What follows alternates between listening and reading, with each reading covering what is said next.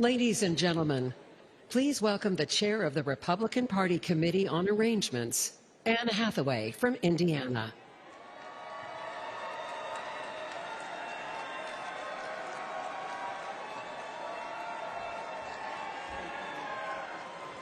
Good evening.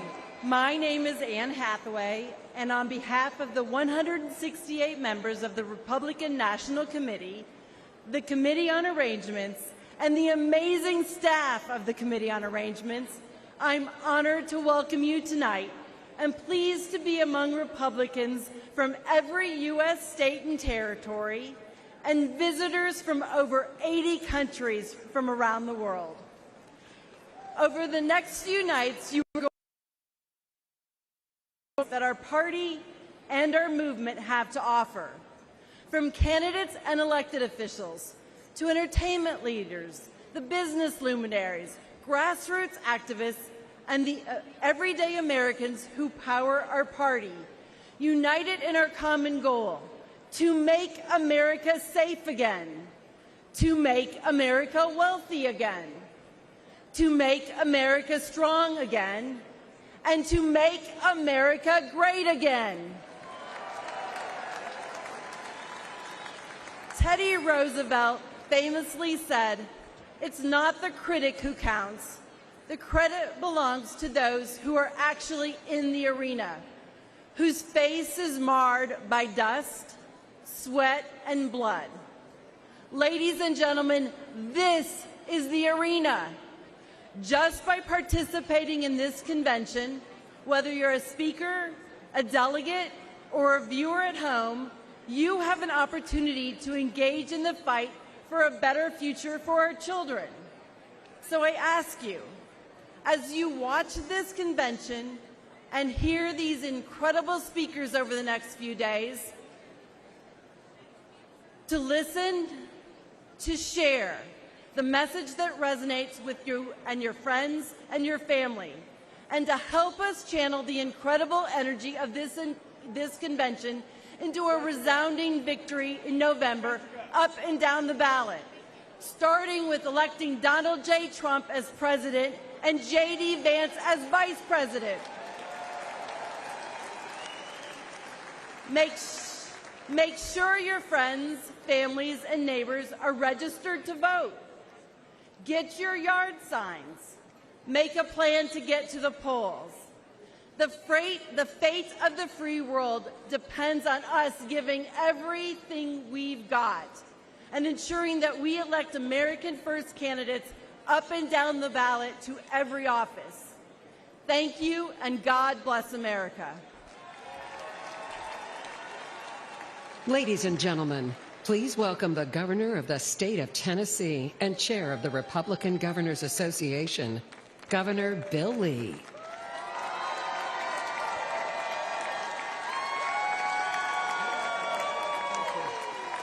Thank you. Thank you. It is an honor to be here tonight to add my voice to yours and our fellow Americans who understand the magnitude of this moment. We have gathered here to guard and protect and defend the fundamental tenets of our free society. After all, we do still live in the most remarkable country in the world, with freedoms and liberties and opportunities that most of the world has never enjoyed. Now, we know that our freedoms are granted by God, but they are preserved by the people. Generation after generation of Americans have defended their essential freedoms from the encroachment of the federal government. As Republican governors, we are on the front lines of that fight, and we have banded together to preserve freedom and right the wrongs of the last 4 years. The Biden and Harris administration unleashed inflation on this country, making it hard for Americans to make ends meet. Republican governors pushed back by cutting taxes for our people. They opened the border, endangering our country. Republican governors sent the National Guard to the border, to protect it, to crack down on cartels and fentanyl and human trafficking. They tried to let the Chinese Communist Party buy our farmland. Republican governors banned it.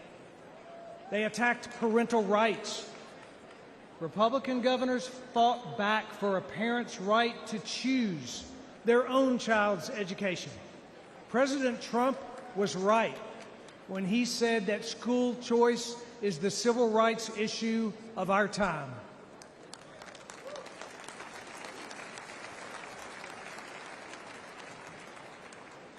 In the storm stirred by Washington, Republican governors across this country have stood as anchors of courage, their states as harbors of hope, and their people as models of freedom. But governors can only do so much. We need strong leadership in the White House. We know what that looks like. We had it before, we need it again. And that's why we, as Republican governors, are joining together, unifying in support for Donald Trump for president.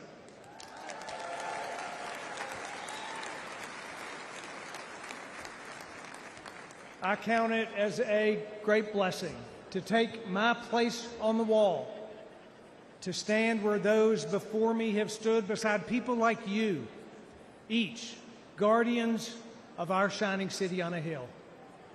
May we as a people call out to the Lord, seek his wisdom, ask him to heal our nation, and bless this country we call America. Thank you. Ladies and gentlemen, please welcome the President of the National Federation of Republican Women, Julie Harris.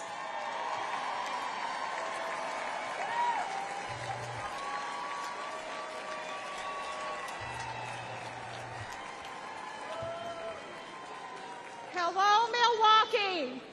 I am honored to be here representing the nation's largest grassroots Republican women's organization in our country. I'm the proud mother of 5, the grandmother of 11. My husband and I are family business owners.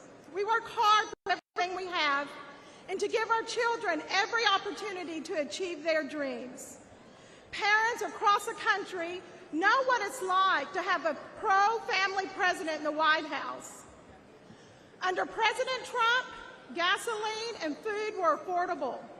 He won huge tax cuts for the middle class and created great high-paying jobs. He worked to keep crime low and to keep drugs out of this country. He's a businessman. He understands what it's like to build something of your own. Joe Biden has never built anything of his own. He uses a government to destroy things and to make it impossible to give your children the life you dreamed of for them. On day one, Joe Biden declared war on families.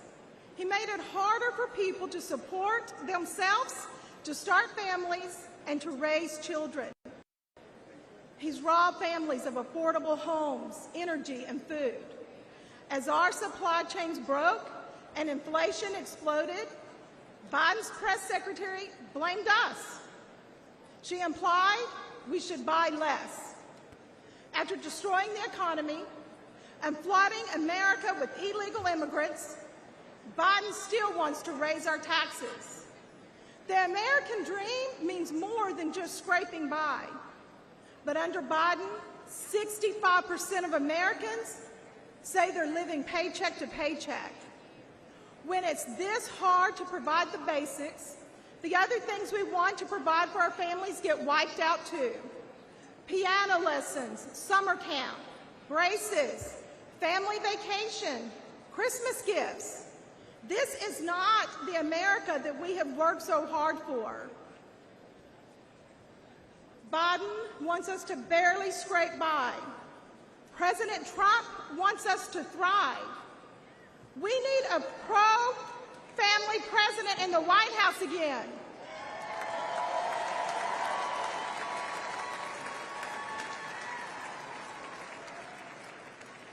And that, excuse me, and that president is Donald J. Trump.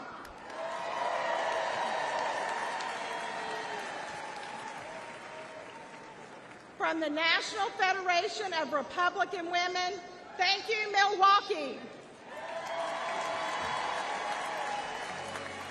Close your eyes and I'll kiss you. Tomorrow I'll miss you. Remember, I'll always be true. And then while I'm away, I'll ride home every day, and I'll send all my loving to you. I'll pretend that I'm kissing the lip that I'm missing, and hope all my dreams will come true. And then while I'm away, I'll ride home every day, and I'll send all my loving to you. All my loving I will send to you. All my loving, darling, I'll be true.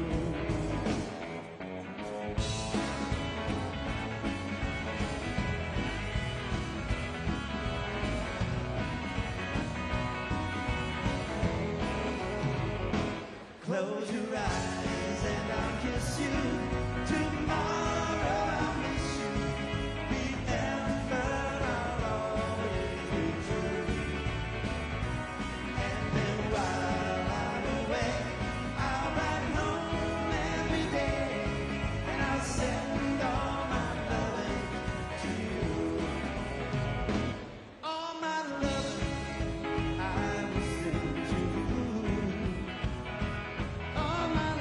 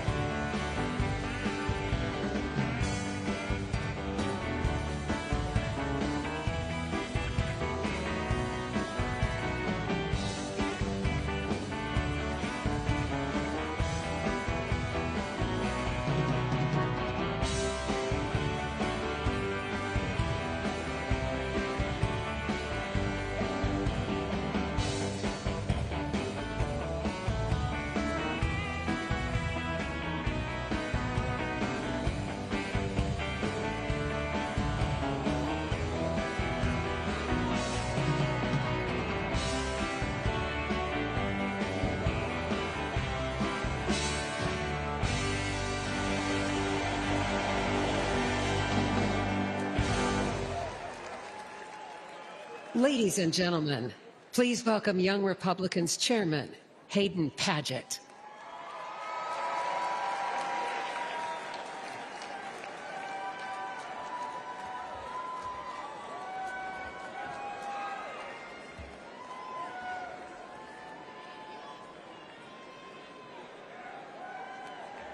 I'm Hayden Padet. I'm the chairman of the Young Republican National Federation and a proud son of the great state of Texas.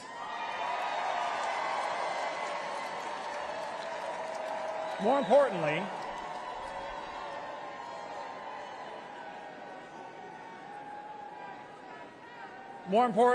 I'm a husband and the father of two wonderful children who are under 2 years old. This election, I'll be fighting to build a better country for them, my kids. America has always been a place where the promise of tomorrow is brighter than the trials of today. But for young Americans, that future is diminishing as quickly as, well, Biden's cognitive ability. In 2 years, America will celebrate her 250th birthday. But for Americans celebrating their 25th birthday now, they see a future where their dreams are increasingly out of reach. The rising cost of education keeps us in debt. The rising price of groceries and fuel keeps us living one paycheck to the next. The rising cost of childcare keeps us from starting our own families, and the rising cost of rent keeps us from owning our own home. But we know that life can be better, that our lives can be more than making ends meet. Because it was better under Donald Trump.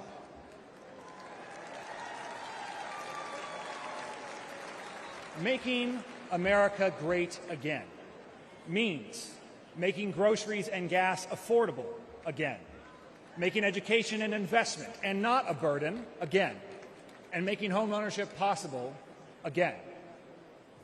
We just celebrated our Independence Day, where we were reminded that our founders did not promise us happiness, but the right to pursue it. The Biden-Harris economy has taken that all away from us. And this election, the Young Republicans will be fighting to make the economy great again. We will help to throw Joe Biden, Kamala Harris, and their legacies into the trash heap of history, and we will elect Donald Trump, a man whom grace and grit have saved for our time, and Senator J.D. Vance, the first young Republican who will be elected Vice President of these United States in almost 70 years. Together, we will restore the American dream for young Americans. I owe it to my children, just as we all owe it to our future, to make America great again. Thank you very much. Ladies and gentlemen, please welcome the Chief Executive Officer of the Republican Jewish Coalition, Mr. Matt Brooks.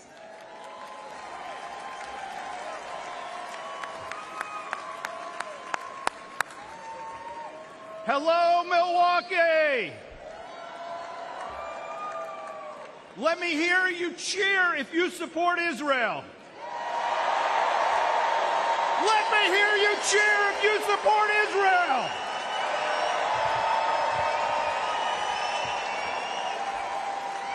Now, if someone tried that at the Democrats' convention, they'd be booed off the stage. But here, at the Republican convention, we proudly and loudly stand with Israel.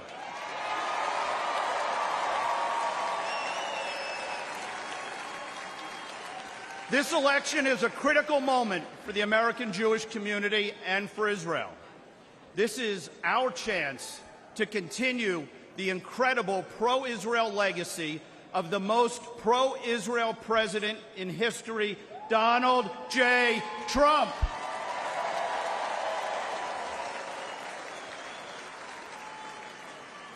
President Trump, among his many accomplishments, many of which they said couldn't be done, but he did it. He moved the U.S. Embassy to Jerusalem. They said it couldn't be done, but he weakened the Iranian regime. They said it couldn't be done, but he delivered the historic Abraham Accords, bringing us closer to peace in the Middle East. With President Trump, we will repair and rebuild the U.S.-Israel relationship that has deteriorated after 4 disastrous years under President Biden. Now, today, 9 months after the historic Hamas attacks, shockingly, President Biden is still withholding critical arms that Israel needs to defend itself. Boo. America must stand with Israel and against the terrorists, especially Iran. We must stand with the Israeli people. Now, my message here today to the Jewish community is clear. There is only one pro-Israel party, and it's the Republican Party.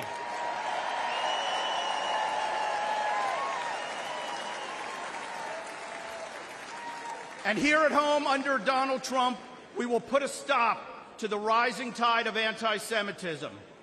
President Trump will bring back law and order so that American Jews can once again wear a kippah and walk the streets without fear.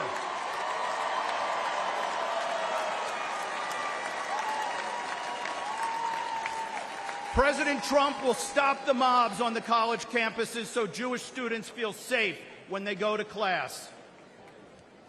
The Jewish community is ready to help elect Donald Trump and J.D. Vance. The Jewish vote continues to increase for Republicans year after year, and I promise you 2024 will be no different. So let me ask all of you, who will best stand up to the Hamas sympathizers and the squad? Donald Trump! Who will best stand with Israel? Donald Trump! Who will make sure Jews feel safe and secure? Thank you, RNC, for the opportunity to speak today, and thank you, President Trump, for your commitment to elevating Jewish American voices. Together, unified, we will win. Am Yisrael Chai!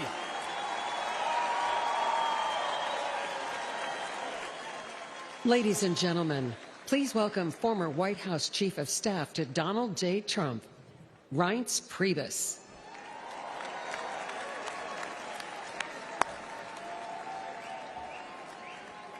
As a longtime Badger, let me say, welcome to Wisconsin.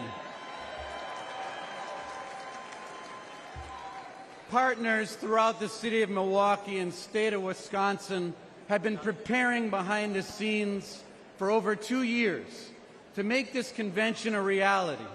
I couldn't be more appreciative of everyone who helped make this happen. Milwaukee is a world-class city, and Wisconsinites are some of the kindest people you'll ever meet. While you're here, make sure you experience the beautiful beaches of Lake Michigan. Order a basket of cheese curds, please. And I know you're all going to have a few beers while you're here, right? As the former chair of the Wisconsin GOP and chair of the Republican National Committee, I know firsthand that Wisconsin is the nation's premier battleground state. There's no better place to hold the GOP convention than right here in Wisconsin. And in November, you'll see Wisconsin stand with Donald Trump, and we will help send him back to the White House. I want to say and begin by saying my prayers are with the victims of the shooting in Pennsylvania, and our prayers are with President Trump. As White House Chief of Staff, I saw him right the ship after 8 years of Democrat failed policies, and I'm confident he'll do it again once more. Yet again, Democrat failures of the last 4 years have left many Americans feeling hopeless, unheard, and hurting. But when Donald Trump tells you what he'll do on the campaign trail, well, look out, because he will deliver when he walks into that Oval Office. Let's remember, while president, he decided to drill, baby, drill. He shut down the border. He confronted China head-on, made Europe pitch in on NATO, lowered taxes, put conservatives on the Supreme Court, and he defeated ISIS. Republicans can turn the tide in the United States and make America great again. We, together here, the Wisconsin GOP, we can make Wisconsin red again in 2024 and send Donald Trump back to the White House. Let's stand united as Republicans. Let's stand united as Americans. Let's make America one again. Let's get to work expanding our majority in the House and taking back the Senate, and let's re-elect Donald Trump president. Thank you, and God bless you.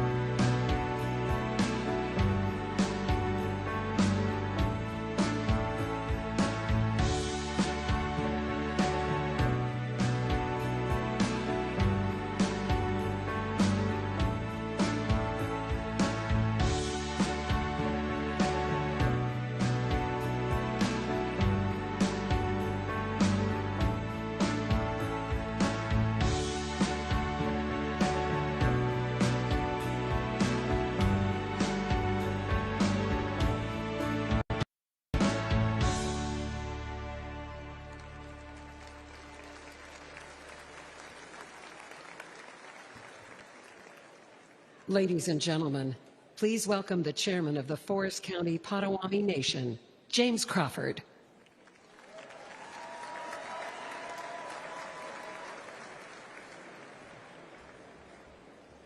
Hello, everyone, and hello, Wisconsin. Good evening.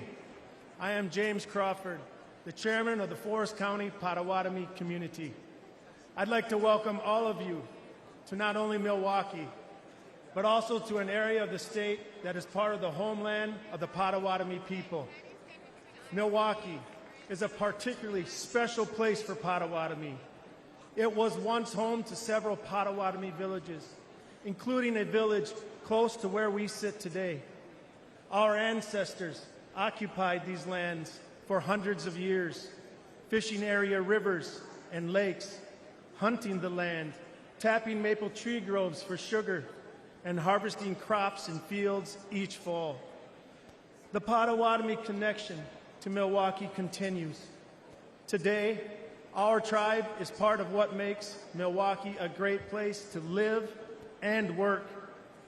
And while we are best known for entertainment and tourism, our tribe is also a part of the fabric of this community through our construction, technology, and real estate business ventures, and the charitable work our foundation does with community nonprofits. Thank you.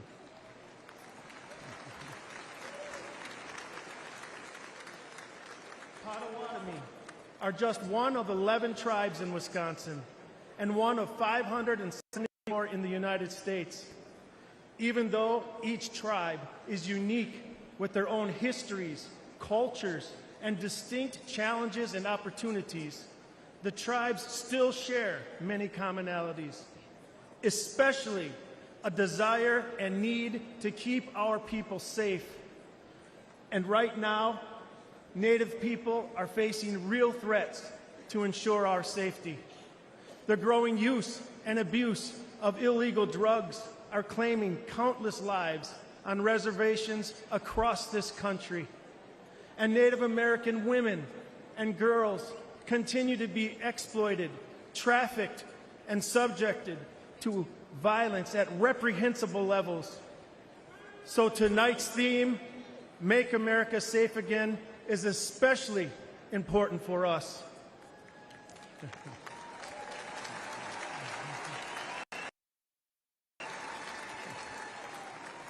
I look forward to working with everyone here to make America safe again.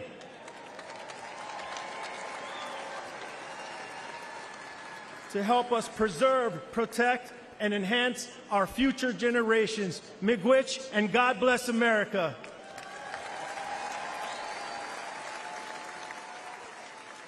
And now, ladies and gentlemen, please welcome businessman Harry Johnson.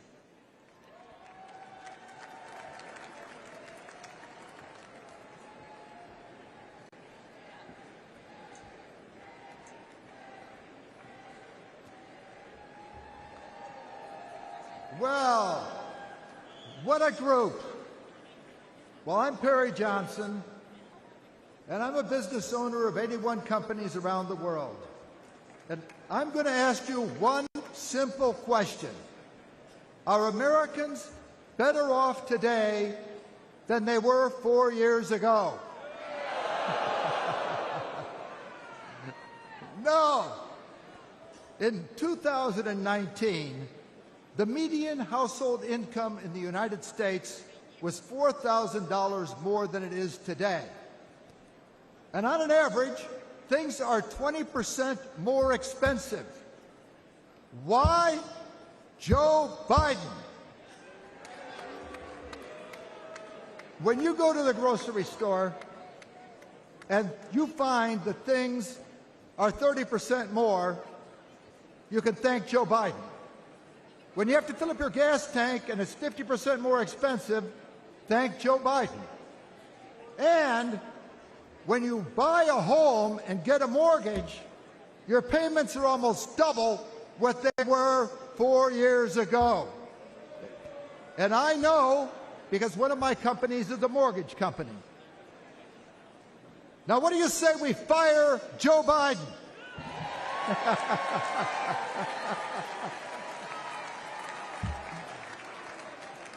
I live in Michigan, a state with grit in its veins, beautiful Great Lakes, and greatness in its soul. We built the auto industry. We win national championships. Go Blue! But under Joe Biden and Gretchen Whitmer, we can't catch a break. And Michigan isn't alone. Everyone worries about the economy. Do you know that right now, 66% of Americans live paycheck to paycheck? I think that stinks. But Biden says things are looking up. Well, the only person looking up is Joe Biden as he stares into space on the debate stage. In 2016, Americans elected Trump to fix Washington. He built the strongest economy in our lifetime. What do you say we give Trump a hand with no inflation?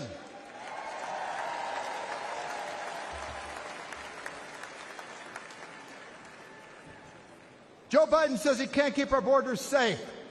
Did Trump keep our borders safe? Yes. Under Trump, we had virtually no inflation for 4 years. That is a fact. Under Trump, family income went up every year. That is a fact. Our borders were secure under Trump. That is a fact.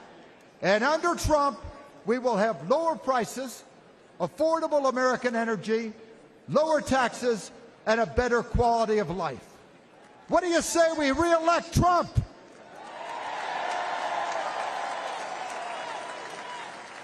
Trump, when I brought quality to the auto industry, it was pivotal in saving the auto industry. And when Trump brings quality to Washington, he will save America. Joe, Carmela, and Gretchen, I have a message for you. Michigan is the state that gave Donald Trump the win in 2016, and Michigan will be the state that sends President Trump back to the White House in 24.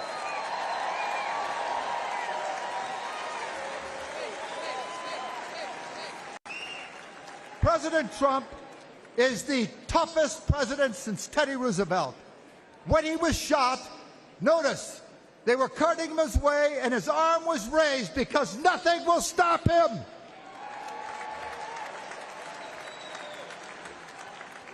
Fight. For him, America is always first. He has the heart of a lion, the brain of a genius, and he's done it before. President Trump is ready to save our country, to make America great again.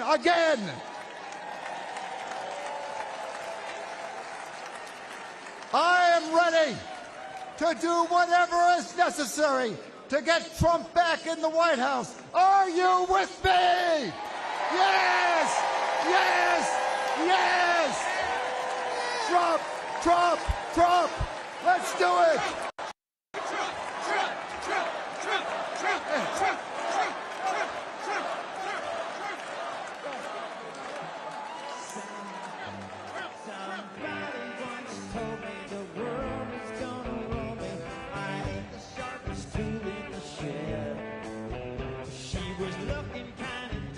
Her finger and her thumb in the shape of an L on her forehead. Well, they just stop coming and they don't stop coming. Bend to the rule and I hit the ground running. Did it make sense not to live before? Your brain gets smart and your head gets strong. So much to do, so much to see. So what's wrong with taking the back street? You never know if you don't go. You never shine if you don't go. Hey now, you're an all-star. Get the game on, go play. Hey now, you're a rock star. Get the show on, get paid. All that glitters is gold. Only shooting stars break the mold. It's a cool place. Say it gets cold. You put on up now, wait till you get older. The media man begs to differ, judging by the hole in the satellite picture. Ice we skate is getting pretty thin. Water's getting warm and you might as well swim. My world's on fire. How about yours? That's the way I like it and I never get bored. Hey now, you're an all-star. Get the game on, go play. Hey now, you're a rock star. Get the show on, get paid. All that glitters is gold. Only shooting stars break the mold.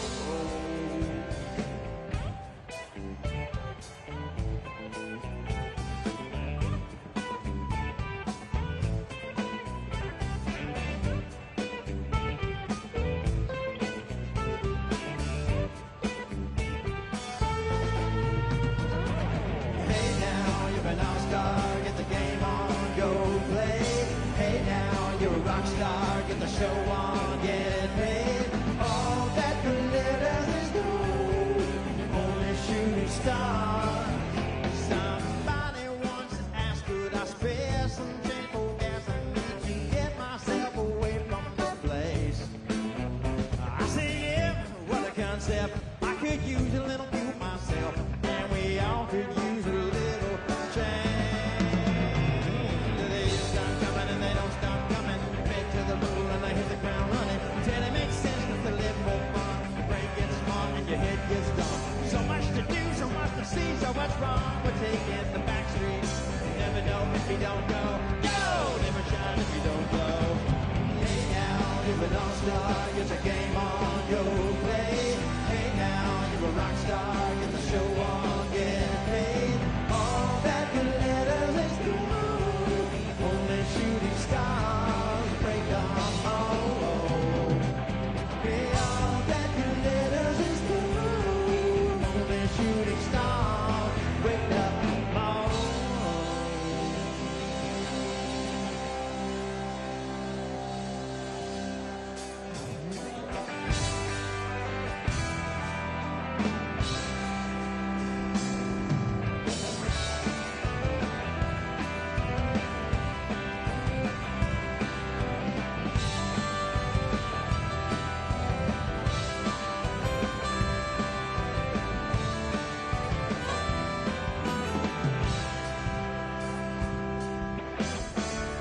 Did you see the sky? I think it means that we've been lost. Baby, one last time I saw you. Well, I can't really help it if my tongue all tied in knots. Jumping off a bridge is just the farthest that I've ever been. Anywhere you go, I'll follow you down. Any place with those I know by heart. Anywhere you go, I'll follow you down. Follow you down, but not that far.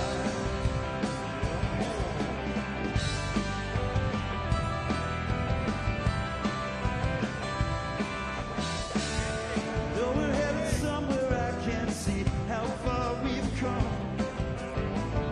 Still I can't remember anything. Let's not do the wrong thing, and I swear it might be fun. It's a long way down when all the knots we've tied have come undone. Anywhere you go, I'll follow you down. Any place with those I know by heart.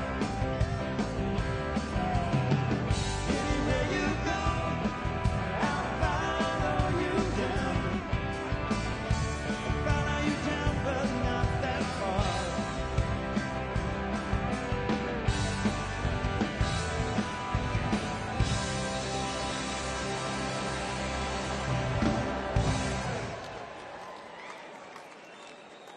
Ladies and gentlemen, please welcome the next senator from Arizona, Kari Lake.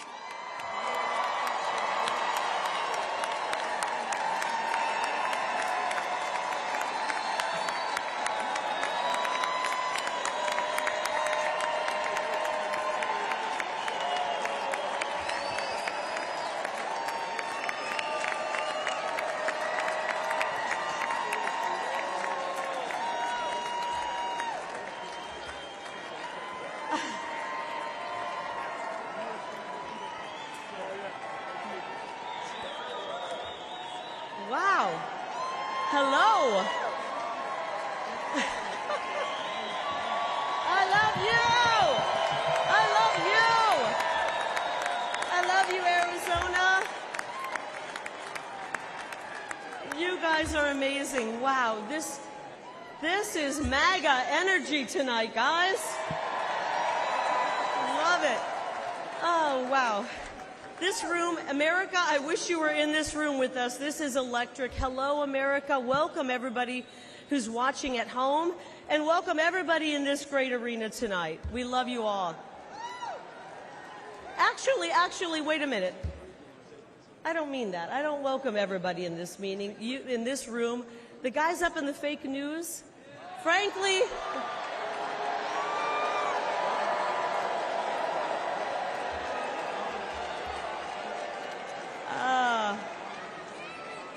all right, frankly, you guys up there in the fake news have worn out your welcome, right?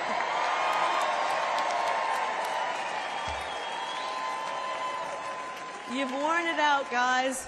You have spent the last 8 years lying about President Donald Trump and his amazing patriotic supporters. Actually, guys, they lie about everything. They've lied about Joe Biden's health, the economy, the laptop, the border. I could go on and on and on. But the really good news is that every day more and more people are turning off the fake news. And they're... That's right.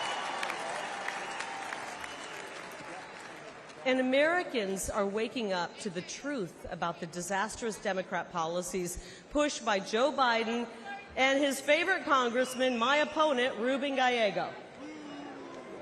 These guys, they're full of bad ideas. Just last week, Ruben Gallego voted to let the millions of people who poured into our country illegally cast a ballot in this upcoming election.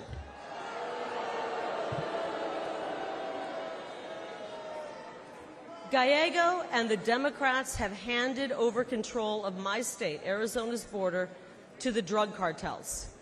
And because of them, criminals and deadly drugs are pouring in, and our children are dying. Our children are getting their hands on these drugs and dying.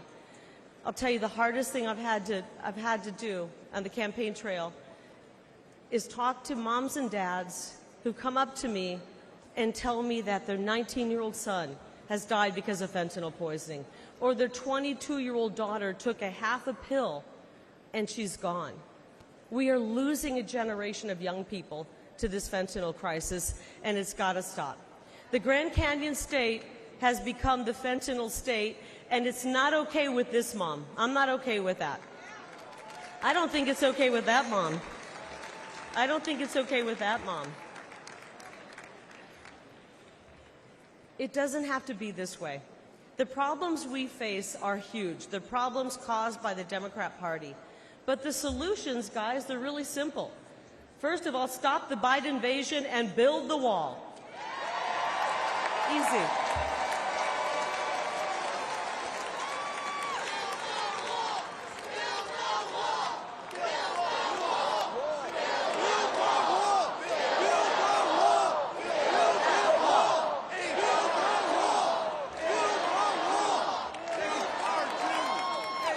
And while we're building the wall, let's kick Bidenomics to the curb and bring back the MAGAnomics. Is that okay? I miss the strong Trump economy. And because I'm a mama bear, I want to replace this indoctrination, this psychological abuse they're inflicting on our children with a real, solid, quality education. It's all common sense. The great news is that we can solve these problems, and to be honest, we must solve these problems for the sake of our children, because that's really what this is all about, right? The next generation, the future of our country. I learned something watching, the Nature Channel, that the most dangerous place on planet Earth is between a mama bear and her baby cubs. Right? And that's exactly where the radical left have found themselves, and it's not going to go well for them. Because guess what? They have awoken a sleeping giant. Tens of millions of moms and dads from sea to shining sea, they're going to show up on November 5th, and they're going to be hearing from us on November 5th. That's right.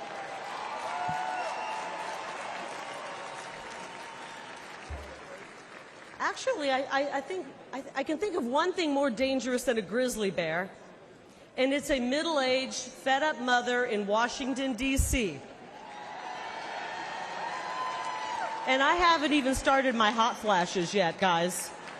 Just wait. Just wait. But seriously, I want every mother and father to know this, that we, the Republican Party, will fight I will fight, not just for my kids and my daughters over here. Are you over there, Ruby? Wave to me. Wave to Mom. My daughter's over there. I want to fight for, selfishly, I want to fight for my kids, but I want to fight for your kids as well. They deserve a better future. They deserve a better future. But the really good news here, and the fake news the fake news wants us to believe we're 50-50 at each other's throat. They're creating division and anger. Americans are actually much more united than people believe, right? You see it. We see it. We want to make life better, and we want to create an incredible future for this generation and the next generation. And together, when we join together, we will make America safe again, and we will make America great again. God bless all of you here tonight. God bless you, and God bless President Donald J. Trump. I love you guys. Thank you. Thank you.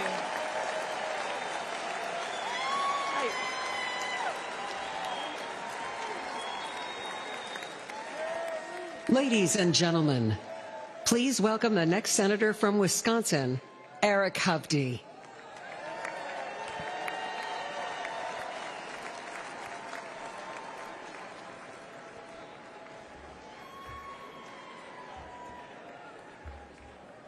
President Trump, Mr. Chairman, and delegates, welcome to Wisconsin. I'm Eric Hovde. I'm proud to be running for the United States Senate from the great state of Wisconsin, where my family has lived for more than 100 years. We're all here today for one reason: to make Americans safer, stronger, and more prosperous.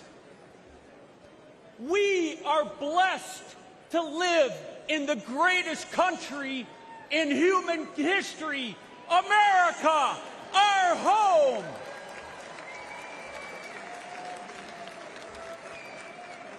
But America is struggling under Joe Biden. And Senator Baldwin has been a rubber stamp voting with him 95.5% of the time. You can believe that. Biden, with Baldwin's help, has weakened us in every way, making Americans less safe.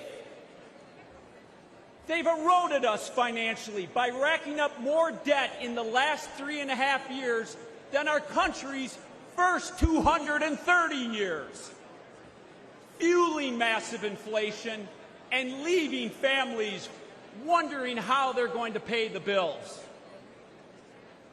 They've made us less safe at home with their defund the police movement. And Biden, with his border czar, Vice President Harris, opened our southern border, allowing criminals and terrorists to enter our country. They've emboldened drug cartels to flood our streets with fentanyl, killing over 100,000 Americans every year. It is sad. I've talked to parents that have lost their child to this fentanyl poison.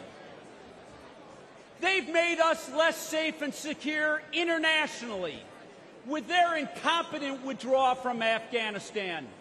Our adversaries moved. Putin on Ukraine, Iran through their proxies, Hamas on Israel, and China getting more aggressive every day.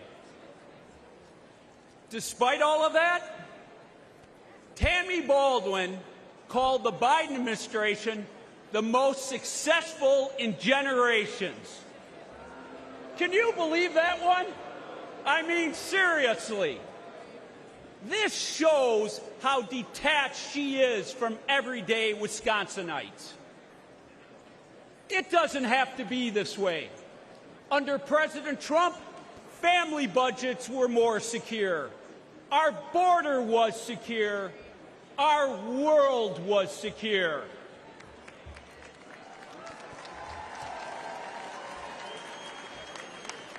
Where Biden and Baldwin have failed, President Trump and I will get the job done.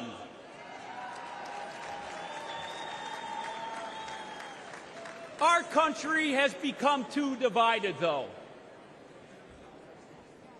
Instead of putting on just the blue jersey or the red jersey, we need to put on the red, white, and blue jersey and come together as Americans. We need to heal this country from the division that the left has brought. And the media, you have to stop dividing us. If we can come together, we will win Wisconsin. We will restore America. But it's going to take everyone getting involved. Are you ready to go save your country? Are you ready to restore the American dream? Thank you, everyone. God bless. Ladies and gentlemen, please welcome the next senator from Ohio, Bernie Moreno.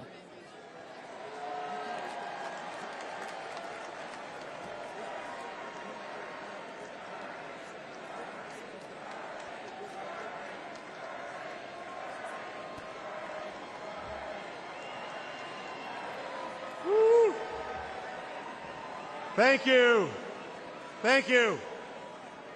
I'm Bernie Moreno, and I'm honored to stand before you tonight as the Republican nominee for the U.S. Senate from the great state of Ohio.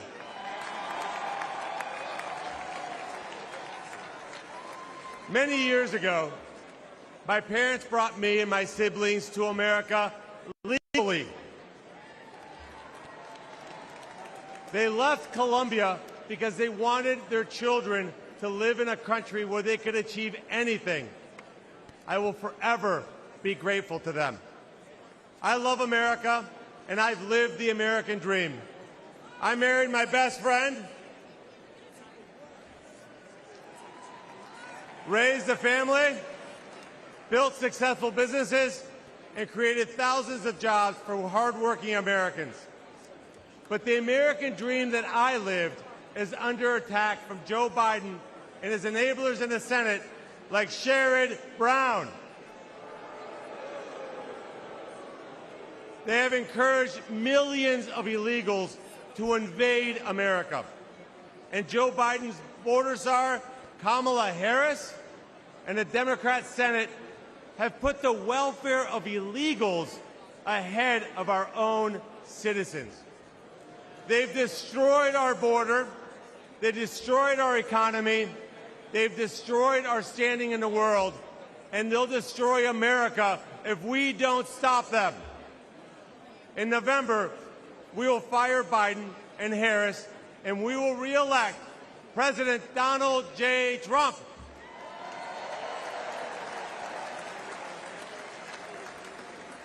I'm so proud that my senator, my friend, J.D. Vance, will be the next Vice President of the United States. He represents the best of Ohio, the best of America, and will be an incredible leader and defender of President Trump's plan to always put America first. And he won't stop there. Sherrod Brown votes with Biden virtually 100% of the time. I don't know if I agree with my wife 100% of the time. But Sherrod and Joe seem to have a very close relationship. Well, tonight, we've got a message for failed lifelong politicians like Sherrod Brown and Joe Biden. It's time to go home. A vote for Trump and Moreno is a vote to put America first. We will end the invasion at our southern border. We will fix our economy, protect American workers, and rescue America's family from Biden's and Brown's inflation. We will end the wars and deliver peace. I will fight alongside Donald Trump to make America stronger, safer, and more prosperous. Thank you, and may God continue to bless the United States of America.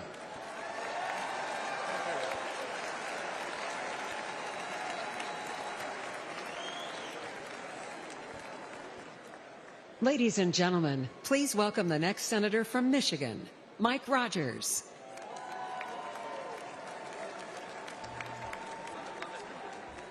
Hello, America. I'm Mike Rogers, candidate for the United States Senate for the great state of Michigan. And I want to give a quick shout out to my fellow Michiganders, the hardest working people in the United States. God bless you right there. I said, because Joe Biden and my liberal opponents' runaway spending, American families have been crushed by inflation. High costs of groceries and gasoline and rent.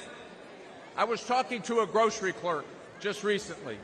She said, I got it when this carts got a little skinny at the beginning of Joe Biden's administration because of high costs. But what breaks my heart is at the end of ringing up an order, they have to reach up and pull something off the counter and put it back in their cart, thanks to the Democrats in Washington, D.C. The most expensive vehicle to operate in Michigan in 2024 is your grocery cart, thanks to the Democrats in Washington, D.C. And while pockets are pinched, Biden is trying to force you to buy an electric vehicle.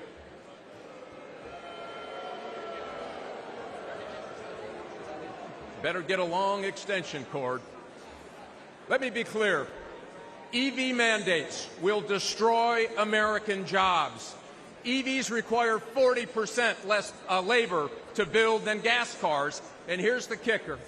85% of the critical minerals needed to build them are processed in China.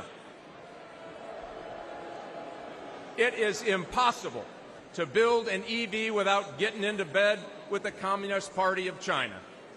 Listen, my opponent even signed an agreement to use taxpayer money to bring a Chinese battery company to Michigan, your taxpayers' money. I'll tell you this, I will never put our children's future at the hands, or the matter of fact, the Michigan auto business in Michigan, in the hands of the Chinese Communist Party, and it's the Republicans that are going to stop them from doing that. I'm committed to keep Americans safe from threats both at home and abroad. As a former Army officer, FBI special agent battling organized crime, and chairman of the House Intelligence Committee, I've seen how dangerous the world can be. But in all my time working to protect America, I have never seen anything like the Biden-Harris open border policy. They are rolling out the red carpet for violent gangs, fentanyl, Chinese spies, individuals on the terrorist watch list. And listen, our adversaries aren't stupid. They know that all they need to do is wait until nap time at the White House to push the limit. Does anyone really believe that another 4 years of Biden, Harris, and the Democrat Senate will make us safer or more prosperous? I certainly don't. And I don't think Michigan does either. Listen, it is long past time that we restore law and order. We make groceries affordable again. We make America respected again. We make America safe again. We flip the United States Senate and elect Donald Trump and make America great again. Thanks. Get fired up. This is the election to do your work. God bless.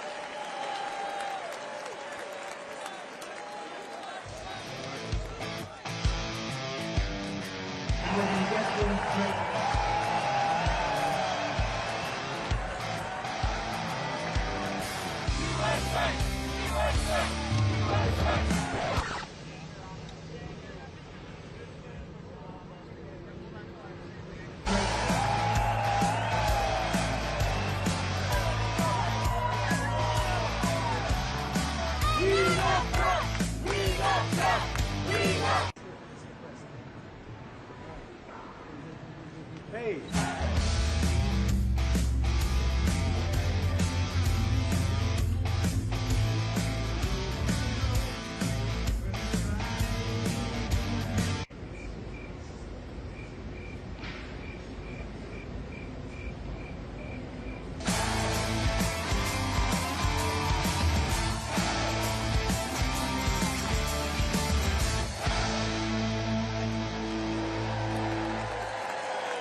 Ladies and gentlemen, please welcome the next senator from Pennsylvania, Dave McCormick. Pennsylvania. Hello, Milwaukee. Who's ready? Who's ready to retire Joe Biden and border czar Kamala Harris and send her back to California? Who's ready for that? And who's ready to make Donald Trump our 47th president? Are you ready for that? And who's ready to make J.D. Vance our new vice president? And who's ready to send Chuck Schumer packing? I'm ready. I'm ready. My name is Dave McCormick, and I'm running to be the Pennsylvania's next United States Senator, the great Commonwealth of Pennsylvania.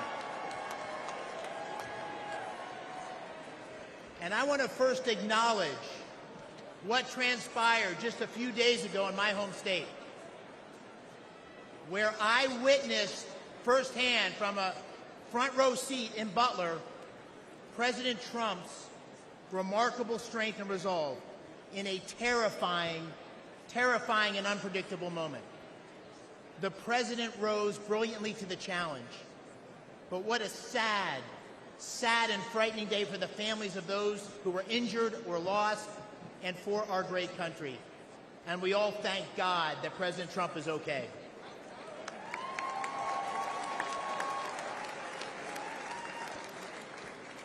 I'm a seventh-generation Pennsylvanian from the great Keystone State, born and raised. A West Point graduate, a former Army wrestler. I'm a combat veteran of the 82nd Airborne Division. All right, 82nd.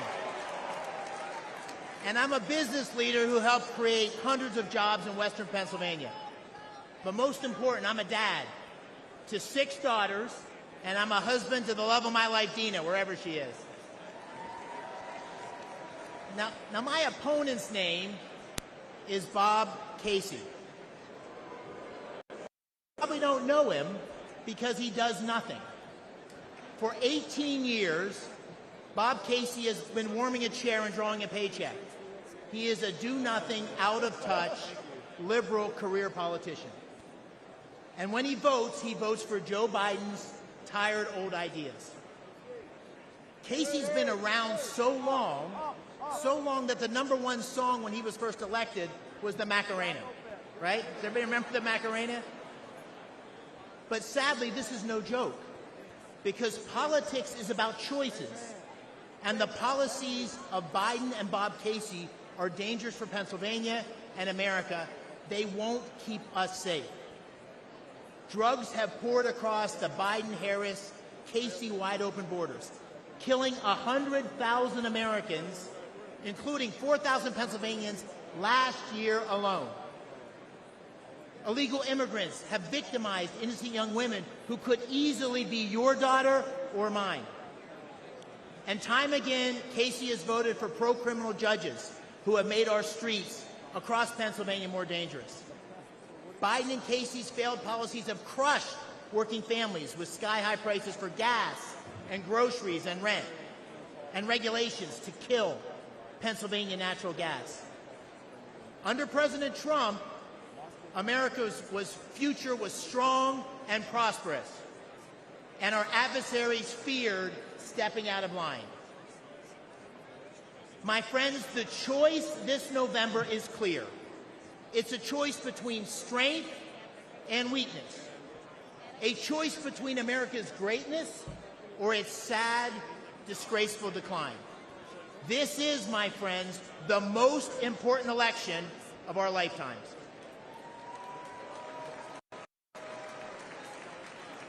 And we deserve a president and a Senate that will go to the mat to fight for America. A president and a Senate that will unite America. And in Pennsylvania, that means voting for Trump and McCormick in November. Thank you all for leading the charge. God bless our United States of America.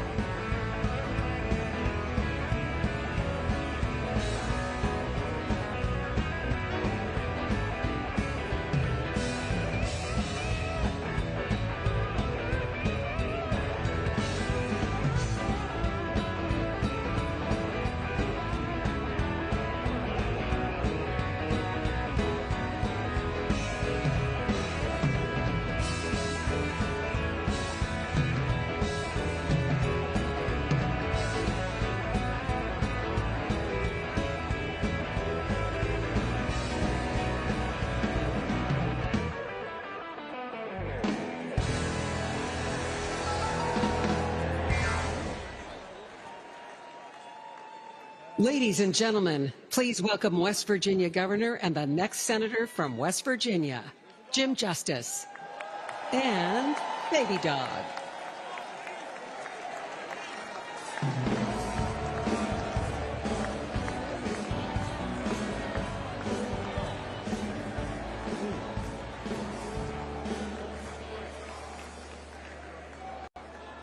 Hello, everybody. I'm Jim Justice, and I'm from West Virginia, and I absolutely believe with all my soul we've got the greatest people in the world in West Virginia. And we want you to come and try us out someday. Now, with all that being said, I know that a lot of you want to meet my little buddy. So if Baby Dog could come on out here.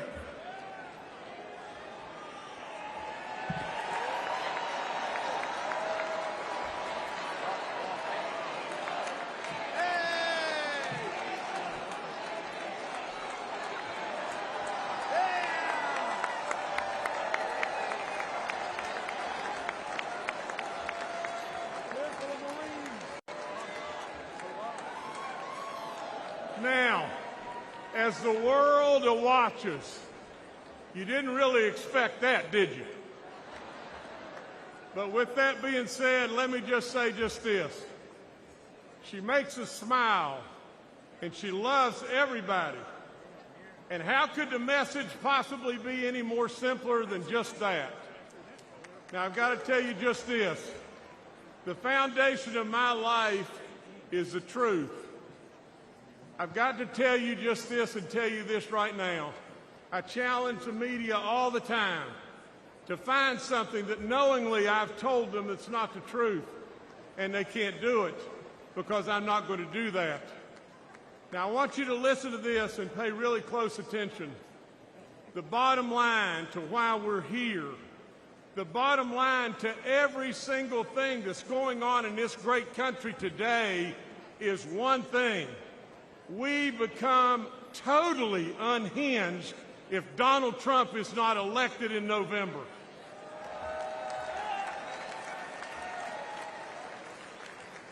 I want to talk to you tonight about my relationship with President Trump. I want to talk to you about an incredible man. I want to tell you the truth about him and his family. He's tough. He's super smart. He's a business guy. But maybe there's something that you've missed, and that is he genuinely cares. He cares about all of us, every last one of us, and he loves this nation beyond good sense. He has amazing kids. I've hunted and fished with Don Jr. He's an incredible outdoorsman and a really treasured friend. Now imagine this.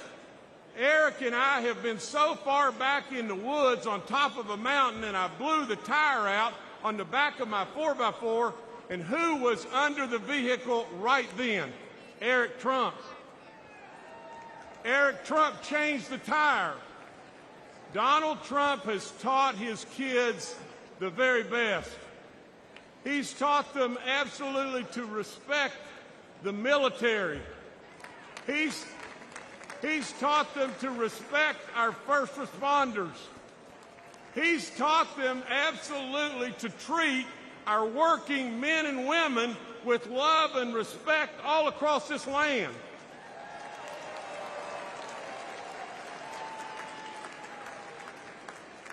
Let me tell you just this.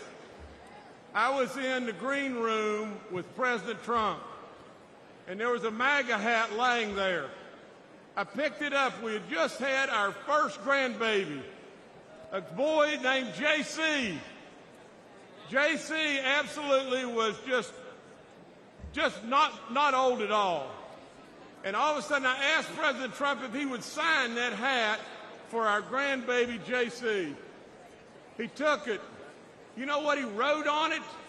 He wrote, J.C., always work hard. Now let's review. Donald J. Trump, my friend, my close friend. He's tough. He's super smart. He's a business guy. He loves America. He taught his kids the right values, and he's a hard worker. Sure sounds like a leader to me.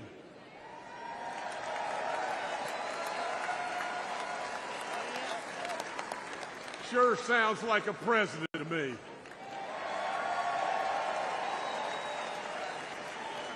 Then ask yourself, why does Donald Trump fight every day for us and continue to take this senseless persecution?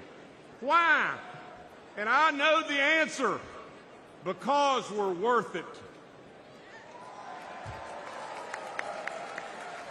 Now, Baby Doll's got a prediction for everybody here. And here's the prediction. Baby Dog says we'll retain the House, the majority in the House.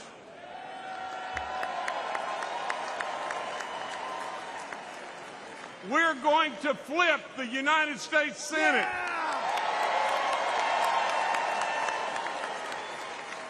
And overwhelmingly, we're going to elect Donald J. Trump and J.D. Vance in November.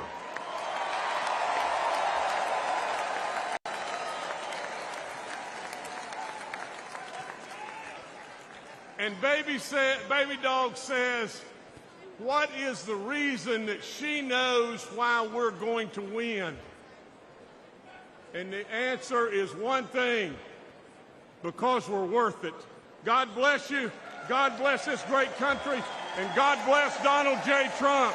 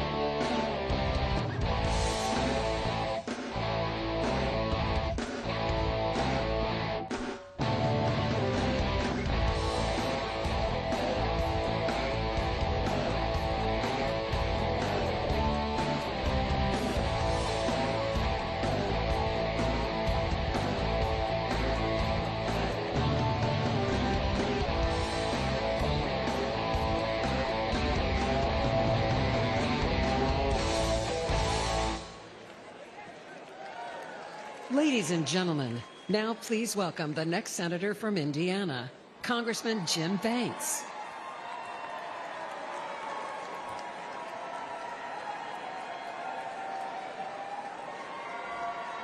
Thank you.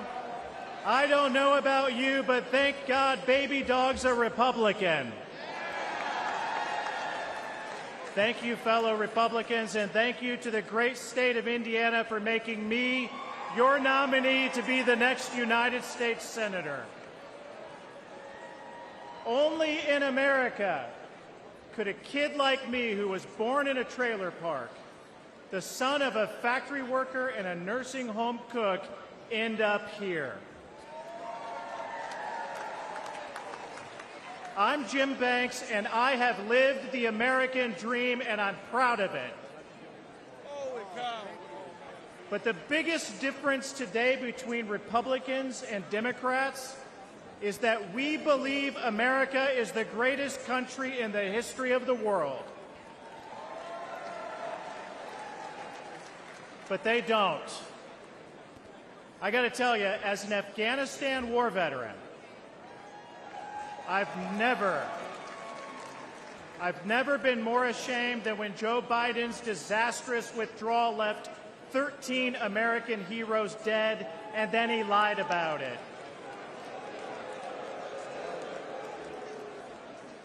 Americans want a president who is proud of their country and who they can be proud of. Joe Biden is an embarrassment. We went from the strongest president of my lifetime in President Trump to the weakest president in history in Joe Biden. We need President Trump back in the White House if we're going to make America great once again.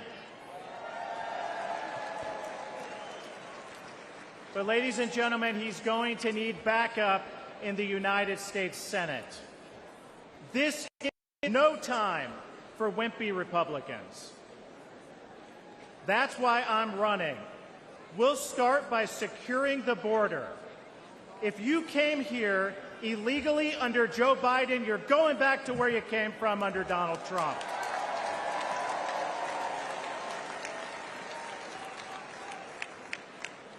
My dad was a Union Democrat for most of his life. Today, he's a Trump Republican. Because my dad knows that President Trump will always put American workers first. Trump was the first president of my lifetime to hold China accountable for taking our jobs. He brought manufacturing back to Indiana and boosted wages for hardworking Hoosiers. Ladies and gentlemen, Trump saved the American dream. But if we have Biden for 4 more years, that dream won't be there for my 3 daughters. So we are going to take our country back for them, for your children, for your grandchildren, for every American.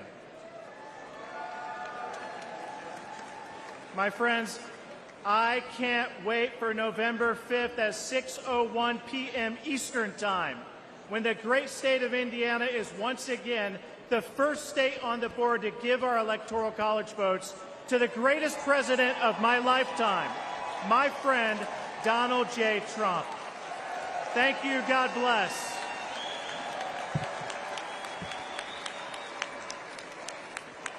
Ladies and gentlemen, now please welcome Captain Sam Brown, the next senator from Nevada.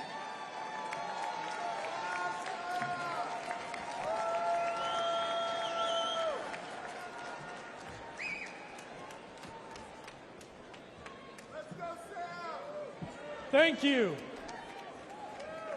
I want to start by thanking my God for my life. I want to thank my wife for her strength, for her courage and her support in this race.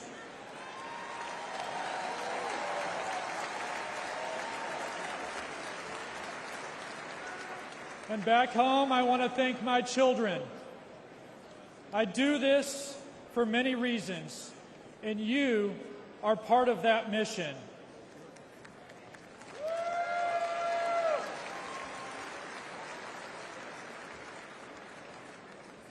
Tonight, I offer a message of hope, because I know the importance of hope in difficult times. On September 4th, 2008, my Humvee ran over a roadside bomb in Afghanistan. The explosion left me drenched in diesel and burning alive. As I neared death, I felt the flames being smothered and heard a voice say, "Sir, I've got you."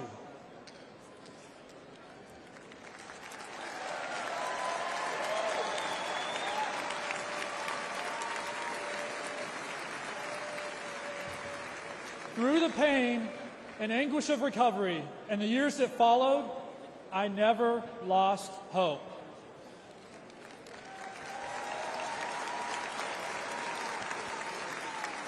And I stand before you. I stand before you today as a Republican nominee for Senate from the great state of Nevada.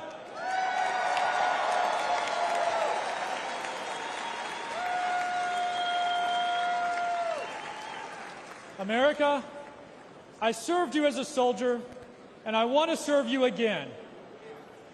As a U.S. Senator, I will proudly stand alongside Donald Trump to make America affordable, safe, and strong again.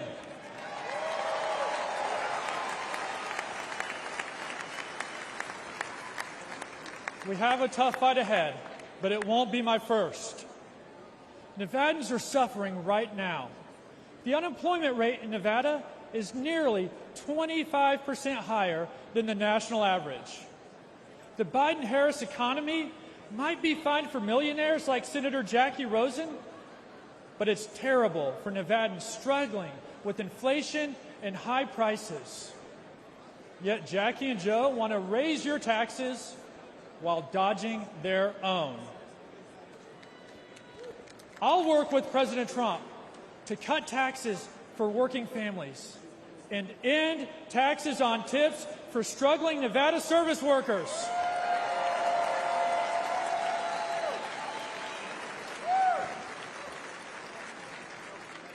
Because life must be affordable for millions, not just millionaires.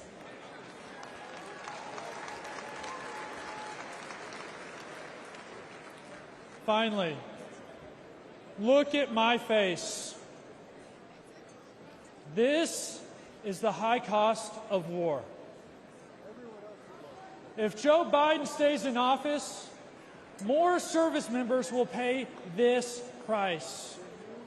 He has brought our nation humiliation, defeat, and to the brink of more war.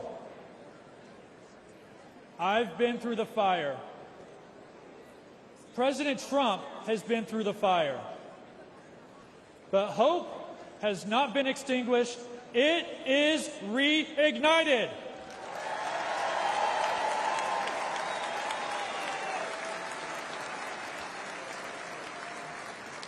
And we are more united than ever to save America's future. On November 5th, I asked Nevadans to vote Sam Brown for Senate and Donald Trump for President. Together, we will put America first again.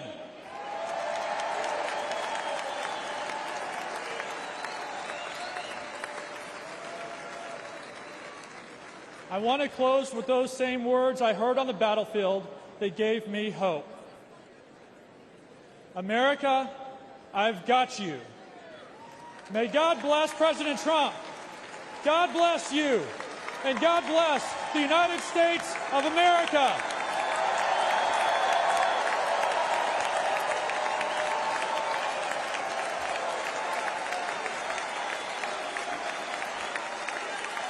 Ladies and gentlemen, please welcome the next senator from Montana, Tim Sheehy.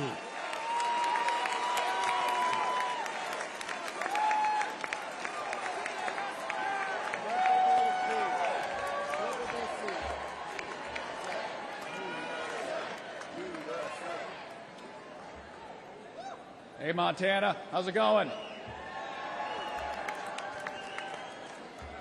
Hey, everybody, my name is Tim Sheehy. Those are also my pronouns.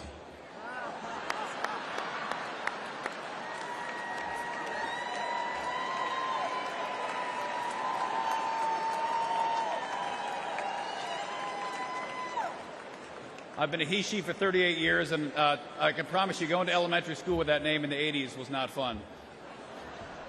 That is a joke, but it also shows the lunacy we're living with in Joe Biden and John Tester's America.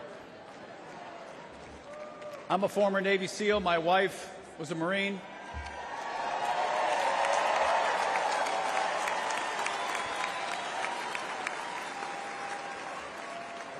We both fought in our nation's longest war in Afghanistan. I was wounded there, served hundreds of missions there.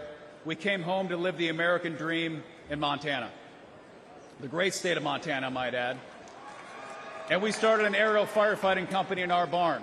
We created hundreds of jobs protecting our public lands and protecting fellow Montanans from devastating wildfires. I fight wildfires for a living, so take it from me, the world is on fire under Joe Biden. Consider for a minute Biden's disgraceful retreat from Afghanistan, when he let our enemies steal billions of dollars of our equipment and kill 13 brave American service members. To this day, there has been zero accountability, none. And that's why I'm running for the United States Senate in Montana, to bring back accountability to our government and beat John Tester, the liberal Washington politician who votes with Biden and Kamala every single time it matters.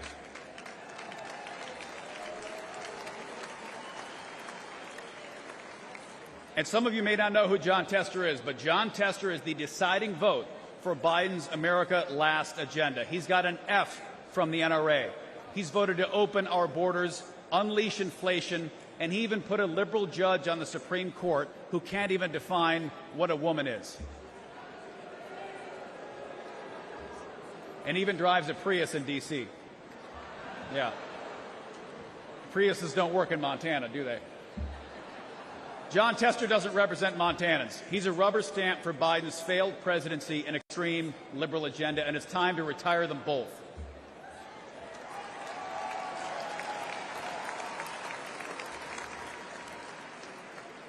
And listen, I'm an optimist. You can't jump out of planes at night into enemy territory if you're not. And I truly believe America's future will be better than our past. But that future is not given. And we need political outsiders like President Trump to return common sense to our nation.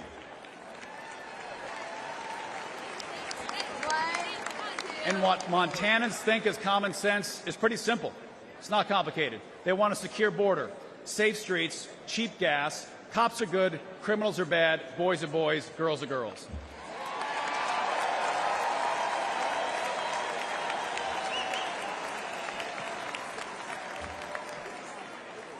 And I'm ready to retire John Tester and take back the United States Senate. And I'm ready to join you in sending President Donald J. Trump back to the White House. Let's stay.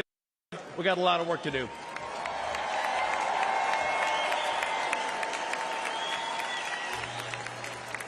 Ladies and gentlemen, please welcome the next senator from Virginia, Hung Cao.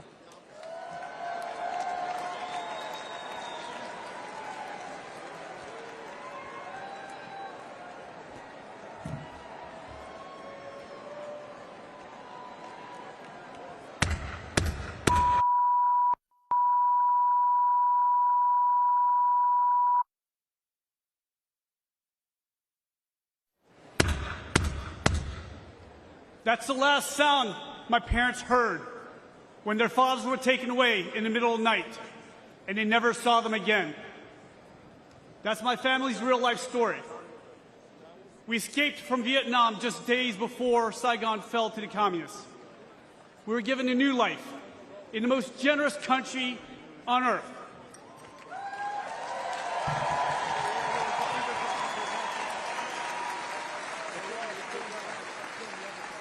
My name's Hung Cao, and America saved my life.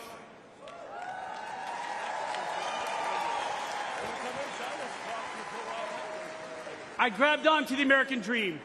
I graduated from the United States Naval Academy, but I paid back every dime of that American dream with 25 years of service in Navy Special Operations.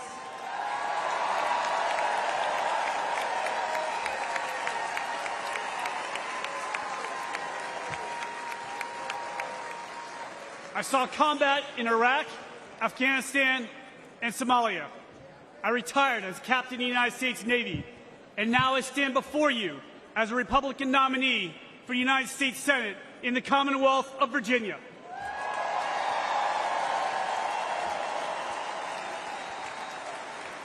Only in America, ladies and gentlemen, only in America.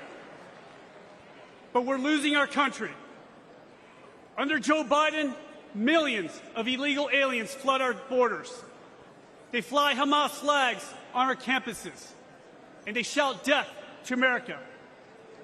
As an immigrant to this great country, let me be very clear to everyone who comes here. Don't ask for the American dream if you're not willing to obey the American laws and embrace the American culture.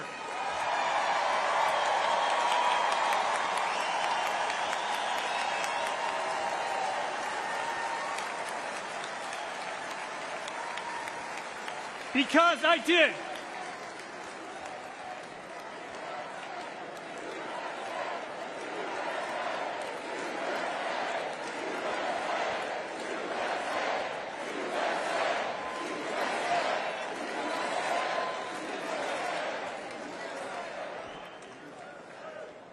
I love this country so much that I wrote a blank check up to and including my life.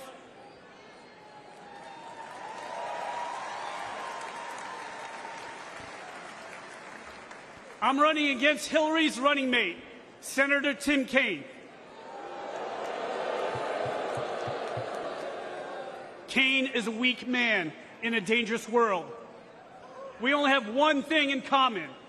The American taxpayer signed our paychecks for 30 years.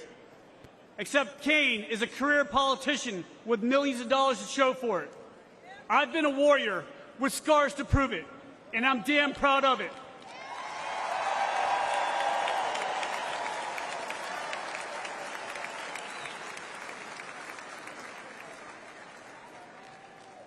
In November, the left will vote for the hatred of one man. We will vote for love. Love of God, love of family, and love for the greatest nation on earth.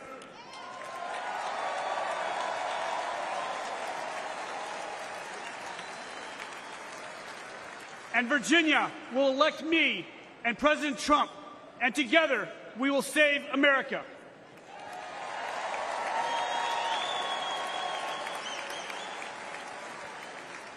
My name is Hung Cao. I'm the next senator from the Commonwealth of Virginia, and I'm not done fighting for us.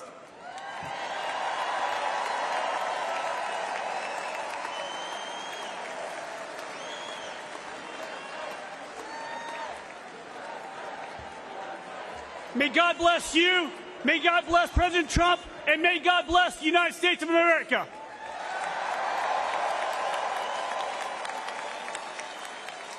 And now, ladies and gentlemen, please welcome United States Senator Rick Scott of Florida.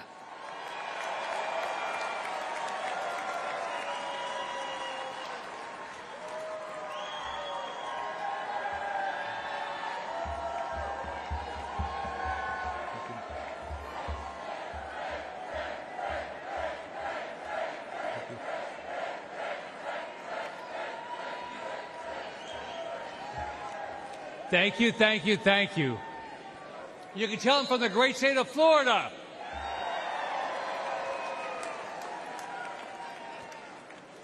Well, the Democrats couldn't stop him. The media couldn't stop him. The liberal judges couldn't stop him. A bullet from a madman couldn't stop him. Can anything stop Donald Trump from becoming the next president and making America great again?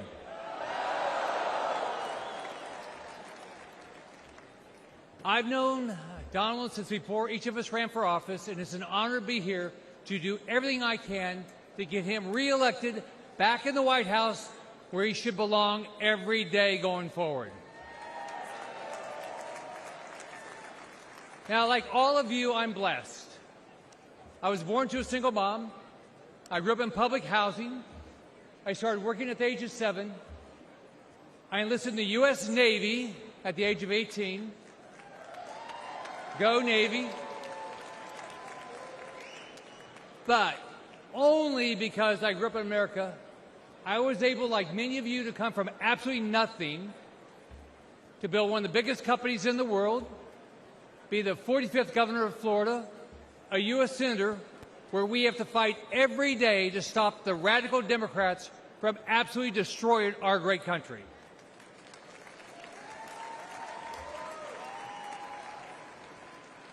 They will lose, we will win.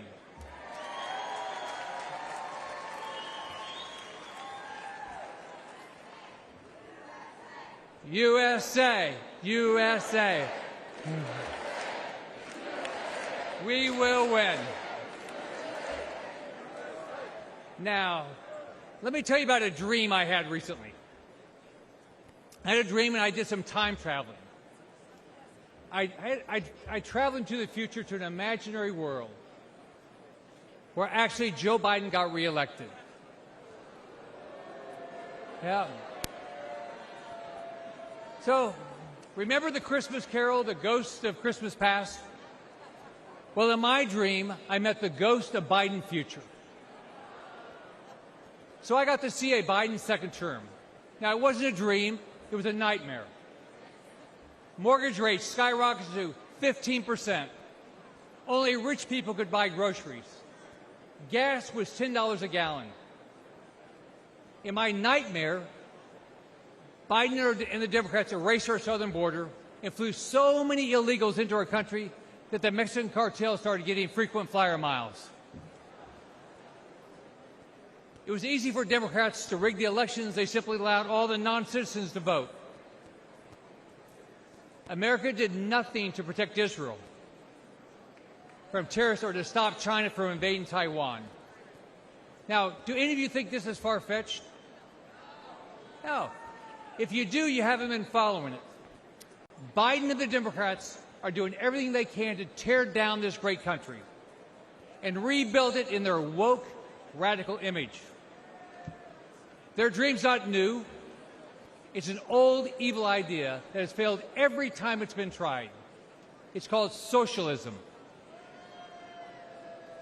And Donald J. Trump will not let socialism happen in this country.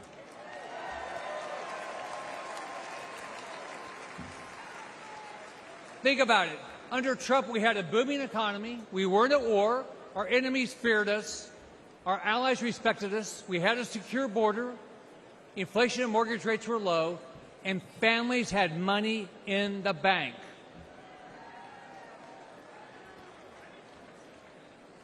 Donald Trump has given up a lot for this country. His family's been slandered. He's been impeached, censored, treated as a criminal, all because he never backs down.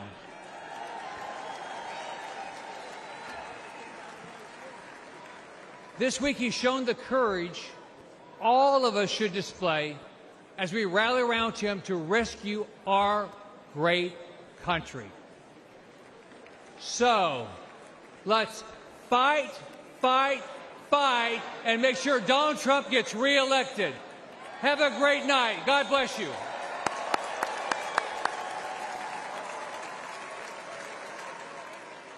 Ladies and gentlemen, please welcome Congressman Jeff Van Drew of New Jersey.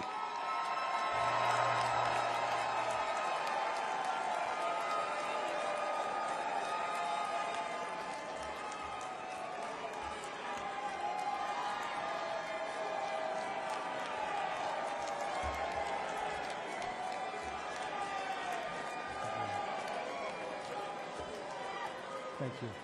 Thank you.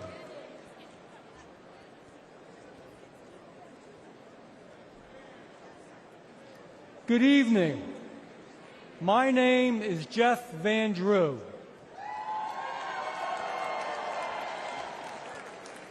Tonight I want to tell you my story.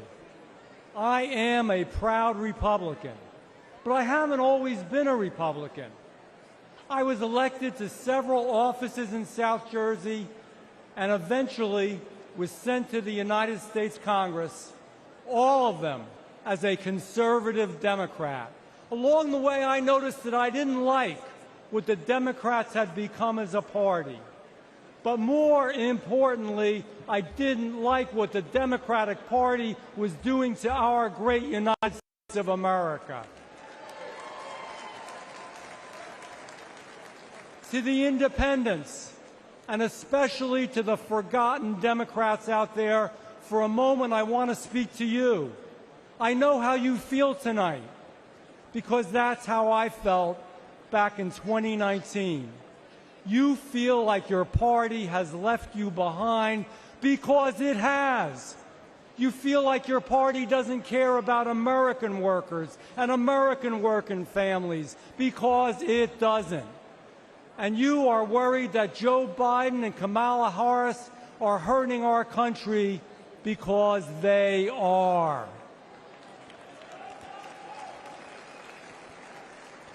I felt the same way. So after being a Democrat to vote against impeaching Donald Trump, I took a long walk with my chief of staff. I remember saying to her that perhaps my time in elected office was done. And you know what? I was okay with that. There was no way I could be a Democrat anymore.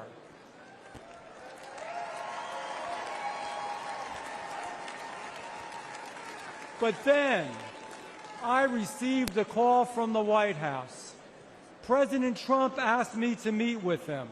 We spoke about family, faith, freedom, and friendship. He has been my good friend ever since that day.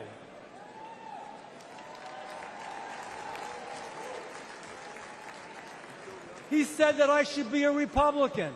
I said, Mr. President, I will be a Republican.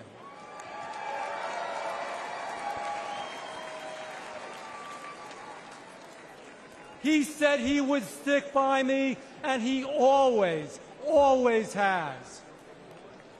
Ladies and gentlemen, after the tragic shooting last Saturday, we need to come together. All of us, Republicans, Democrats, and independents, we need to be the shining city on the hill, a nation that empowers us to do extraordinary things. We will conquer new challenges. We will reach new heights. And we will blaze new trails of greatness. We will make America great again.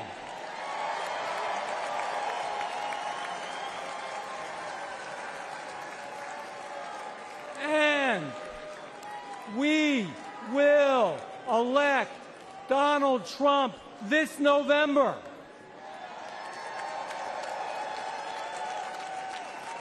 Now, I have a question for you, and I'll give you the answer. The answer is yes, but we want to hear your answer from the East Coast to the West Coast and around the world. Can you do this? Will we win in November? Will we win in November? God bless you. God bless Donald Trump. And God bless the greatest country that ever existed on the face of the earth, the United States of America.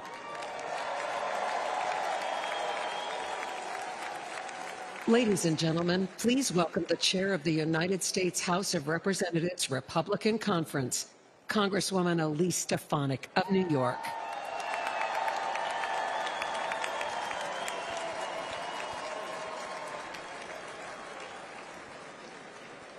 Good evening, Milwaukee.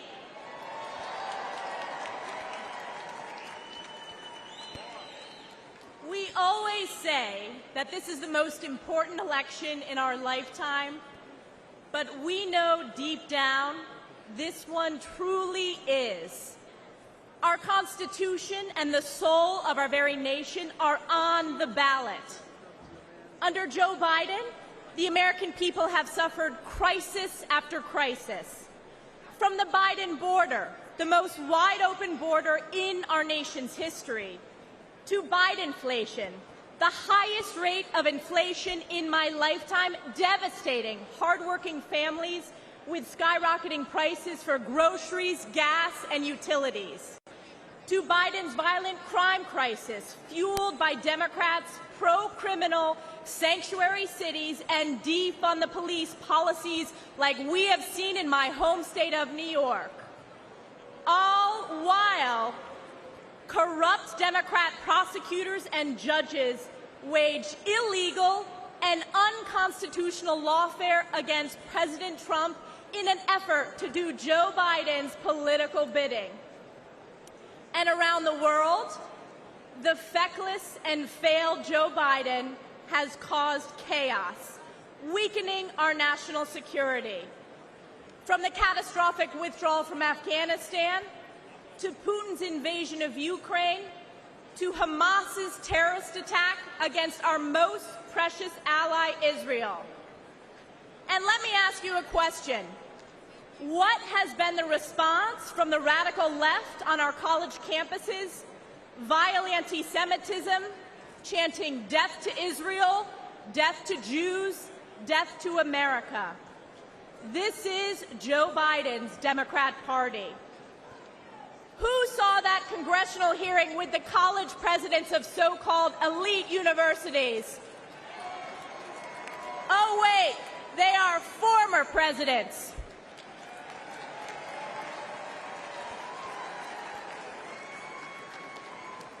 You know, I asked one simple question at that hearing. It was not a political question.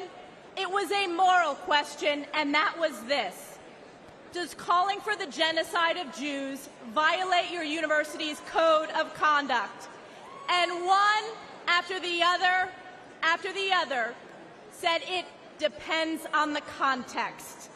Let me tell you, America knows it does not depend on the context.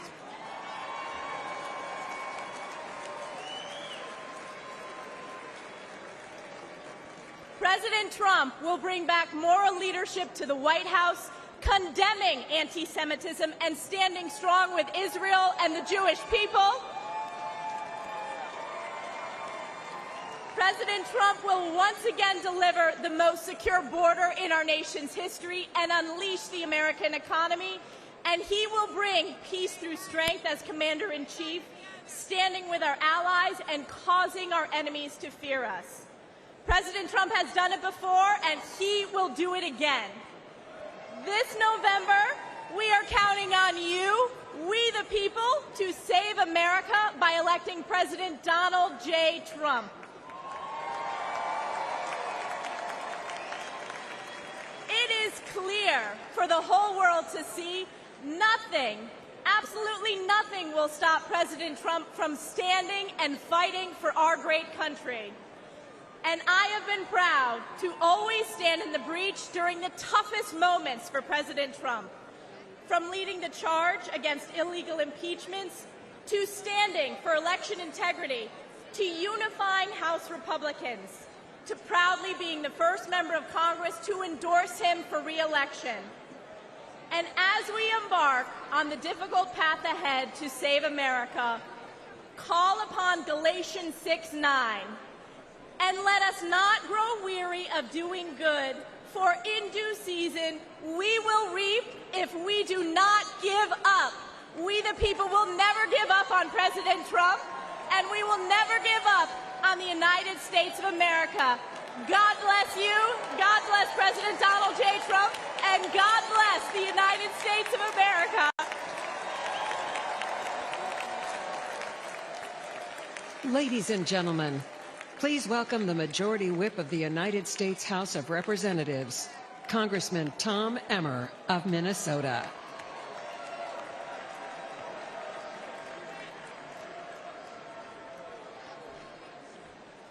How about that, Stefanik? Thank you.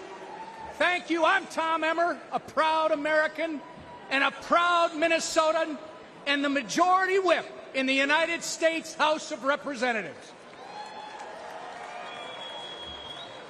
In 2022, Americans elected our House Republican majority to stop the Biden-Harris agenda. In spite of having one of the smallest majorities in history, House Republicans have held the line. We fought back against the Democrats' reckless spending that imposed record-breaking inflation on the hardworking Americans. We passed bills such as the Lower Energy Costs Act and the Rein-in Inflation Act to counteract Joe Biden and Kamala Harris's failed economic agenda and to restore some fiscal sanity to Washington. We ended the vaccine mandate in our military.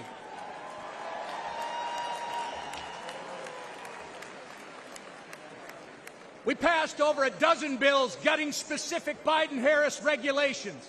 We passed the Parents' Bill of Rights. We investigated the Chinese Communist Party. We stopped a D.C. crime bill that would have made our nation's capital simply too dangerous to visit. And we passed the strongest border security bill in decades.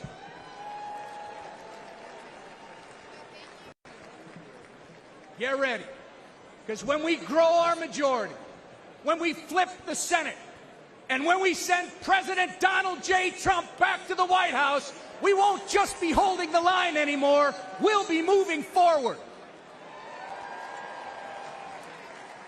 We will turn America First principles into law. I know firsthand that Minnesotans can't afford 4 more years of Joe Biden and Kamala Harris. That's right.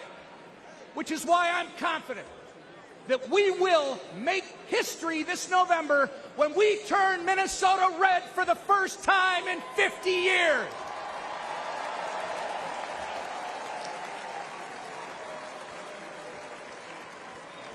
The Democrats' disastrous record on crime, trade, and regulation has ruined the lives of countless Minnesotans.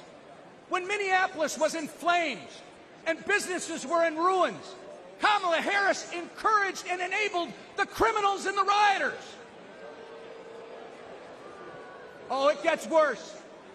She even promoted a fund to release the criminals from jail. It doesn't get reported much in our media, but one criminal Kamala Harris freed in Minneapolis went on to murder a man in St. Paul, Minnesota. Donald Trump stands with the people and the police, our men and women in blue, not with the criminals and the rioters.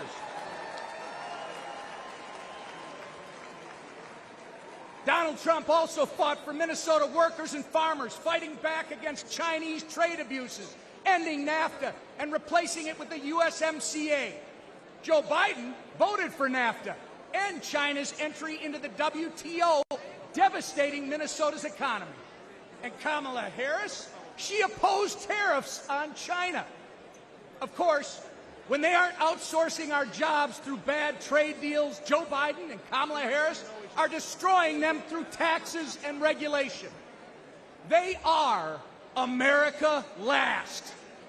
But next year, Donald Trump, with the support of Trump majorities in the House and Senate, will put America first again. Thank you. And I'm confident that together we are going to make America great again. God bless you. May God continue to bless Donald Trump and his family, and God bless America.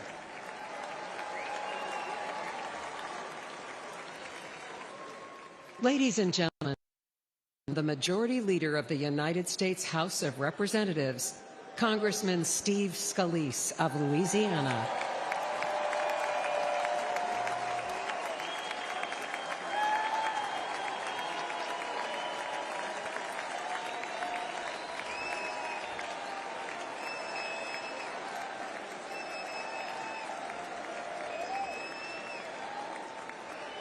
God bless each and every one of you. I'm House Majority Leader Steve Scalise from the great state of Louisiana. Now, I was born in New Orleans, so I've seen some crazy things in my time. But New Orleans has nothing on Washington, D.C. these past 4 years. Joe Biden and Kamala Harris have spent your tax dollars trashing America's finances in ways no sane or sober-minded person ever would. Let's talk energy. They've eroded the American energy dominance that President Trump delivered. Joe Biden approved the Nord Stream pipeline for Russia, but he killed the Keystone pipeline here at home. Thousands of American jobs gone. It doesn't end there. Biden let Iran and Venezuela export their oil, but he stopped liquefied natural gas exports here in America. President Biden's not done. President Biden waived taxes on Chinese solar panels, but he raised taxes on Americans. When we elect Donald Trump as our next president and expand our Republican House majority, we will end the Democrats' assault on American energy once and for all. Now let's look at taxes. Biden and Harris want a $5 trillion tax hike. In our first 100 days, President Trump and a Republican majority will make the Trump tax cuts permanent.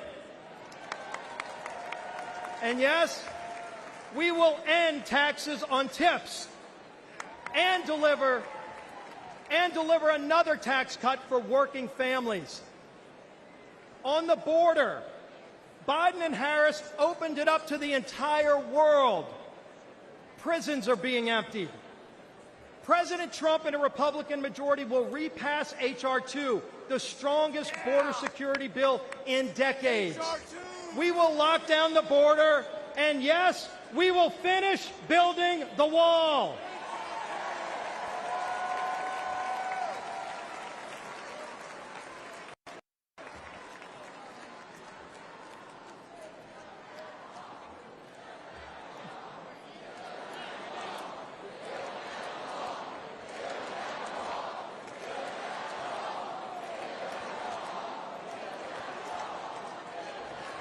on voting, our most sacred right as citizens, voting.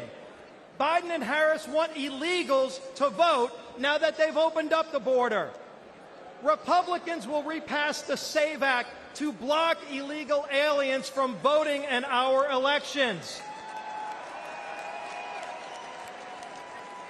On foreign policy, Biden and Harris brought us weakness and war. President Trump and a Republican majority will begin rebuilding our military and will end the woke indoctrination in its ranks. We will restore American power and peace. On education, Biden and Harris opposed school choice. They actually investigated parents at school boards. President Trump and a Republican majority will pass legislation expanding school choice and will repass the Parents' Bill of Rights. Parents should be free to choose what their children are taught and where. Now, lastly, I need to say something about Saturday's attempt on President Trump's life. Many of you know I was the survivor of a politically motivated shooting in 2017. Not many know that while I was fighting for my life, Donald Trump was one of the first to come console my family at the hospital.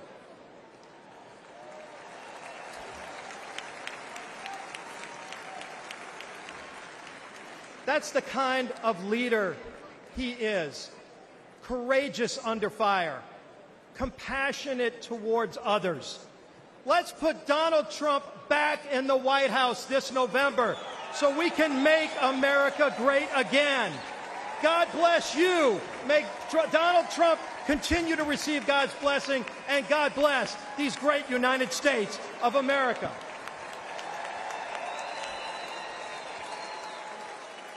Ladies and gentlemen, please welcome the Speaker of the United States House of Representatives, Mike Johnson of Louisiana.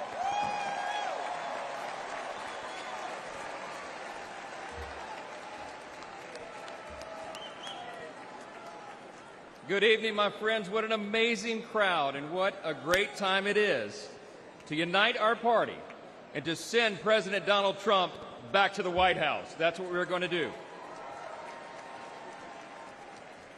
But we're not just uniting as Republicans. We're uniting today as Americans in the wake of the assassination attempt on the life of President Trump. Everyone hear me clearly and listen to me at home and make no mistake. The House is conducting an immediate and thorough investigation of these tragic events.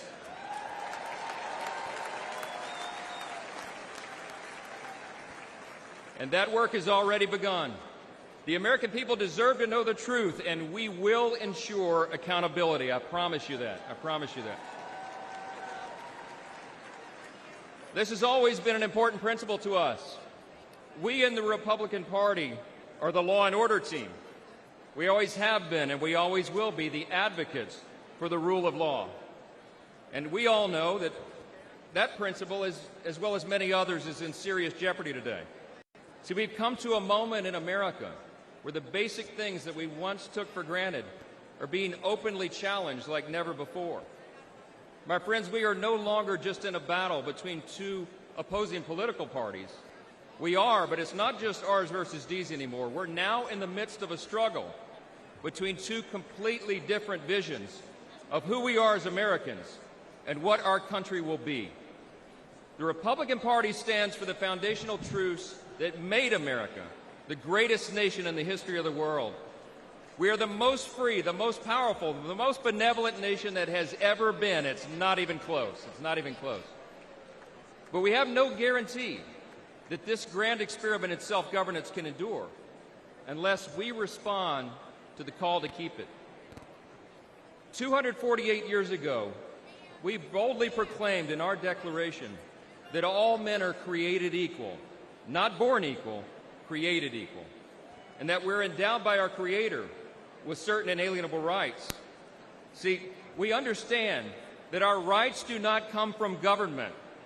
They come from God.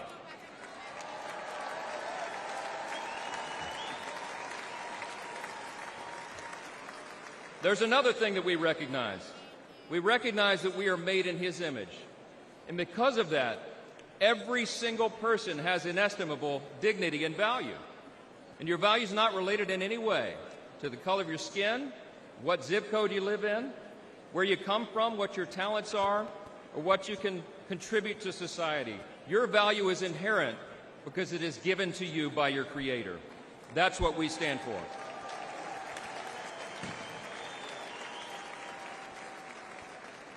I speak a lot about what I call the 7 core principles of American conservatism. What do we stand for as Republicans, they want to know? I think it boils down to a few things: individual freedom, limited government, the rule of law, peace through strength, fiscal responsibility, free markets, and human dignity. Indeed, those are the 7 core principles of American conservatism, but they're actually the core principles of our republic itself. And while they resonate in our hearts and in the hearts of most Americans, listen to me, the radical, woke, progressive left has disdain for those principles, all right? They have a very different vision for what America should become.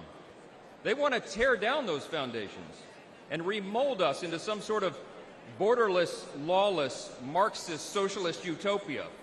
We're here to say, not on our watch. We will not allow that to happen.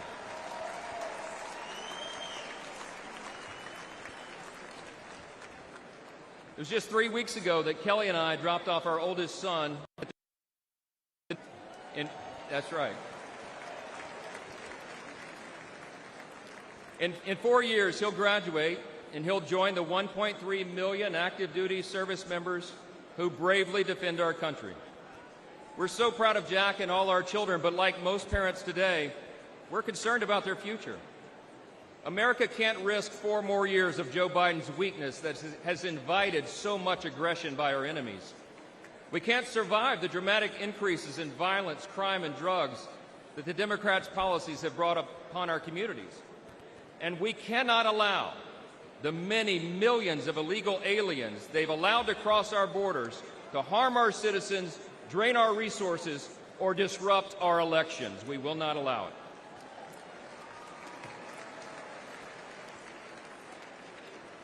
My friends, we're watching the principles of faith, family, and freedom that once defined our nation now being trampled underfoot by the radical left. As President Trump raised his fist and gave a rally cry on Saturday, now is our time to fight, and we will.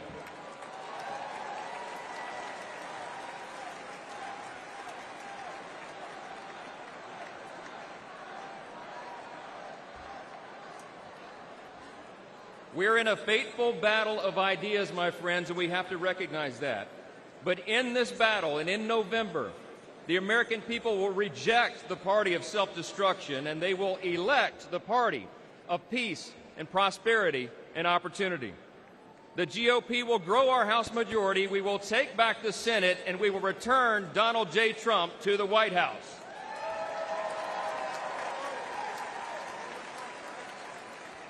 Standing arm in arm, we will make America safe again. Listen, we reach out tonight to everyone watching at home. We invite all Americans who believe in the promise of our great nation to join us in this fateful battle. We can and we will reverse this current decline. We can restore our founding principles, and we can preserve this exceptional nation that God has entrusted to us, and what Abraham Lincoln referred to as the last best hope of man on the earth. Thank you so much. God bless you, God bless our troops, and God bless America.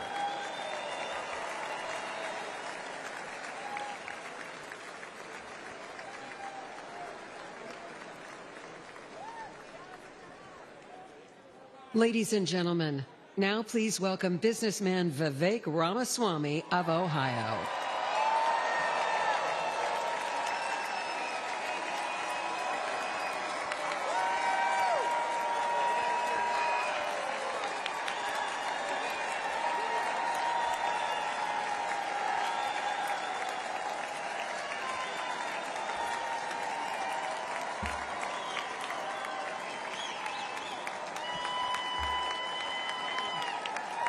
Love it. Thank you, guys. Thank you for the warm welcome.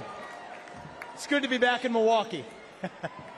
This time last year, I was a candidate for U.S. president, and I'm proud to say that I achieved the impossible, which is that most of you actually know how to say my name by now. So thank you for that. It's good to be back. We're in the middle of a national identity crisis right now. Faith, patriotism, hard work, and family have disappeared, only to be replaced by race, gender, sexuality, and climate. But we're not going to win this election just by criticizing the other side. We're going to win this by standing for our own vision of who we really are. What does it mean to be a Republican in the year 2024? What does it mean to be an American in the year 2024? It means we believe in the ideals of 1776. It means we believe in merit, that you get ahead in this country, not on the color of your skin, but on the content of your character and your contributions. It means we believe in the rule of law, and I say this as the kid of legal immigrants to this country. That means your first act of entering this country cannot break the law. That is why we will seal the southern border on day one. Thank you. It means the people who we elect to run the government ought to be the ones who actually run the government, not unelected bureaucrats in the deep state. These are not black ideas or white ideas. They are not even Democrat ideas or Republican ideas. They are American ideas that we fought a revolution to secure. And the man who will revive these ideals in the United States of America is your next president, the 47th president of the United States, Donald J. Trump.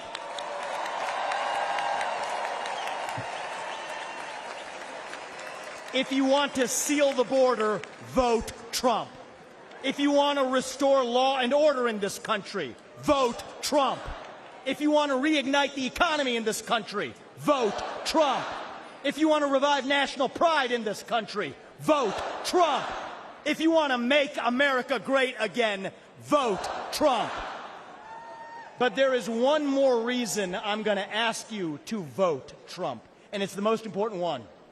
It's the one the media won't talk about, but it's the truth. Donald Trump is the president who will actually unite this country, not through empty words, but through action. Because you know what? Success is unifying. Excellence is unifying. That's who we are as Americans. That's who we've always been. To those of you watching this at home tonight, I'd like to deliver a message that the media doesn't want you to hear from the Republican Party. Our message to black Americans is this. The media has tried to convince you for decades that Republicans don't care about your communities, but we do. We want for you what we want for every American. Safe neighborhoods, clean streets, good jobs, a better life for your children, and a justice system that treats everyone equally, regardless of your skin color and regardless of your political beliefs.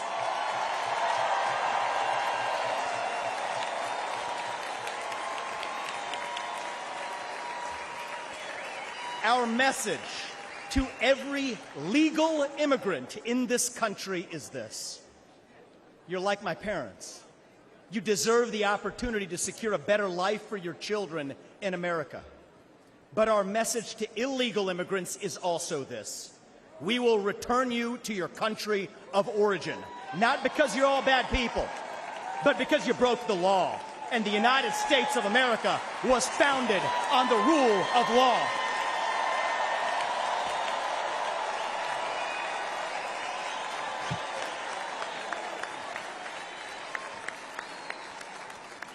Our message to millennials, speaking as one myself, yes, it's true. Our government sold us a false bill of goods with the Iraq War and the 2008 financial crisis, loading up our national debt that falls on our generation's shoulders, telling us that if we took out college loans, we'd somehow get a head start on the American dream when it hasn't worked out that way. But we can't just be cynical about our country because the United States of America is still the last best hope that we have, and we deserve a better class of politician, one who actually tells us the truth, even if it comes with some mean tweets from time to time.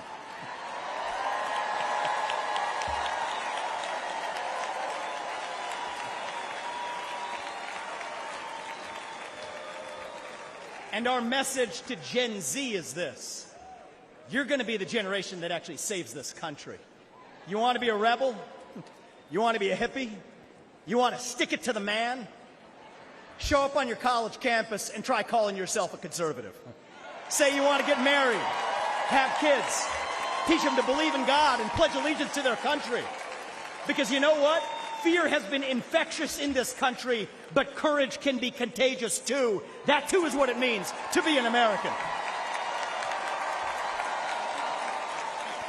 And you know what? If you're at home and you disagree with everything I just said, our message to you is this: we will still defend to the death your right to say it, because that is who we are as Americans. We are the country where we can disagree like hell and still get together at the dinner table at the end of it. That is the America I know. That is the America we miss. We do not have to be ancient Rome. We don't have to be this nation in decline. We can still be a nation in our ascent. A nation whose best days, not in some fake politician way, but in a true way, a nation whose best days are actually still ahead of us. Still on our way to that shining city on a hill, that country where no matter who you are, or where your parents came from, or what your skin color is, or how long your last name is, that you will still get ahead in this country with your own hard work, your own commitment, your own dedication, and that you know what? You are free to speak your mind at every step of the way. That is the American dream. That is what won us the American Revolution. That is what reunited us after the Civil War. That is what won us 2 world wars and the Cold War. That is what still gives hope to the free world. And if we can revive that dream over group identity and victimhood and grievance, then nobody in the world, not a nation, not a corporation, not a virus, not China, is going to defeat us. That is what American exceptionalism is all about. And that is what we will revive this November when we send Donald J. Trump back to the White House. Thank you all. God bless you and your families. And may God bless our United States of America. Thank you. Thank you.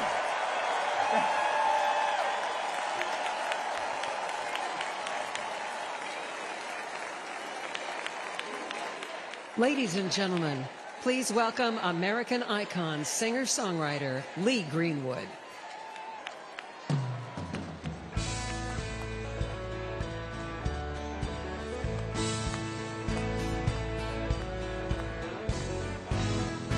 They say love is a gamble, you can win or lose.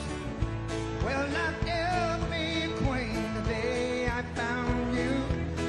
Now the cards are in my favor, boy, and I'm gonna play them right. You're the one I waited for, I'm gonna hold on tight. Hey, holding a good hand, come on. I bet my life on you, I'm not gonna let go. Now that I found a heart that's true,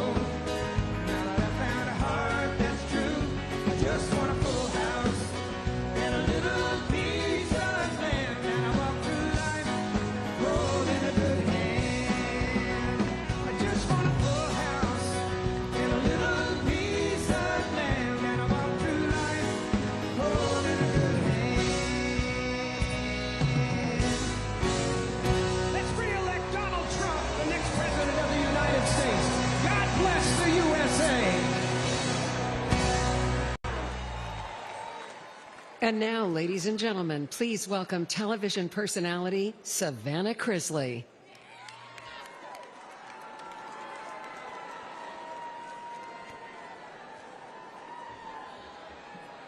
Good evening.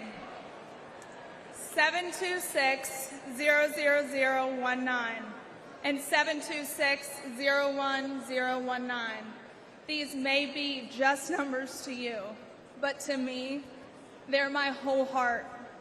These numbers are my parents' identification numbers in our federal prison system. My name is Savannah Chrisley, and you may have seen my family on TV, but for the past decade, we've been consumed with a different kind of drama. My family was persecuted by rogue prosecutors in Fulton County due to our public profile. I know, Fulton County, they know how to do it, don't they? Due to our public profile and conservative beliefs. They accused my parents of fraud when really, we were defrauded by a dishonest business partner who, let's not forget, the government gave full immunity to. We suffered warrantless raids and harassment. One of the officials even had my father's face on a dartboard in his office. My parents were sentenced to a combined 19 years. I know. And let me tell you, I got custody of my brother and sister, 10 and 16 at the time. And you don't know heartache until you look two children in the eyes and say, I don't know when mom and dad are coming home. I'll never forget what the prosecutor said in the most hellish county in the state before an Obama-appointed judge. He called us the Trumps of the South. Yeah, hey, it's fun. He meant it as an insult, but let me tell you, boy, do I wear it as a badge of honor. We live in a nation founded on freedom, liberty, and justice for all. Justice, it's supposed to be blind, but today we have a two-faced justice system. Just look at what they're doing to President Trump. All while, let's face it, Hunter Biden is roaming around free and attending classified meetings. And let's face it, look at what they're doing to countless Christians and conservatives that the government has labeled extremist or even worse. Meanwhile, the Democrats are releasing actual violent offenders who have hurt innocent people. A lawyer of mine, Brett Tolman, who's a former U.S. attorney, he told me about a plaque that hangs in the Department of Justice, and it reads, "The hallmark of fairness in the administration of justice is consistency. The only thing consistent about Democrat justice is how they consistently punish their enemies. That's not justice. Look at what they've done to Steve Bannon. I mean, the man should be at home." Proverbs 24:16 says, "For though the righteous fall 7 times, they rise again. But the wicked stumble when calamity strikes." It's about time we start seeing people stumble. We need to rise above the persecution. We need to hold rogue prosecutors accountable. There should be no immunity. We need to expose the Democrats' corruption, and better yet, the Biden family's corruption. And guess what? I know just the man for that job. Donald J. Trump has only one conviction that matters, and that is his conviction to make America great again. Thank you, and God bless America.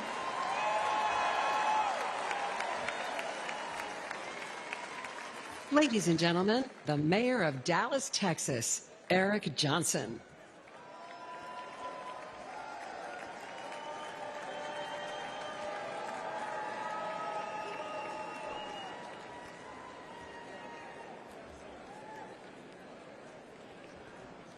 "4 years ago, progressive activists stood on my front lawn with the stated goal of intimidating my family. They wanted me to defund the police. I said no.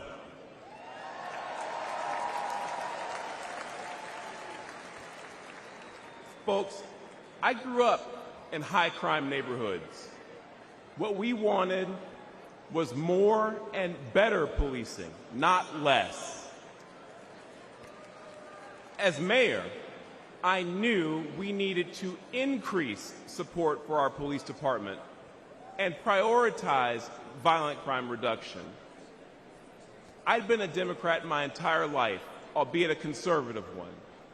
But when those activists tried to scare my kids, my fellow Democrats were silent. It was Republicans who offered their support both privately and publicly.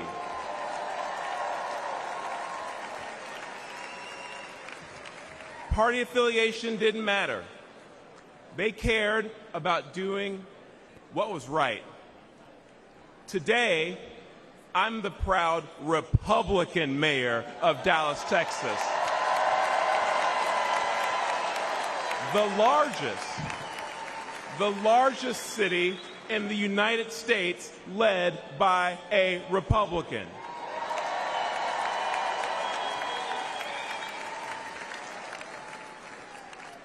I wanted to say I didn't leave the Democrat Party because they left me first, but the truth is, on matters of public safety, the Democrats were never actually there for me, for Dallas families, or for the American people. With their words and their actions, and sometimes with their silence and their inaction, Democrats in power demonstrate they don't care about stopping the killers or the thieves who terrorize black and brown communities. They don't care about securing our border. And they don't care about dangerous homeless encampments. No, the heart of today's woke Democrat Party is with the criminals, not with their victims. Democrats are good at using safe words, but terrible at building safe neighborhoods and safe cities.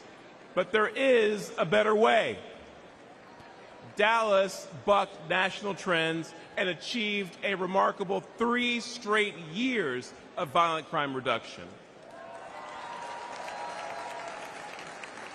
Today, Dallas is viewed as America's safest large city, and Republicans lead 11 of the top 15 safest cities.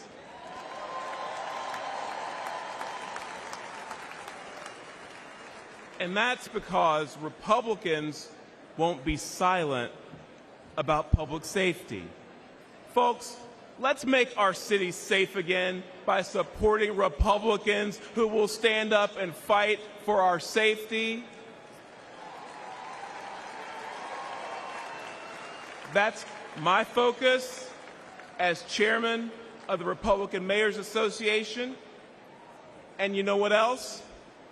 Together, let's make America safe again by retiring Joe Biden and electing Donald J. Trump. Thank you.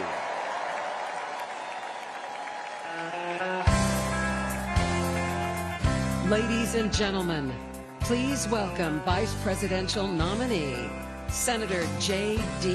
Vance.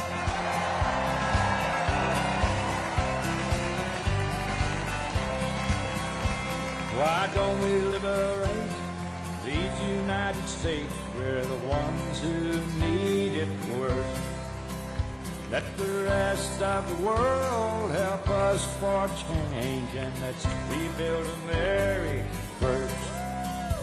Our highways and bridges are falling apart. Who's blessed and who has been cursed? There's things to be done all over the world, but let's rebuild America first.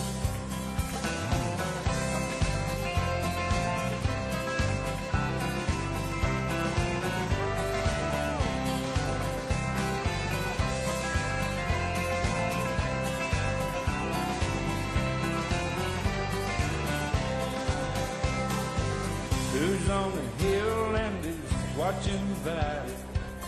Who's in charge of it all? God bless the Army and God bless our liberty. That gun the rest of it all. Yeah, men in position are backing away. Freedom is stuck in reverse. Let's get out of Iraq, get back on the track, and let's rebuild America first.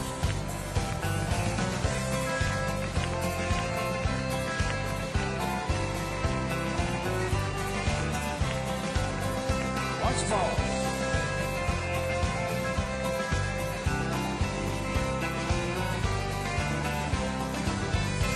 Why don't we liberate these United States? We're the ones who need it the most.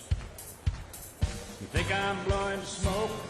Boys, it ain't no joke. I make 20 trips a year coast to coast.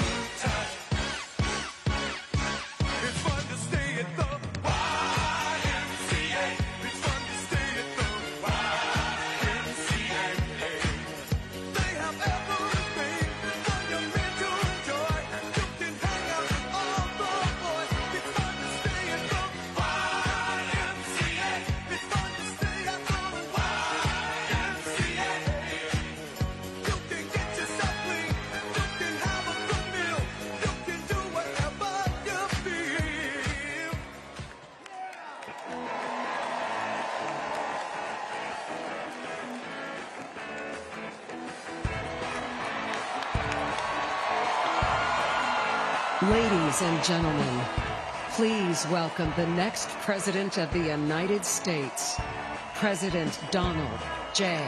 Trump.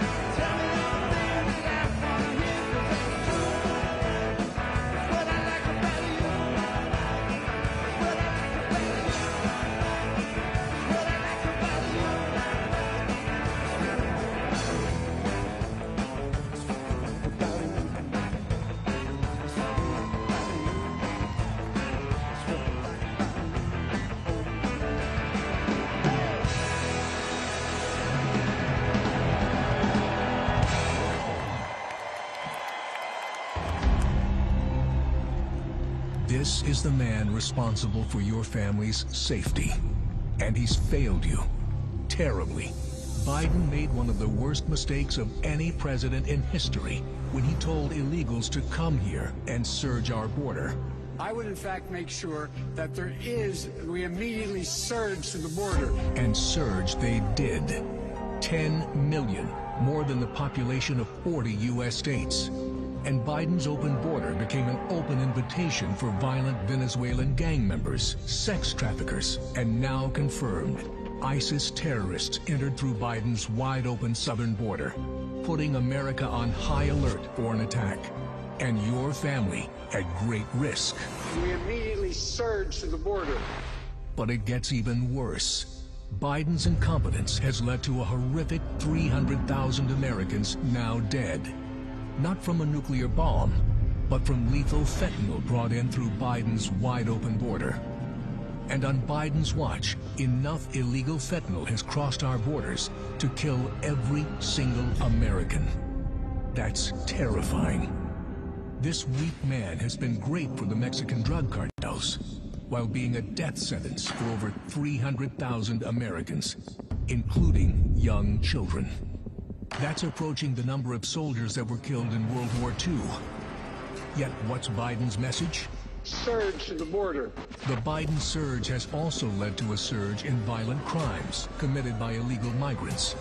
Horrific crimes. Murders. Gang attacks against our police.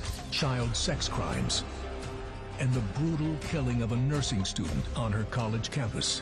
Countless families will never forget the pain and tragedy. And America should never forget who was responsible. Joe Biden. Surge to the border. And America's border czar, President Trump had our borders secure, our families safe, and he'll do it again. Ladies and gentlemen, please welcome United States Senator Ted Cruz of Texas.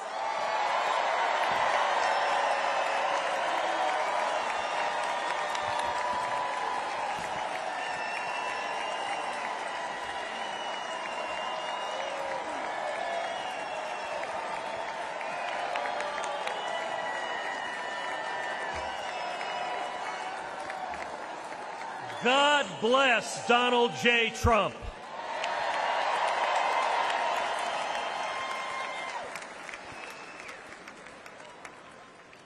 And let me start by giving thanks to God Almighty for protecting President Trump.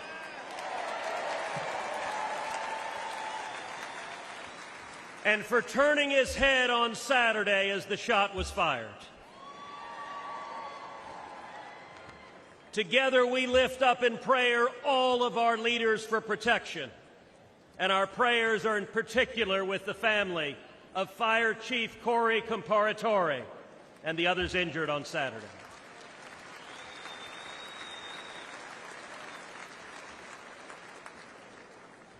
Never before has an election mattered so much. We are facing an invasion on our southern border. Not figuratively, a literal invasion. 11.5 million people have crossed our border illegally under Joe Biden.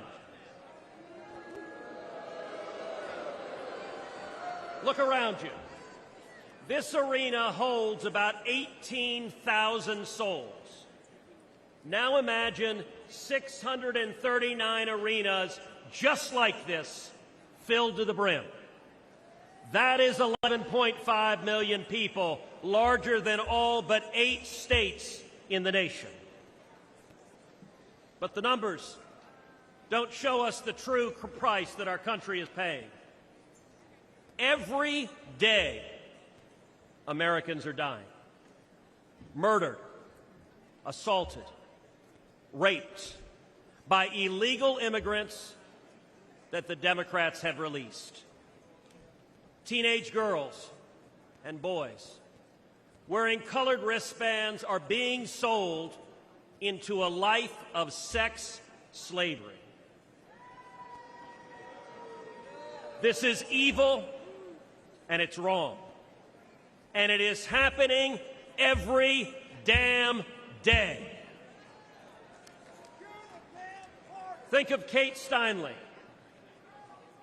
She was 32, walking with her father on a San Francisco pier when a bullet tore through her heart. The man who fired that gun, he'd been deported 5 times. Every damn day. Think of Laken Riley. Just 22 years old, a nursing student with dreams of healing others. She went for a jog and never came home. Her life taken by someone who should have never been here. Every damn day. Or Rachel Marin, a beautiful mother of 5, raped and murdered in suburban Maryland by an illegal immigrant the Democrats released. Every damn day. Or Jocelyn Nungaray, only 12 years old. It was just 1 month ago today that she was brutally raped and murdered in Houston by 2 men who were supposed to be detained and monitored, but instead released and allowed to roam free. Every damn day. These aren't just stories or statistics. They're our daughters, our sisters, our friends. The families don't care about the empty numbers. They care about the empty chairs at the dinner table about the voices they'll never hear again, about the laughter lost, and about the dreams that will never be fulfilled. I've sat with these families in living rooms where the silence is so loud that it hurts, where photo albums are opened with trembling hands. How did we get here? It happened because Democrats cynically decided they wanted votes from illegals more than they wanted to protect our children.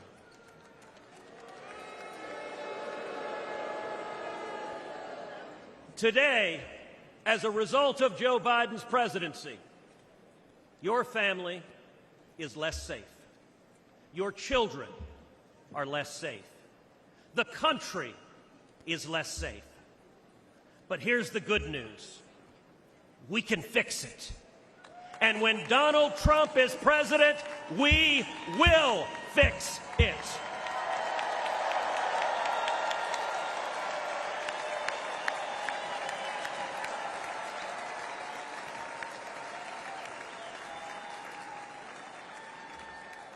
We know this because he's done it before. I know this because I worked hand in hand with President Trump to secure our border, and we achieved the lowest rate of illegal immigration in 45 years.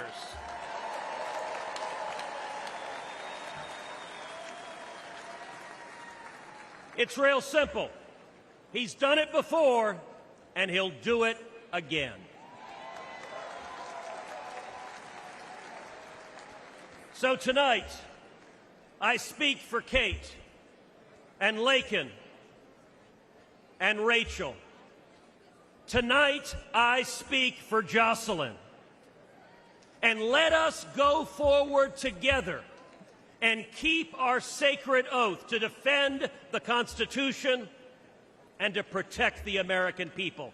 Let us secure our borders, enforce our laws, protect our children, and restore the future.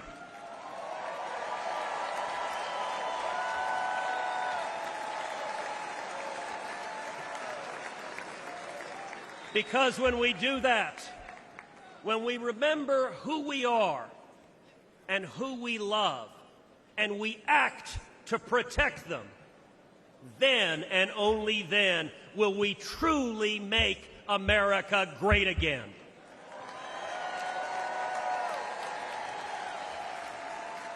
Thank you. God bless Texas, and God bless the United States of America.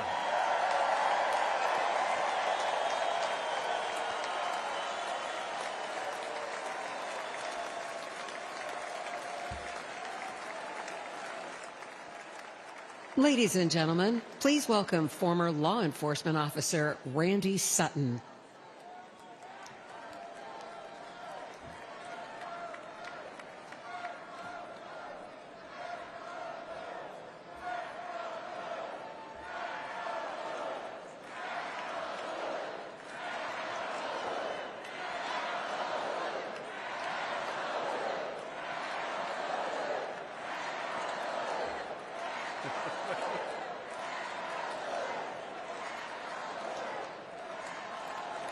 Thank you.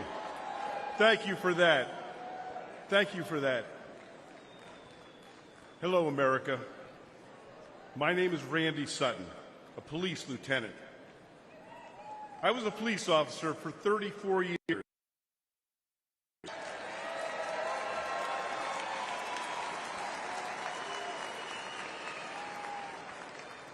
I was one of the most highly decorated officers in the history of my department.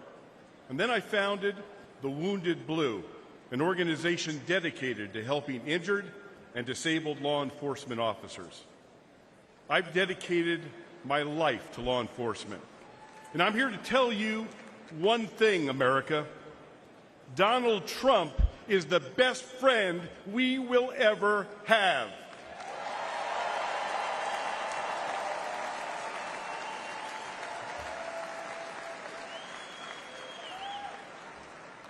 Ladies and gentlemen, we're experiencing a plague of crime across America. The endless tsunami of illegal aliens, no consequences for violent crime, the abuse of our criminal justice system. It's all made America more dangerous than ever before. Police are the thin blue line between criminal predators and their victims. Donald Trump and Republicans stand that line with our police. Joe Biden and Kamala Harris, well, they stand with the criminals.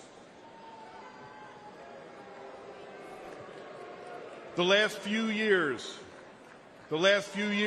have been devastating for our police. The war on cops is very real, and it's getting Americans killed. Last year alone, more than 70,000 law enforcement officers were physically assaulted.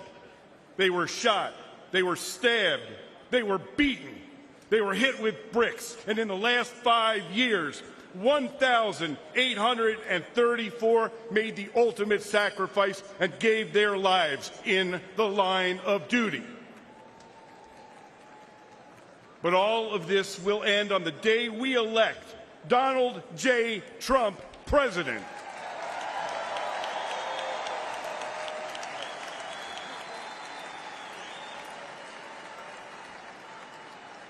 But my friends, it's not just the physical violence. It's the relentless effort to divide the people from the police.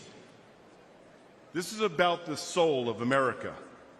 Make no mistakes. If the radical left succeeds in defunding and destroying policing as we know it, they will break apart the cornerstone of our system, law and order.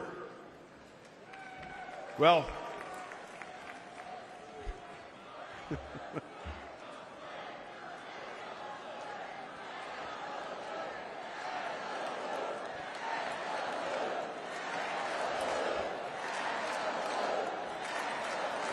amazing. Thank you.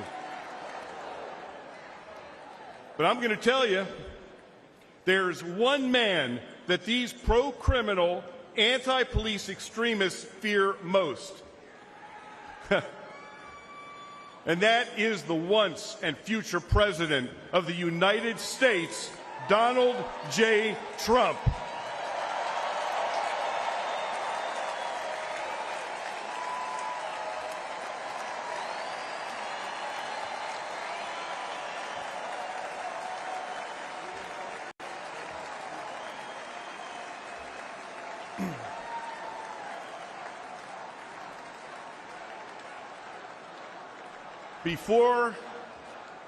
Before I finish my remarks, I want to do one thing, and that is salute our president.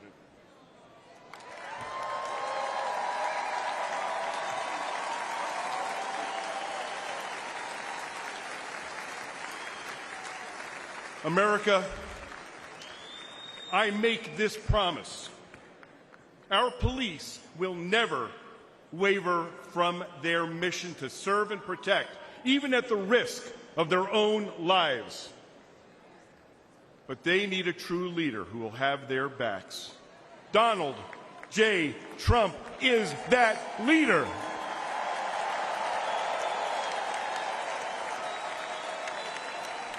Thank you. May God bless you. May God bless those that walk the line. And may God bless America.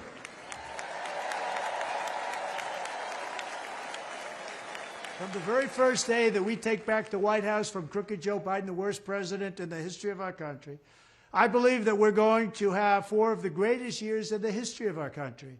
I will, once and for all, secure our elections. We're going to go to paper ballots. We're going to have same-day voting, voter ID. We're going to do it properly. We're going to have good, secure, beautiful elections. We never want what happened in 2020 to happen again. But until then, Republicans must win. And we must use every appropriate tool available to beat the Democrats. They are destroying our country. Whether you vote early, absentee, by mail, or in person, we are going to protect the vote. That's the most important thing we have to do, is protect the vote. Keep your eyes open, because these people want to cheat, and they do cheat, and frankly, it's the only thing they do well. We will make sure your ballot is secure and your voice is heard. Many Republicans like to vote on Election Day, and we must swamp the radical Democrats with massive turnout on Tuesday, November 5th. The way you win is to swamp them. If we swamp them, they can't cheat. It just doesn't work out. But if you can't make it, you need to make a plan, register, and vote any way possible. We got to get your vote. So with your vote, we will win a victory the likes of which no one has ever seen before. We will evict crooked Joe Biden from the White House, and we will take back our country on November 5th, 2024, the most important day in the history of our country. That's what it's going to go down as. Thank you. Ladies and gentlemen, please welcome Iowa Attorney General Brena Bird.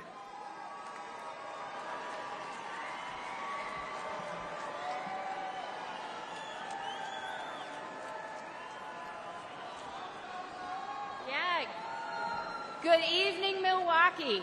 My name is Brena Bird, and I am the Attorney General of the great state of Iowa.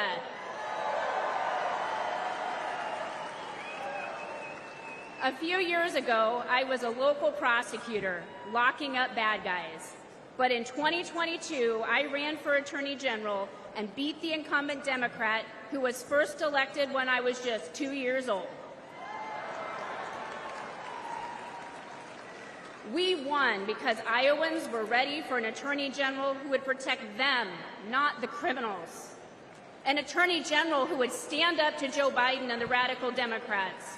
And an Attorney General who would defend our constitutional freedoms. But perhaps more than anything, Iowa voters wanted an Attorney General who would back the blue.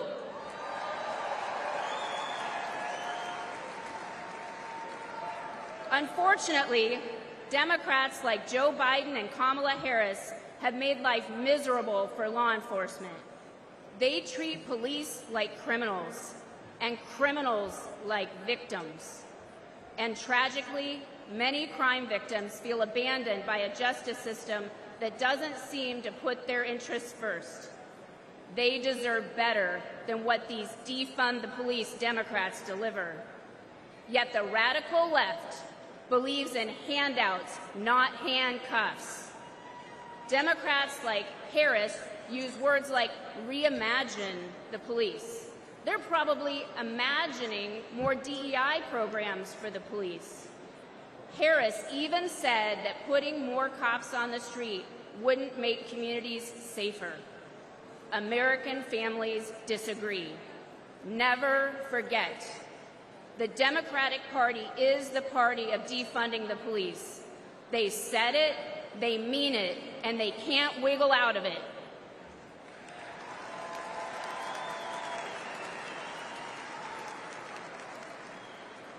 Republicans get justice for victims, and we put criminals where they belong, in jail. That's why we need to elect President Donald J. Trump. President Trump knows that keeping Americans safe isn't a 10 a.m. to 4 p.m. job. And rank and file cops know that President Trump, he has their back. It touched our hearts when earlier this year, President Trump attended the wake of a fallen New York City police officer. We all owe heroes like Officer Jonathan Diller a debt we can never repay. President Trump knows this, and he shows his gratitude.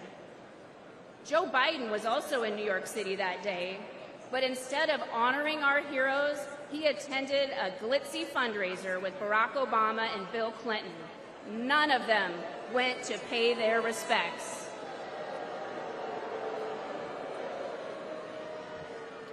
That day, we saw Democrat priorities, and we saw Donald Trump's priorities, and we saw that Trump's values are our values.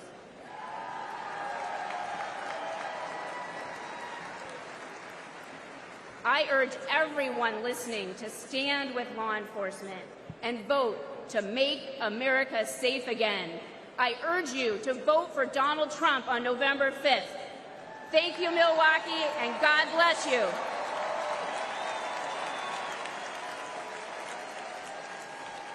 Ladies and gentlemen, please welcome former Governor of South Carolina and Ambassador to the United Nations, Nikki Haley.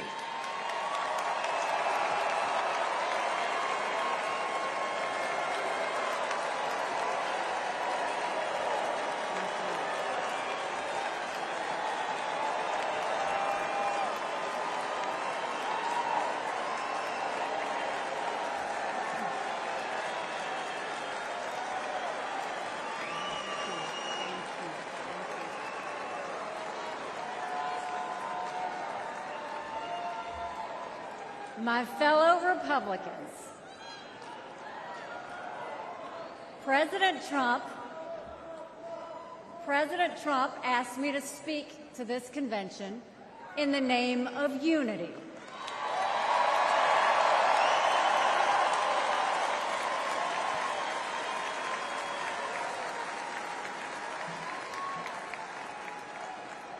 It was a gracious invitation, and I was happy to accept.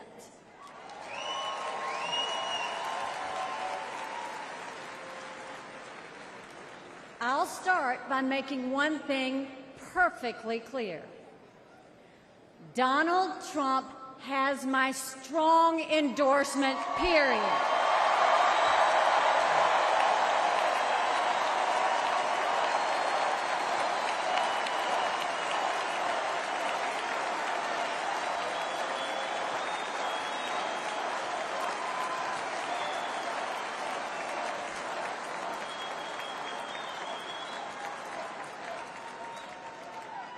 Our country is at a critical moment. We have a choice to make.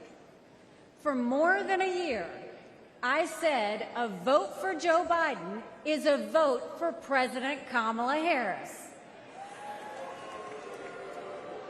After seeing the debate, everyone knows it's true. If we have 4 more years of Biden or a single day of Harris, our country will be badly worse off. For the sake of our nation, we have to go with Donald Trump.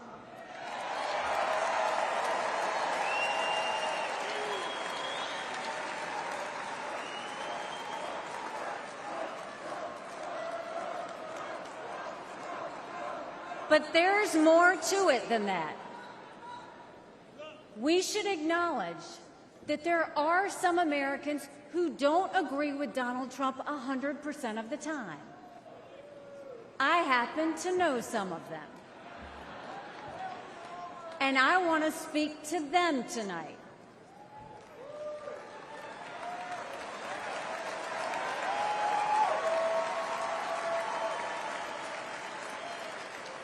My message to them is simple. You don't have to agree with Trump 100% of the time to vote for him.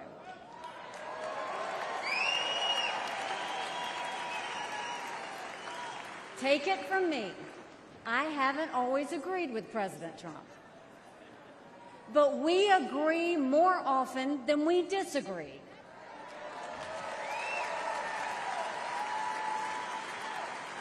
We agree on keeping America strong.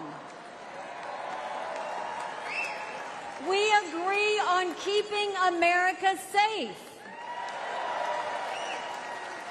And we agree that Democrats have moved so far to the left that they're putting our freedoms in danger. I'm here tonight because we have a country to save. And a unified Republican Party is essential for saving her.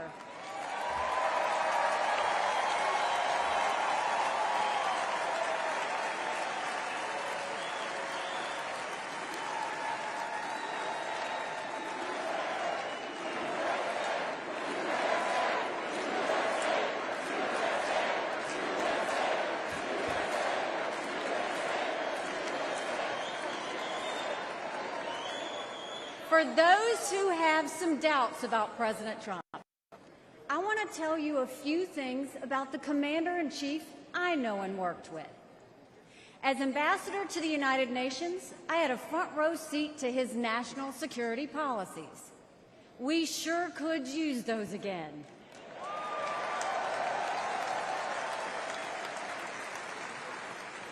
Think about it.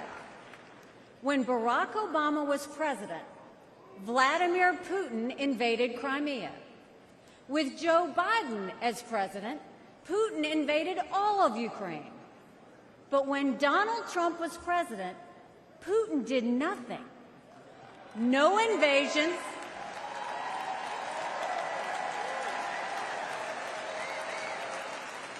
No invasions, no wars. That was no accident. Putin didn't attack Ukraine because he knew Donald Trump was tough.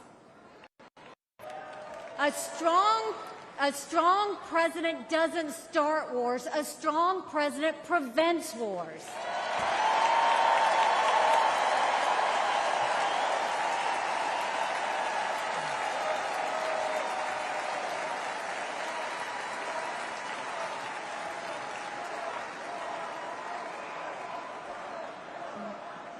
Then look at the Middle East. Every problem in that part of the world can be laid at the feet of Iran. The dictators who chant death to America are the bankrollers and weapons suppliers for Hamas and Hezbollah. They're behind the barbaric massacres and the hostage-taking. Once again, compare Trump and Biden. Trump got us out of the insane Iran nuclear deal.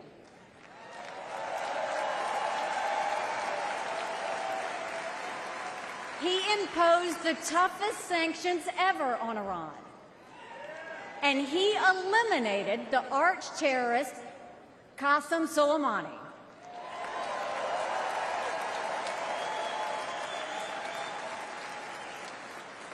Iran was too weak to start any wars. They knew Trump meant business, and they were afraid. And then there's Joe Biden. He lifted the sanctions. He begged them to get back into the nuclear deal. He surrendered in Afghanistan. He sent every possible sign of weakness. Even now, while Hamas is still holding Americans hostage, Biden is pressuring Israel instead of the terrorists.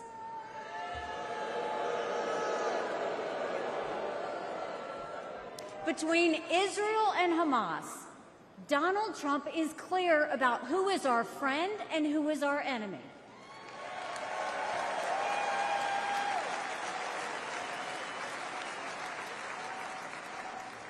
Then look at the border. It's the single biggest threat Americans face. Under Joe Biden, migrants are coming into our country by the thousands every day. We have no idea who they are, where they end up, or what they plan to do. And let me remind you, Kamala had one job, and that was to fix the border. Now imagine her in charge of the entire country.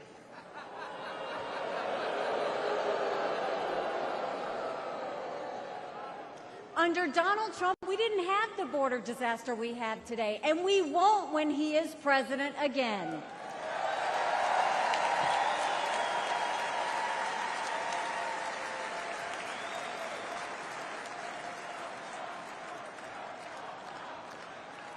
I was proud to serve America in President Trump's cabinet, and I'll tell you something you won't hear from the critics.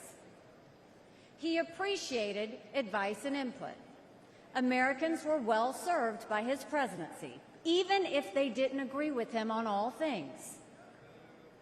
Now, to my fellow Republicans, we must not only be a unified party, we must also expand our party.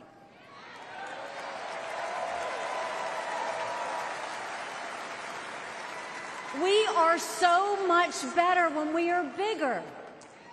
We are stronger when we welcome people into our party who have different backgrounds and experiences. And right now, we need to be strong to save America.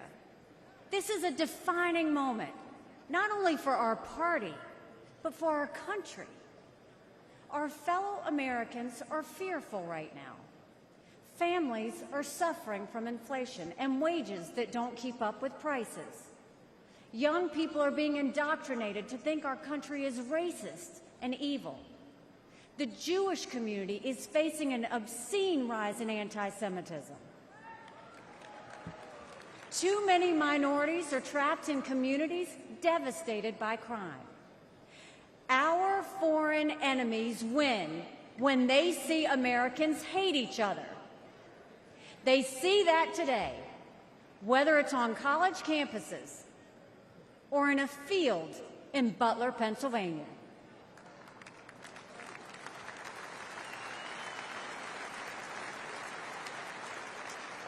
But we can conquer those fears with strength and unity. No president can fix all of our problems alone. We have to do this together. America has an amazing ability to self-correct. In this moment, we have a chance to put aside our differences and focus on what unites us and strengthens our country.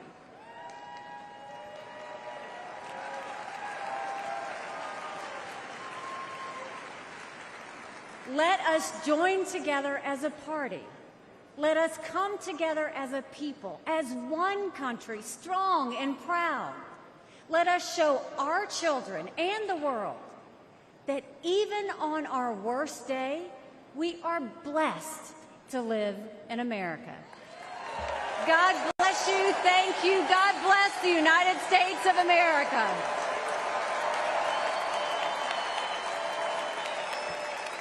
And now, ladies and gentlemen, please welcome the Governor of Florida, Ron DeSantis.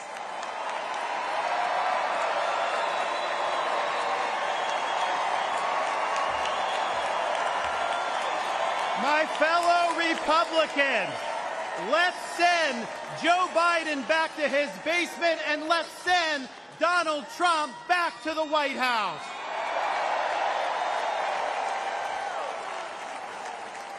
Life was more affordable when Donald Trump was president. Our border was safer under the Trump administration, and our country was respected when Donald Trump was our commander-in-chief. Joe Biden has failed this nation.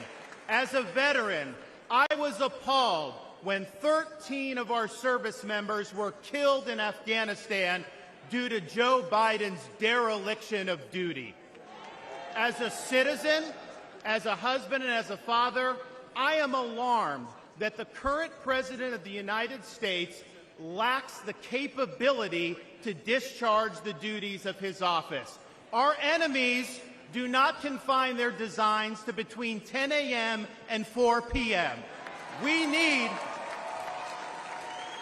a commander-in-chief who can lead 24 hours a day and 7 days a week.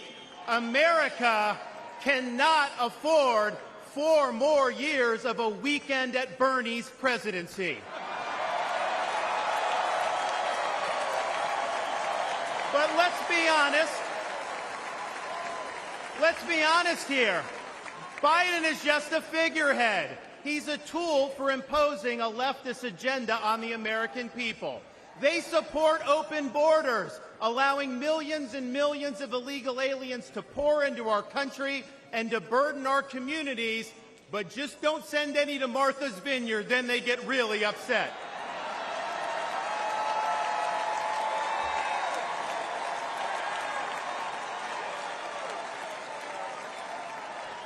They have unleashed progressive prosecutors across our nation who care more about coddling criminals than about protecting their own communities. They use the unelected bureaucracy to impose their will on us without our consent, and they weaponize political power to target their political opponents like they've done to our own nominee.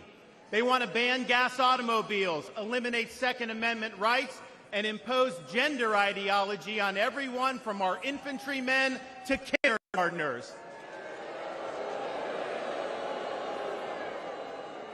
They stand for DEI, which really means division, exclusion, and indoctrination, and it is wrong.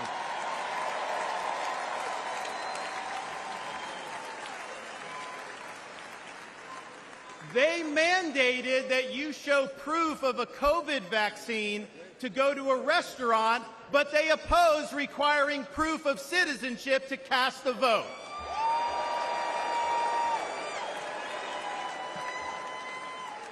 They can't even define what a woman is. Now, Donald Trump stands in their way, and he stands up for America. Donald Trump has been demonized. He's been sued. He's been prosecuted, and he nearly lost his life. We cannot let him down, and we cannot let America down.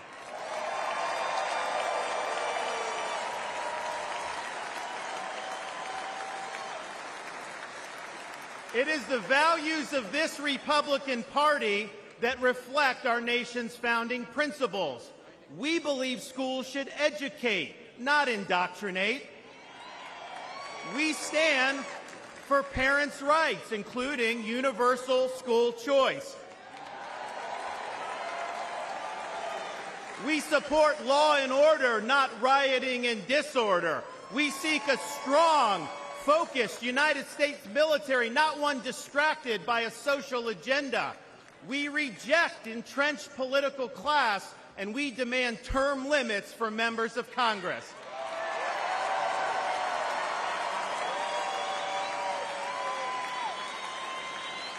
We stand for fiscal sanity, for low taxes, and for reduced debt. We seek to reclaim the constitutional government as envisioned by our founding fathers by bringing the administrative state to heel once and for all. We believe that you must be a citizen in order to vote, and that photo ID should be required before casting a ballot.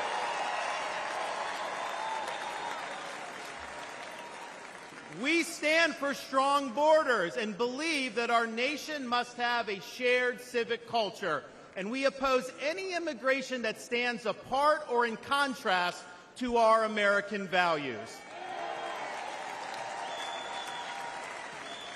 We believe in the principles articulated in the Declaration of Independence that our rights come not from the generosity of the state, but from the hand of the Almighty, including the right to life, liberty, and the pursuit of happiness.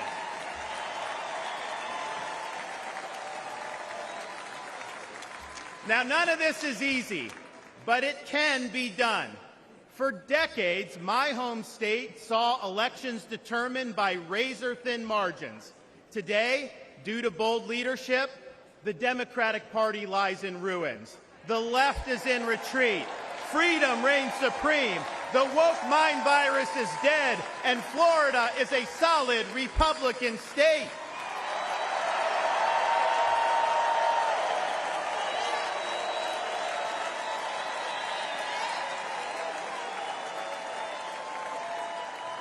Now, electing Donald Trump gives us the chance to do this all across America.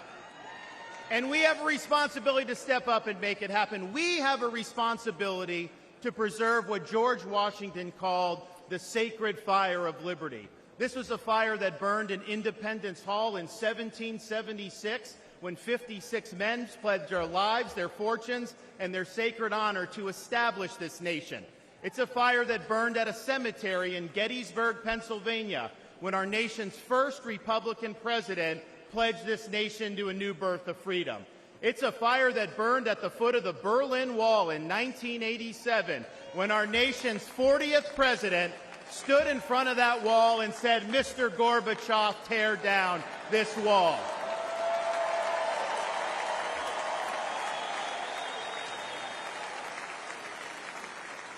This is not a responsibility we should fear. It's a responsibility we should welcome. After all, if not us, who? And if not now, when? Let's make the 45th President of the United States the 47th President of the United States.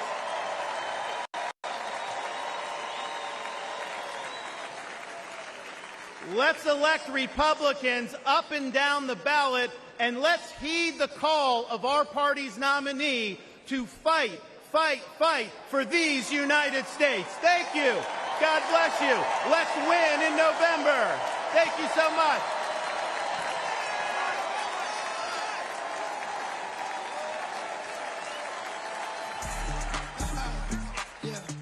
It's the mayor of Magaville, baby. Hey, you know who we voting for? We voting Donald Trump, baby. America needs saving. America needs saving. We voted Trump, Trump, baby. November 5th, we going crazy. November 5th, we going crazy. Red pill poppin', swerving in the Trump truck. Republican 4G, Antifa knows what's up. Red, white, and blue, MAGA nation, throw it up. Black, white, and brown, all about above Trump. Democrat party gon' take your freedom. Indicting our president cause they can't beat us. It's a two-tier justice system. Put America first, we the victims. FJB, FJB, FJB, FJB, FJB, FJB. Let's go grand and sing it. We voting Donald Trump, baby. Donald Trump, baby. America needs saving. America needs saving. We voting Trump, Trump, baby. Trump, Trump, baby. November 5th, we going crazy. November 5th, we going crazy. Now I pledge allegiance to vote for Trump. There's a red wave coming, you gon' surf or what? And God I trust to take the devil away. Lock Joe Biden up and throw the key away. Your propaganda ain't gonna work on me. Bidenomics is like you working for free. I demand reparations from every idiot that voted for Joe Biden, boy, period. Period, Sleepy Joe is a fraud. And the bloodbath and the overall files. The media is the enemy of the people. The Democrats and the fake news always cheat. FJB, FJB, FJB, FJB, FJB, FJB. Let's go grand and sing it. We voting Donald Trump, baby. Donald Trump, baby. America needs saving. America needs saving. We voting Trump, Trump, baby. Trump, Trump, baby. November 5th, we going crazy. November 5th, we going crazy.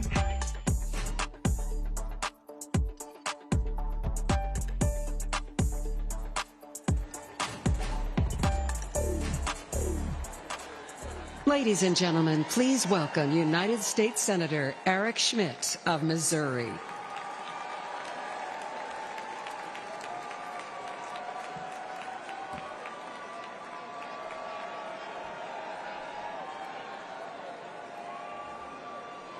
Hello, Milwaukee. Hello, America. I'm Schmidt from the great state of Missouri, the Show Me State.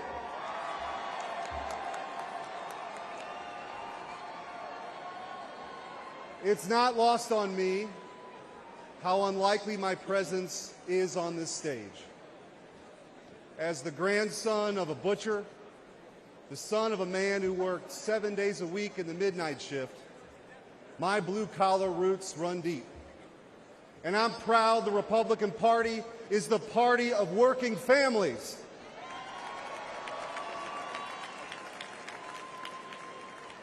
Missouri is home to cities named Liberty and Independence, and towns called Freedom and Defiance.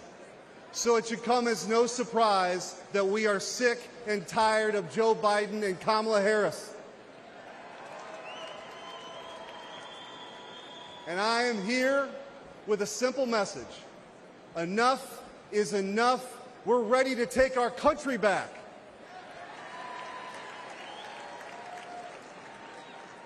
Under Joe Biden, the rule of law has disintegrated. Crime is rampant. Our communities are under siege, and our brave law enforcement officers are constantly being vilified. He stood idly by as liberal DAs and mayors pushed to defund the police agenda and empowered criminals, all while endangering law-abiding citizens. Kamala Harris shares in these failures. She campaigned as a progressive prosecutor and even called for us to reimagine public safety. Americans don't need to reimagine safety. We know exactly what safe communities look like. But the and the wokeness of the Biden-Harris administration has made us less safe. Biden and Harris opened our border to terrorists, to criminals. They allowed drug cartels to flood our communities with Chinese fentanyl that's killing more than 200 Americans each and every day. It doesn't have to be this way. As Missouri's former Attorney General, I went toe-to-toe with the radical defund the police crowd and had the backs of our men and women in blue. When Soros-backed officials refused to prosecute violent criminals, I stepped in and put those dangerous felons behind bars.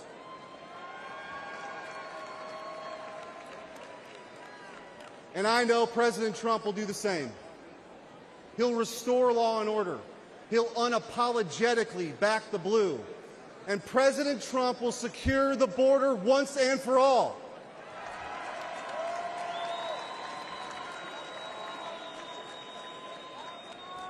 I believe in an America where our best days are ahead of us. I believe in an America where moms and dads can raise their kids in safe communities. And I believe in an America where we defend the police, not defund the police.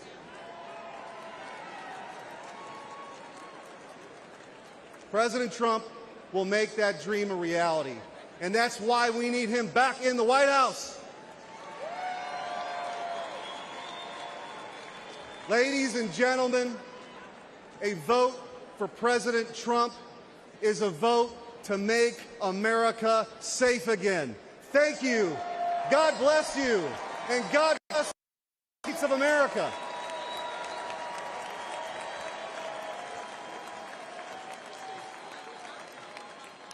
Ladies and gentlemen, please welcome United States Senator Tom Cotton of Arkansas.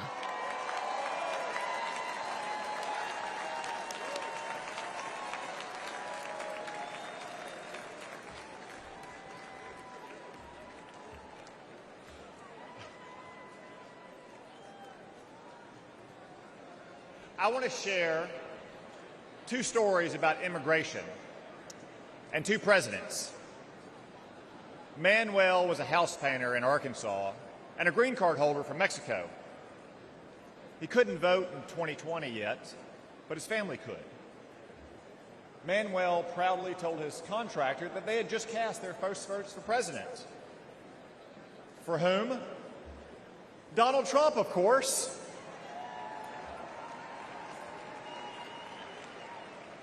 When asked why, Manuel gestured to the parking lot and responded, "Have you seen my new pickup? And did you know that my brother and sister both have full-time jobs? With Trump, we've had more work than ever. Things are good."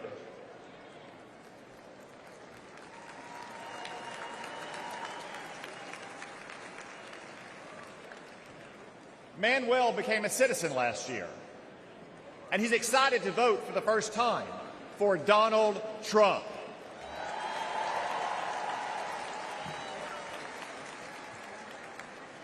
By contrast, after Joe Biden and the border czar, Kamala Harris, reversed President Trump's immigration policies and welcomed a third world invasion, I traveled to our border. What did I see? The body of a migrant drowned in the Rio Grande. Human traffickers on the southern bank taunting the Border Patrol. Migrants huddled under a bridge. I asked them why they came. None said persecution. Most said for a job. A few admitted because they could get in. Another answered with one simple word: Biden. My flight home the next day was full of these migrants, and you, all of you, paid for their tickets.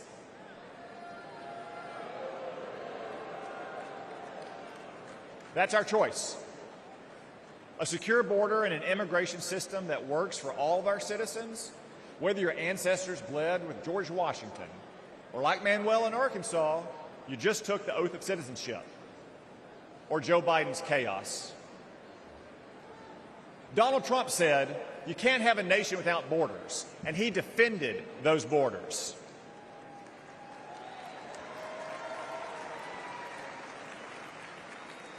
Joe Biden thinks borders are racist. Donald Trump will secure our border once again.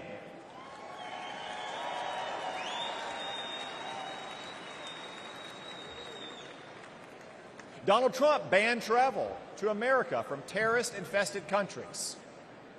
Joe Biden allowed ISIS to smuggle terrorists in. Donald Trump will protect America once again.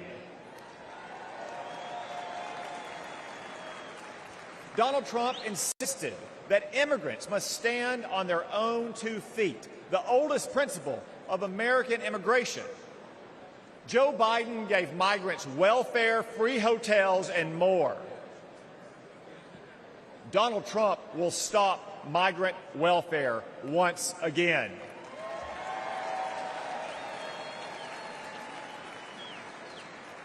Donald Trump ended bogus asylum claims.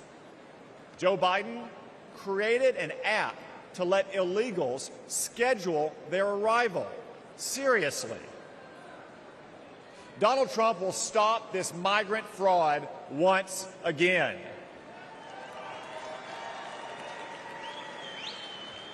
Donald Trump cracked down on hiring illegals. Joe Biden let illegals take American jobs. Donald Trump will protect America's workers once again. So what choice will we make? Will we choose Joe Biden, open borders, amnesty, and chaos? No, of course not. We'll choose Donald Trump and his record of security, prosperity, and stability.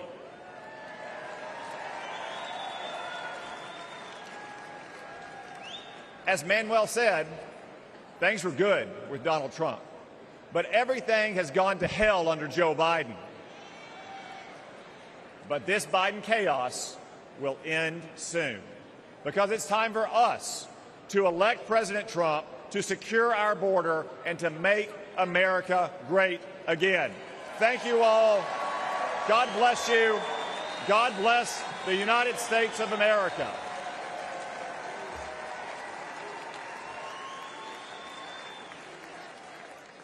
Ladies and gentlemen, please welcome Michael Coyle from Philadelphia, Pennsylvania.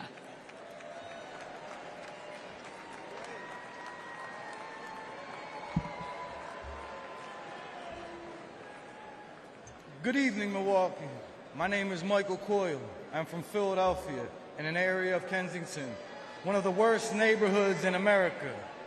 Kensington has long struggled, but in the last few years, things have gotten much worse. Our streets are plagued by drugs. You'll find human feces in front of your business or someone lying dead on your front steps. Politicians say nice things or clean up the streets for a couple weeks in an election year or when someone famous visits or even when there's bad news. But as soon as the politicians are no longer afraid for their jobs, we are no longer afraid for our lives. Our children grow up seeing this, thinking it's normal. But there is nothing normal about this. This should not be the norm happening in the richest nation on earth. As a dad and small business owner, I had to do something. I started a nonprofit to improve the neighborhood I love and shared videos online of the horror we live with. In just one day, in one park, where our kids passed to reach the public library, we picked up over 1,000 needles. 1,000. This is unacceptable. Philadelphia is not just my home, but the birthplace of the nation, where our founding fathers signed the Declaration of Independence. This is not a tragedy for just my city, but for our nation. My city and all cities deserve better.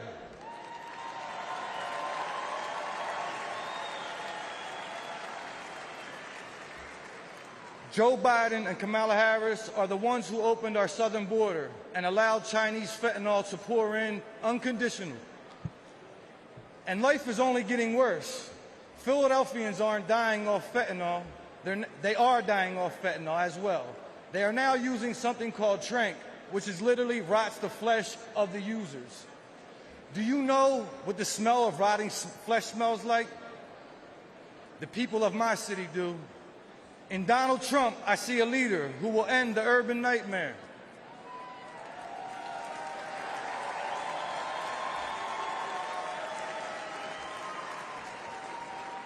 I ask you to join me in supporting him this fall, because a vote for President Trump is a vote to restore our cities and to make America safe again.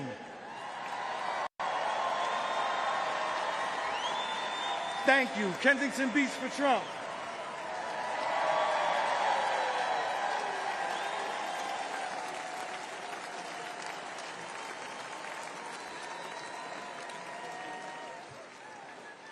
Ladies and gentlemen, please welcome Aaron Coper from Pittsburgh, Pennsylvania.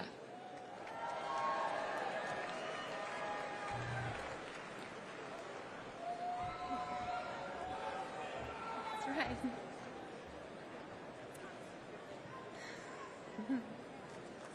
Good evening. My name is Aaron Coper. I'm a grassroots organizer, a proud Republican woman, and a longtime resident of Pittsburgh, Pennsylvania. I'm here to urge Americans to re-elect President Trump and make America safe again. But I'm also here with a warning, because in recent years, I've had a front row seat to the chaos caused by Democrats and their soft-on-crime policies. Democrat Mayor Ed Gainey, Congresswoman Summer Lee, and especially Socialist County Executive Sarah Innamorato have demoralized and disrespected our police while unleashing criminals into our communities. The Pittsburgh Police Department has shrunk from 991 officers in 2020 to 750 at the end of last year.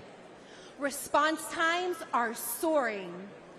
One city worker got mugged at gunpoint and raced to a police station, but no one was there to help.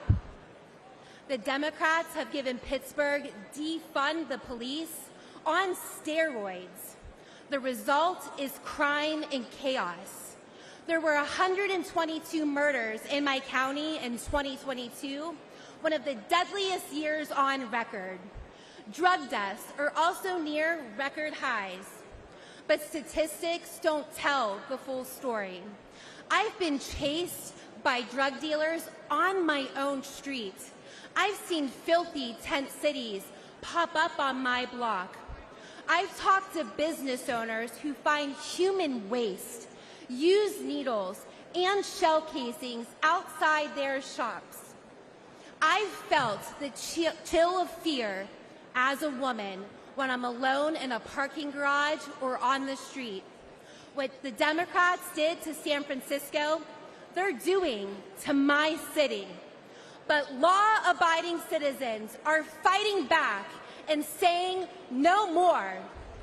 I saw this when Pittsburgh Republicans, independents, even Democrats came together to beat Soros prosecutor last November.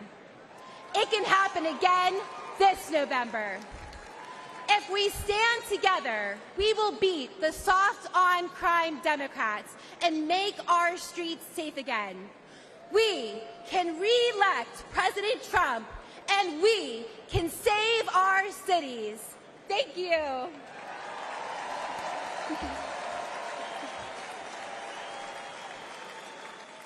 Ladies and gentlemen, please welcome American mom and funder.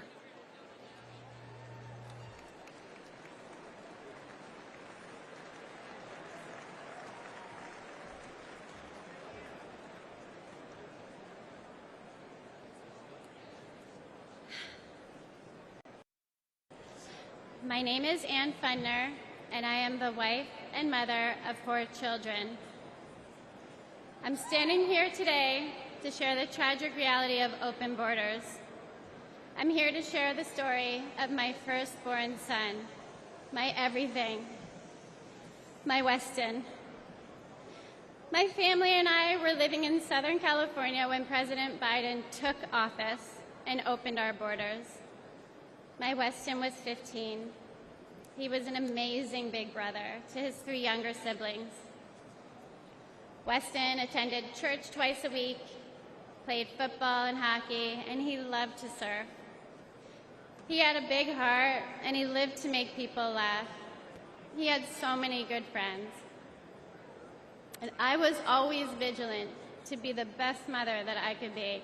I was room mom, school ambassador, and I took all of his sports.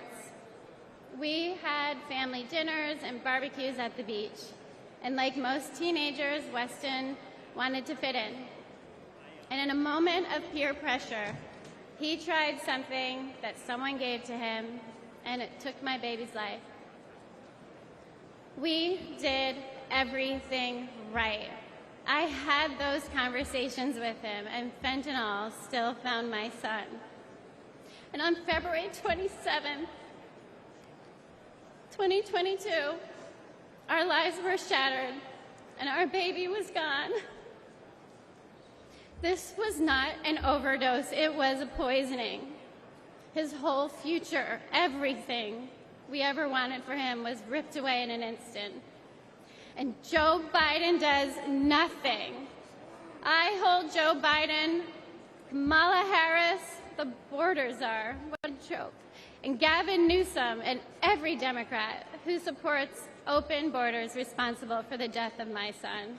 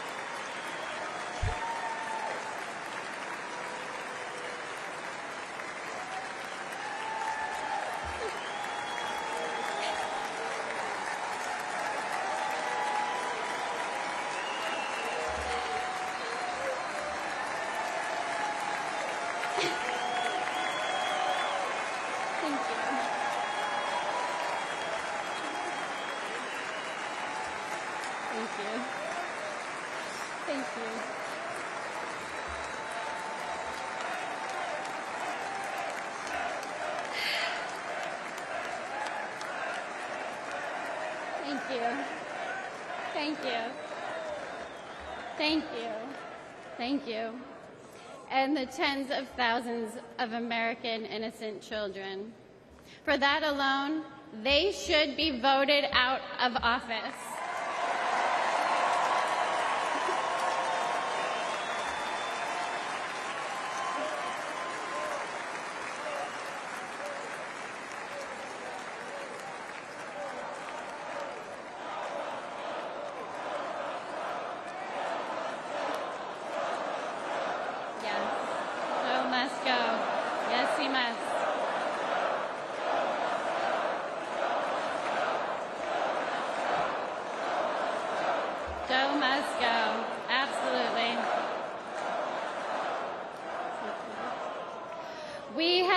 The highest number of fentanyl deaths during the Biden-Harris administration, and fentanyl is now the #1 killer of Americans ages 18 to 45, and it is quickly becoming the leading cause of death for teens, with 14 and under being the fastest growing demographic. We need President Trump back in office. We need a president who will seal the border, aggressively prosecute drug dealers, and stop Communist China from poisoning our children.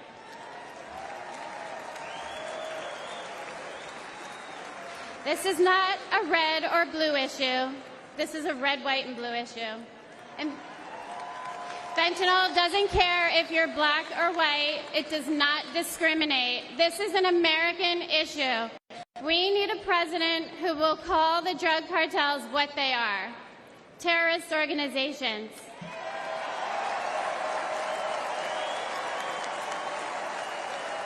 This fight is not for me. My son is gone. This fight is for your children. We owe it to our children to elect a president who will win the war against fentanyl once and for all. It's too late for my son, Weston. Say his name, Joe Biden. Weston. Thank you. Thank you.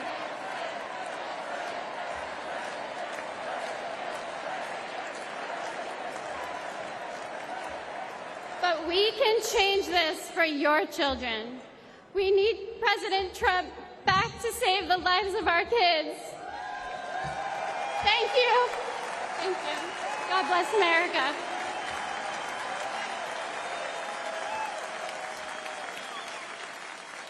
Ladies and gentlemen, please welcome the Morin family from Maryland.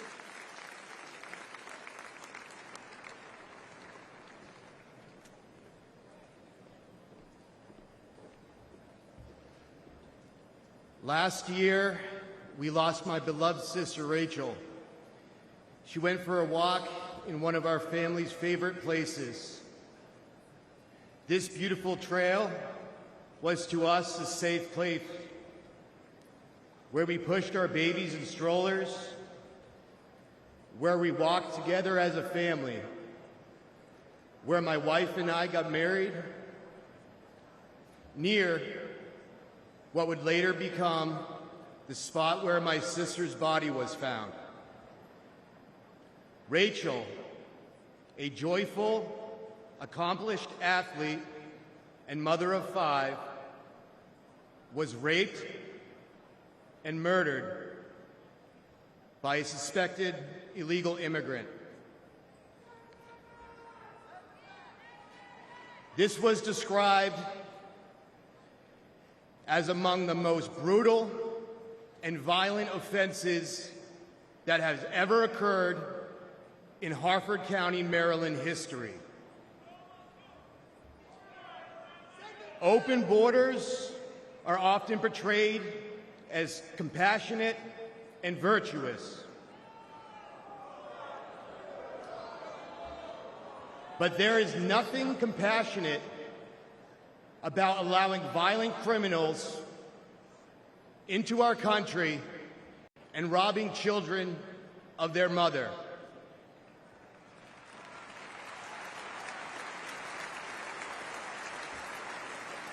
My sister's death was preventable. The monster arrested for killing Rachel entered the U.S. unlawfully after killing a woman in El Salvador. Joe Biden and his designated border czar, Kamala Harris, opened our borders to him and others like him, empowering them to victimize the innocent. Yet, to this day, we have not heard from Joe Biden or Kamala Harris.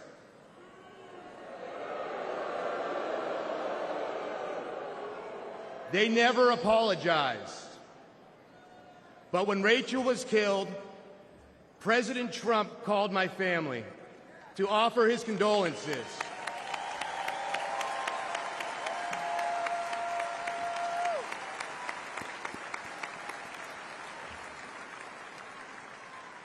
He wanted to meet with us. He cared. That is leadership.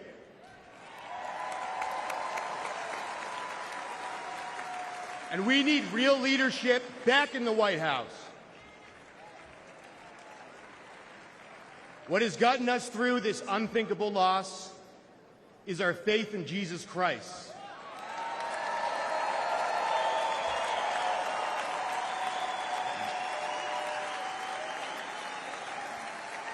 And as brutal as the murder of my sister was, I pray that her killer will find Jesus Christ.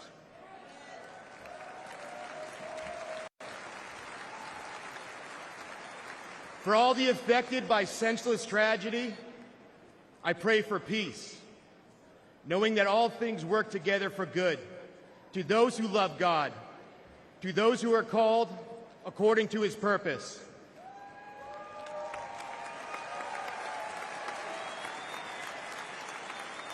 I pray that we hold worldly leaders accountable for safety and justice for innocent people. I pray that we make our country safe and secure in the memory of my sister Rachel, who loved life. Thank you. God bless America. Good night.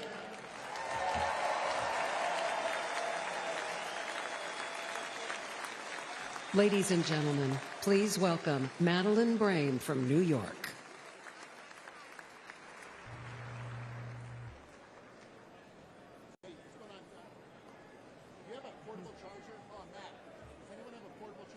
Good evening, everyone. My son, Sergeant Hassan Korea, an Afghanistan War retired veteran. He received enemy fire from the Taliban, only to be murdered with a knife on the streets of New York City.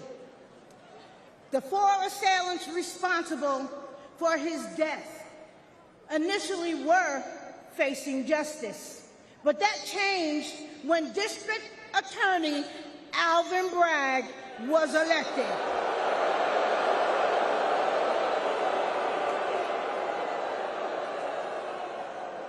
Suddenly, 2 of the homicidal maniacs responsible for my son's death had their gang assault and murder charges completely dismissed.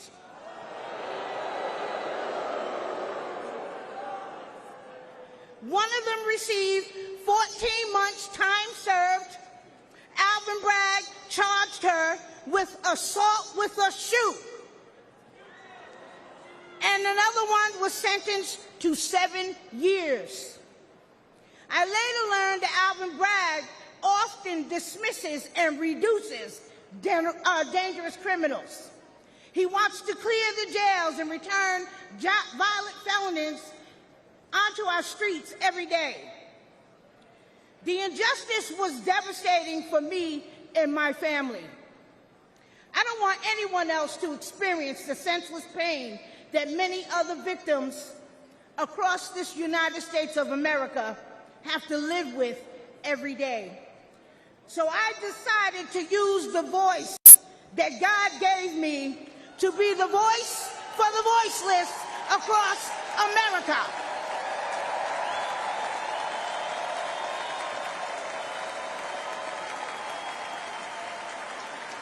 We need justice for victims, and we need accountability for prosecutors who fail in their duty.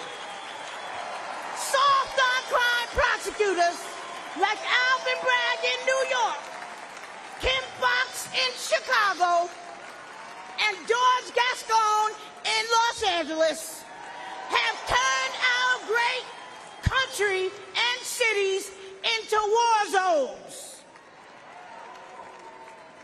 Poor and neglected communities like mine are suffering. And who else in here is sick and tired of being sick and tired?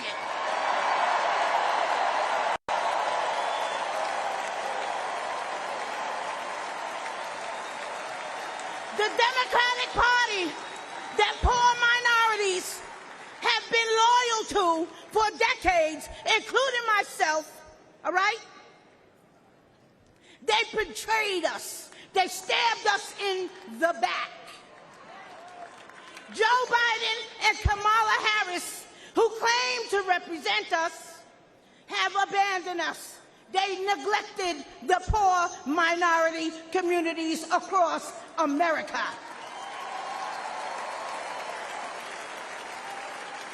But mine eyes have been opened.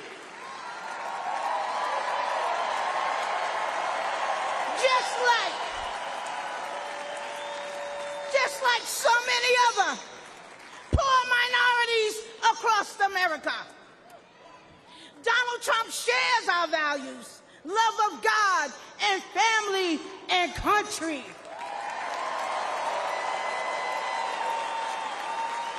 He's been a victim of the same corrupt system that I have been and my family has been.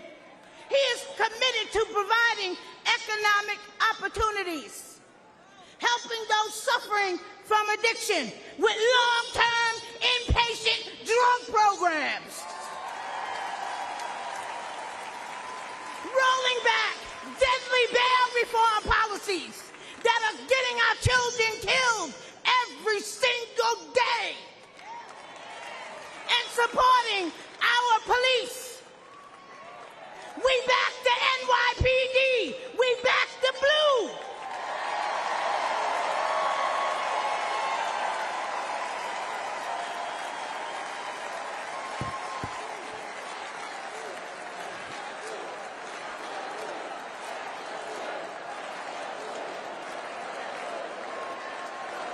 Back the blue.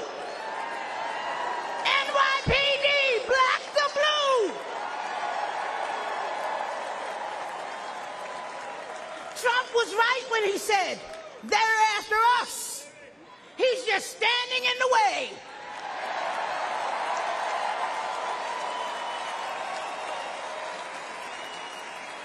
And guess what? He always will. That's why I'm standing with him today. Let's make America safe again.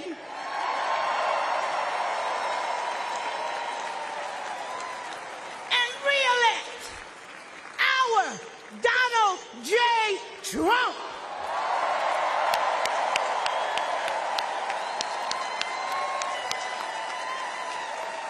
Thank you, and good night.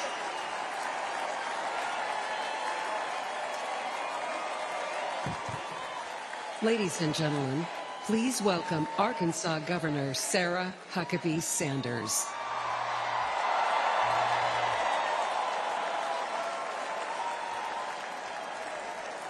Thank you. What a powerful story to follow. Good evening. I'm Sarah Huckabee Sanders.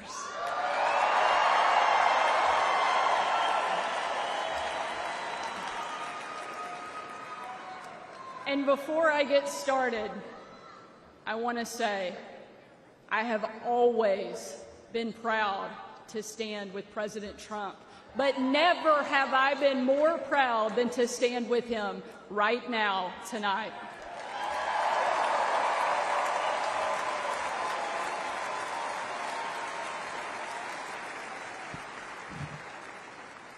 Not even an assassin's bullet could stop him.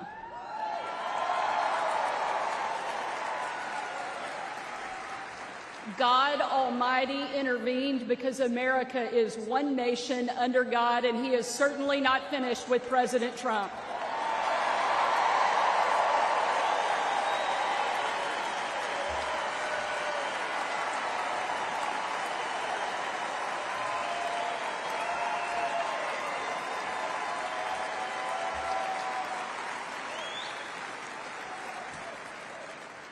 And our country is better for it.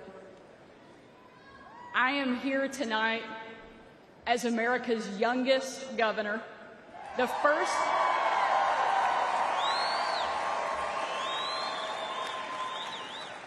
first woman to lead the great state of Arkansas.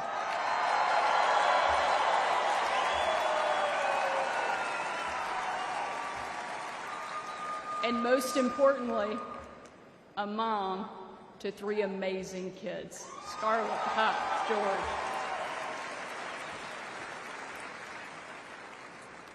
When I was President Trump's White House press secretary, the best job,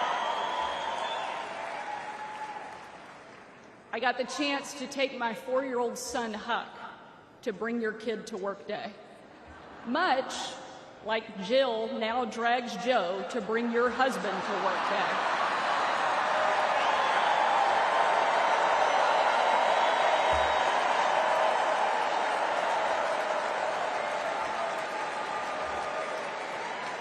And while I was briefing the president on the upcoming event in the Oval Office, all of the kids who were attending that day gathered in the Rose Garden, getting ready to meet him. And we were walking out onto that beautiful, perfect colonnade. And I saw out of the corner of my eye that my son Huck was running full speed directly at the President of the United States. Being the gracious person he is, President Trump bent down to give him a big hug. And right in front of everyone, Huck sidestepped the president, completely ignoring him in front of everyone, and ran straight into my arms.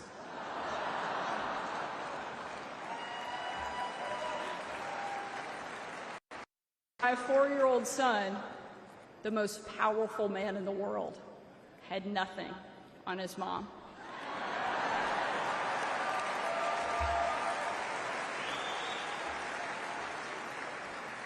But because he's the amazing man he is, President Trump didn't mind at all.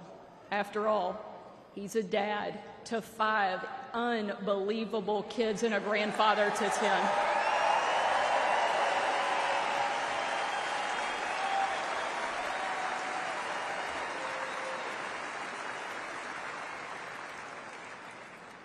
And while that story is certainly a special memory for my family, it's an even greater reminder why I support President Trump, not for me, not for him, but for my kids and for yours.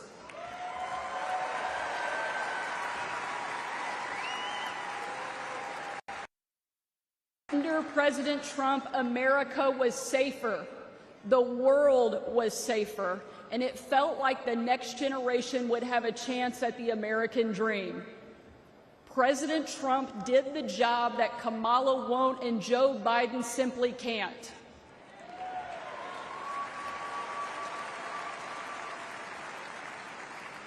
When we're honest, every American knows that we were so much better off under President Trump.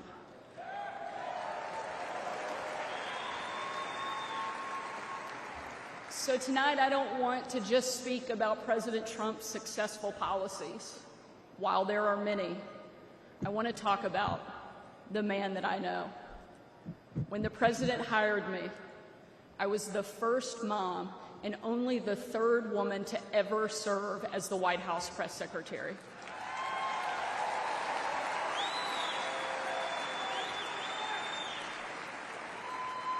And in that role, I endured relentless attacks from the left. I was insulted as a guest at the White House Correspondents' Dinner. My family was denied service and kicked out of a restaurant.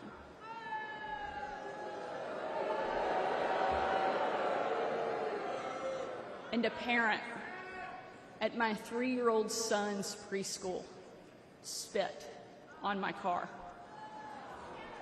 And in those moments, it was President Trump who defended me. And when an MSNBC host, the author of several books on empowering women, said I was unfit to be a mother, and another MSNBC host said I was vile, not even human, and that I should be choked, MSNBC again did nothing. But our president pulled me aside, looked me in the eye, and said, "Sarah, you're smart, you're beautiful, you're tough, and they attack you because you're good at your job. Never let them stop fighting."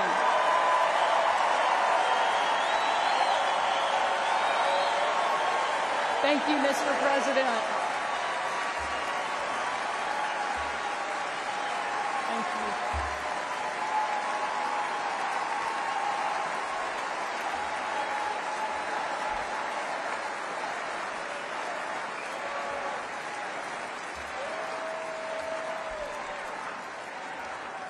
That's the Donald Trump that I know.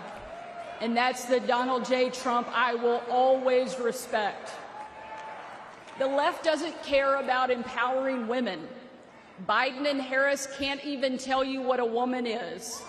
They only care about empowering themselves. But we have a president who believes in empowering every American and that our country is worth fighting for.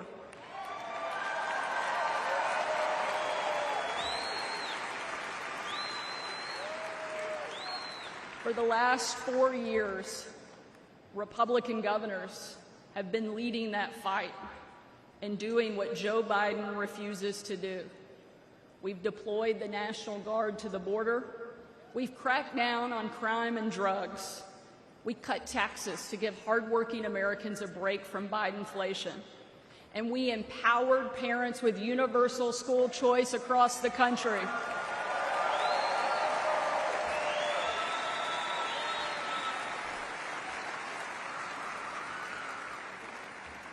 Donald Trump was the very first president in my lifetime to take a hard line against China, and I'm proud to be the first and only governor in the country to kick communist China off our farmland and out of my state.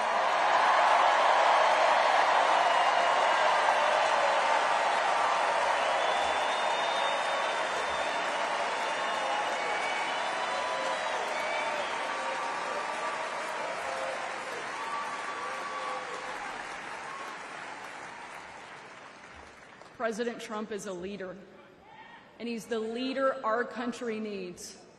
And if ever there was a doubt, earlier this week, we saw just how tough, resilient, courageous, and daring this man is, and we can't get him back in the White House fast enough.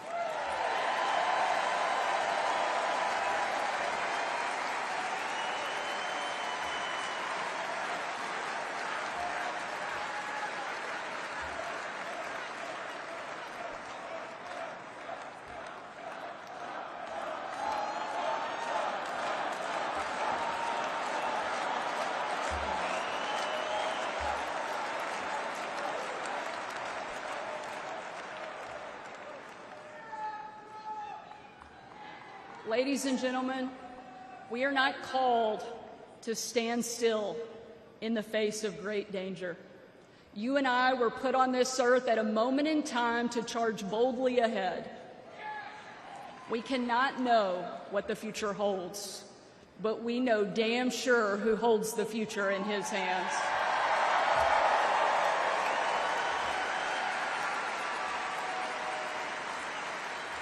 God spared President Trump from that assassin because God is not finished with him yet.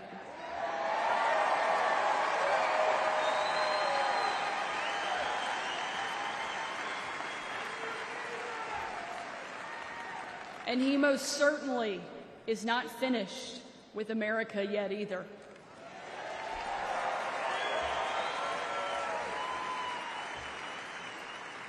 With God as our guide and President Trump back in the White House, we will show the world that America is the place where freedom reigns and liberty will never die.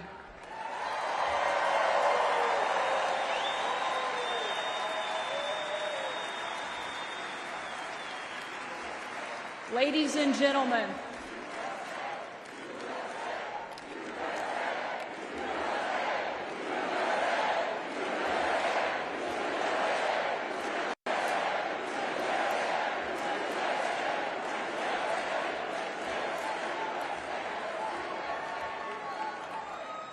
tonight, let us not leave here just excited about a great few days, but let us leave here energized and committed to making sure that we protect our freedom and we have the ability to pass it on to the next generation, because America is the greatest country that the world has ever known, and our kids and our grandkids deserve to enjoy it the way each of us did. And we will with President Trump back in the White House. Thank you so much. God bless the great state of Arkansas and the amazing United States of America. Thank you very much.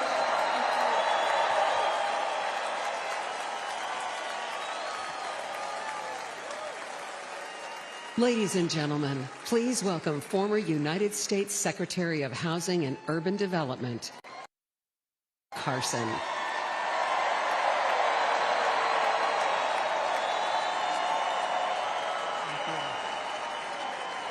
Thank you. Thank you so much. Thank you. You know, Sarah Huckabee always says to me, I hate to follow you, but I think she turned the table on me tonight. I want to thank you all for being here and for being involved. Like many of you last week, I watched with horror as the events unfolded in that Pennsylvania field. I saw President Trump, a dear friend, escape death by mere inches, and my thoughts immediately turned to the book of Isaiah that says, no weapon formed against you shall prosper.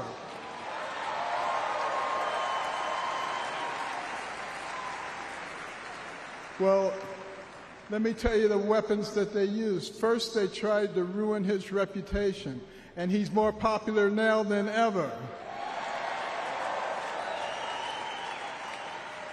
And then they tried to bankrupt him, and he's got more money now than he had before. And then they tried to put him in prison, and he's freer and has made other people free with him. And then last weekend they tried to kill him, and there he is over there alive and well.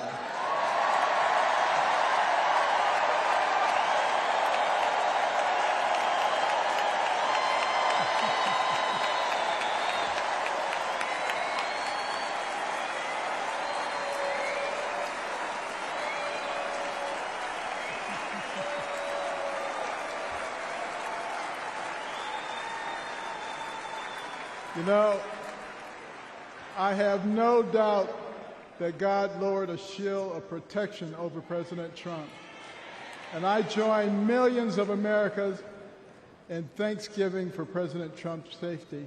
And I encourage you to join me in praying each day for his continued protection. You know, our hearts go out to the victims in the audience. Let's also pray for them and their families. These events have brought unusual clarity to the times we are living in.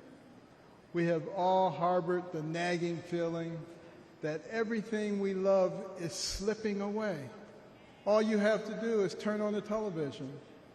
The free press, a pillar of any free society, has abused the public trust and resorted to lies, deception, and disinformation.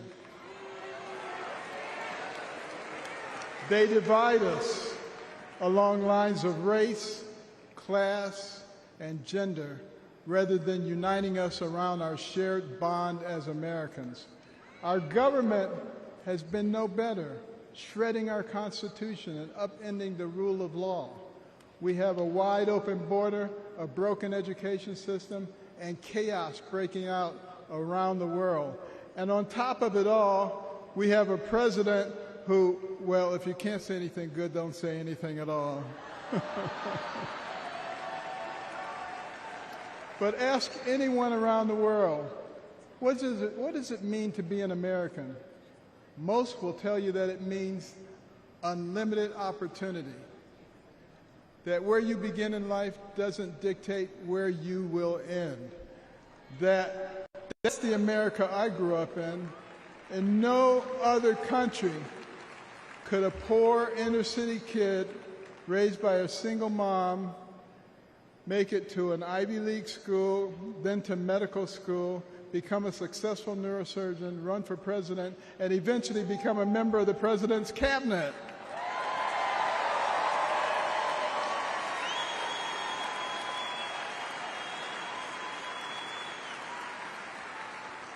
You know, and as a member of his cabinet, I had a chance to work closely with him.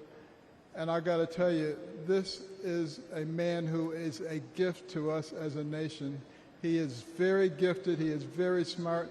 He is very compassionate. He cares about people. And I'll tell you, the first time I met him, it was before either of us got into the political arena.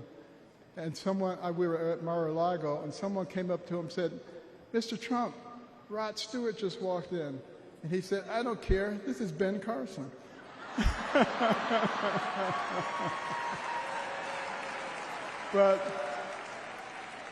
I feel blessed that I've been able to live the American dream. But my story is moving further out of reach in America today. The lessons my mother taught me, like hard work and the value of well-rounded patriotic education and faith in God above all else, are being forced out of the public square. But we're all here today because we know we can bring these things back. By God's grace, we live in a country where the people rule. We have the power to choose the kind of nation we will be and the kind of men and women that will lead us. And today the choice could not be more clear. The most repeated phrase in the Bible is this: do not be afraid, or fear not. It appears 365 times in Scripture, a reminder to live each day with faith, hope, and joy as joyful warriors for Christ.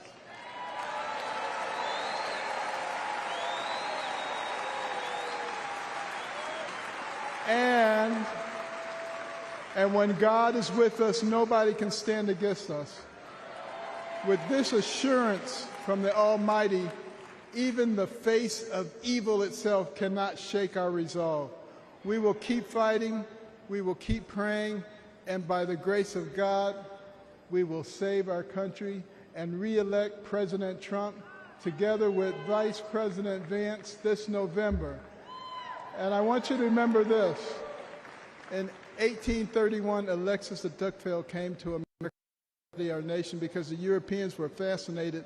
They wanted to know how could a nation barely 50 years old already compete with them on virtually every level.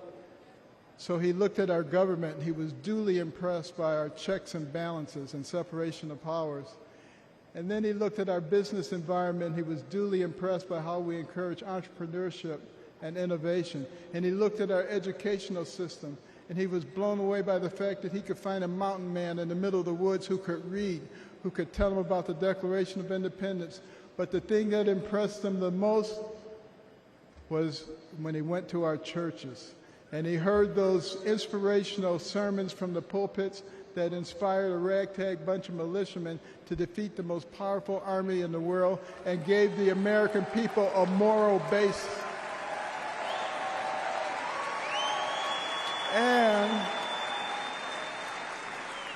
And he concluded his 2-volume set, Democracy in America, with these words.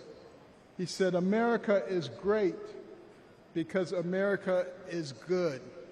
And if America ever ceases to be good, she will cease to be great. It is our job to make America good, and let's do this by re-electing President Trump so we can make America great." Thank you very much.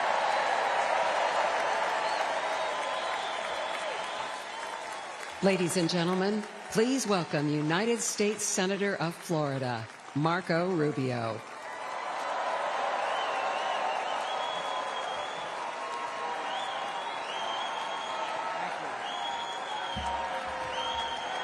Thank you, thank you.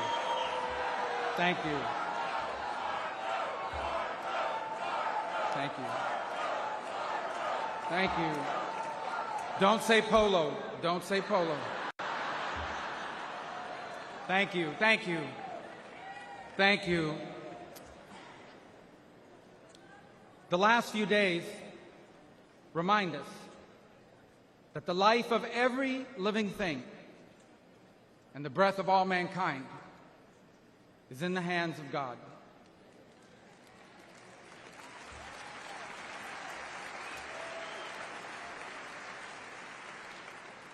We were brought to the precipice of the abyss, and by the hand of God, reminded of what truly matters in our lives and in our country. This thing we do called politics, it matters. It's not unimportant. But it is our people who must always matter the most in everything we do.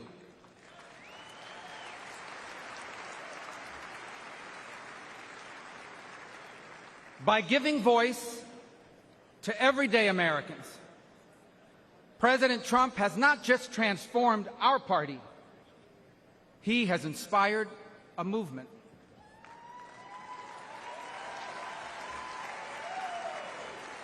A movement of the people who grow our food and drive our trucks, the people who make our cars and build our homes, the people whose taxes fund our government, and whose children fight our wars. Americans like Kari Lake. He was a former fire chief and a loving husband. He was described as the best dad a girl could ever ask for. As a man of God who loved Jesus fiercely and looked after members of his church. Kari was one of the millions of everyday Americans who make our country great. He wasn't rich, he wasn't famous, and the only reason why we know his name and story now is because last Saturday he shielded his wife and daughter from an assassin's bullet and lost his life the way he lived it, a hero.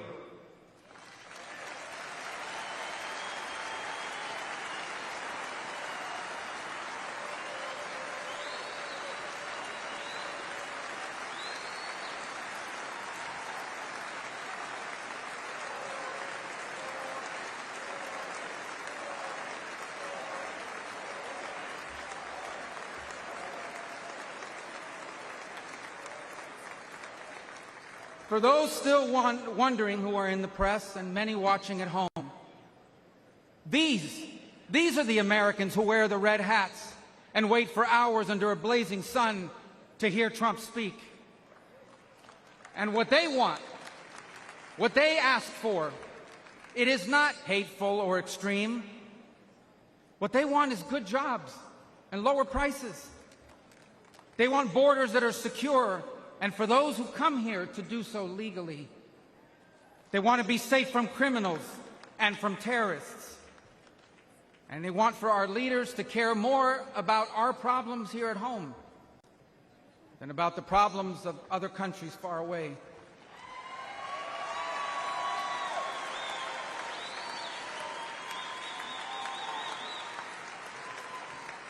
There is absolutely nothing dangerous or anything divisive about putting Americans first.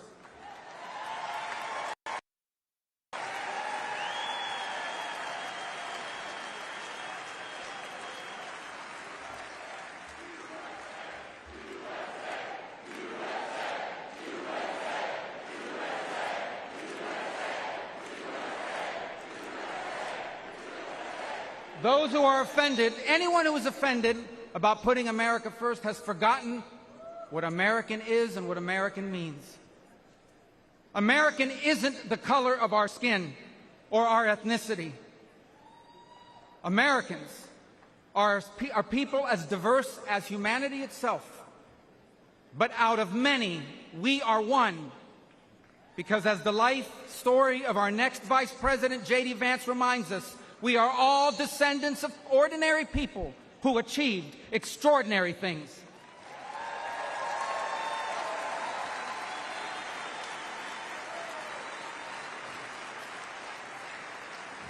Who do we come from?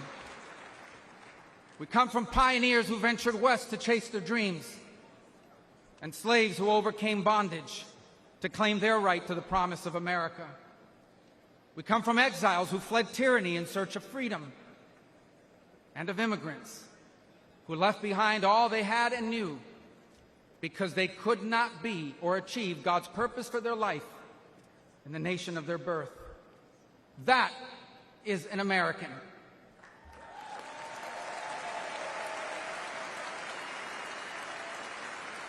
And putting Americans first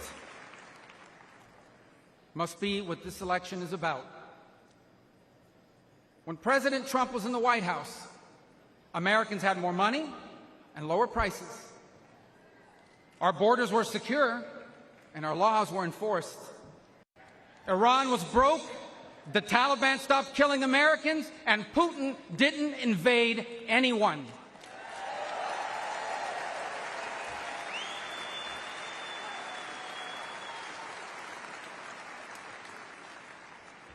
Now, under Biden, high prices devour paychecks. Criminals and drugs are allowed to flood into our country and terrorize our people. And Iran has money to support terrorists. The Taliban humiliated us in Afghanistan, and not one, but 2 major wars have broken out.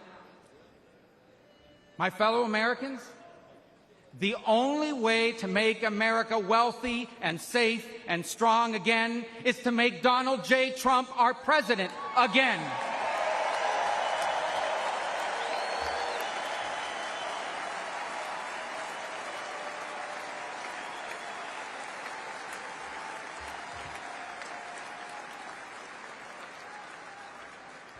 Our country has been injured by the bad decisions of weak leaders. But now, though bloodied by our wounds, we must stand up and we must fight. Fight not with violence or destruction, but with our voices and our votes. Fight not against each other, but for the hopes and dreams we share in common and make us one. And fight for an America where we are safe from those who seek to harm us on our streets and from abroad. And we will not be alone in this fight. For leading us in this fight will be a man who, although wounded and facing danger, he stood up and raised his fist and reminded us that our people and our country are always worth fighting for.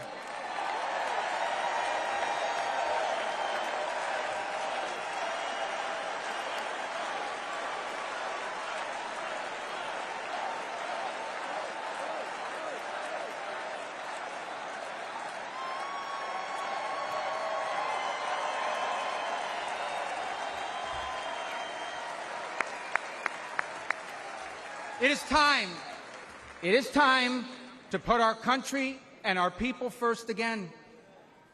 And if we do, together, we will make our people wealthy again.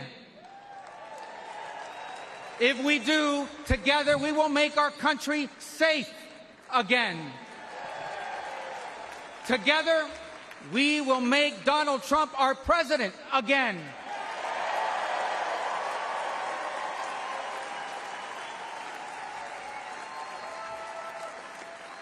And together, we will not just make America great again. We will make America greater than it has ever been. Thank you. God bless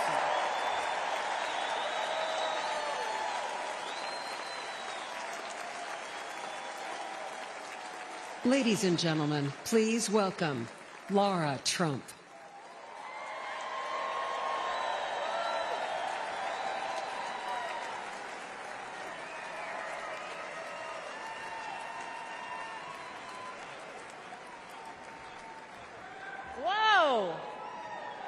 I don't feel like I actually have to ask this question, but is anybody in this room ready to send Donald Trump back to 1600 Pennsylvania Avenue?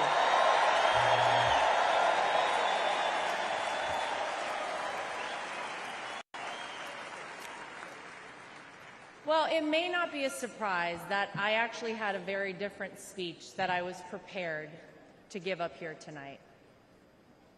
That all changed at 6:11 on Saturday evening.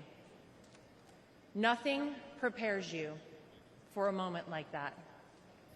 Our family has faced our fair share of death threats, mysterious powders sent to our homes, tasteless and violent comments directed towards us on social media, but none of that prepares you as a daughter-in-law to watch in real time someone try to kill a person you love.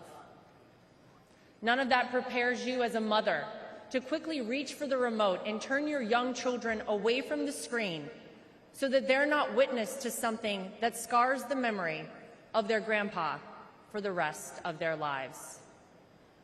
The prayers and well wishes we've received over the last 72 hours have been overwhelming, to say the least.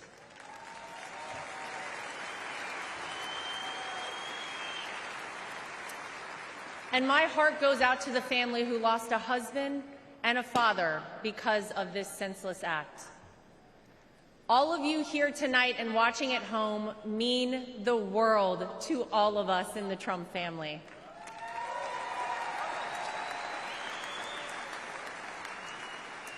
If Donald Trump has shown us anything, it's that when it feels impossible to keep going, those are the times we must keep going.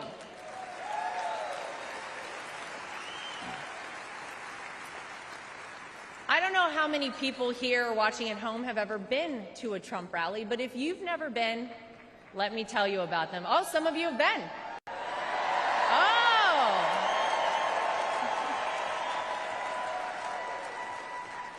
Regardless of how the media have painted these rallies, you would be hard-pressed to find and to join a happier group of people coming together over their love for the greatest country on earth, the United States of America.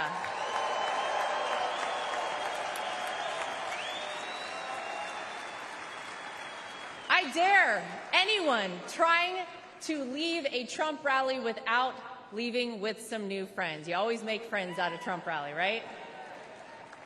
Veterans, teachers, blue-collar workers, white-collar workers, active-duty military, police officers, firefighters, small business owners, Latino supporters, Christian supporters, Jewish supporters, black supporters, white supporters, Asian supporters, gay supporters, Republicans, independents, and yes, even Democrats.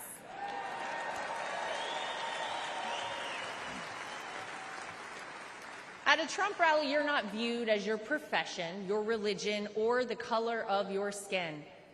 You're viewed as one thing: an American.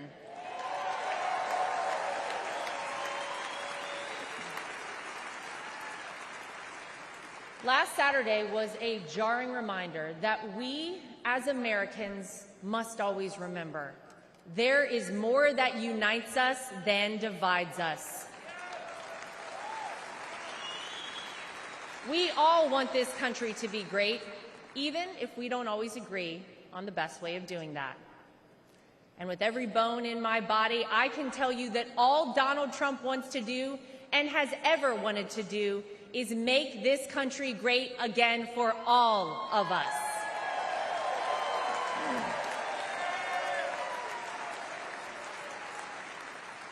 Proverbs 28 reads, "The wicked flee, though no one pursues, but the righteous are as bold as a lion."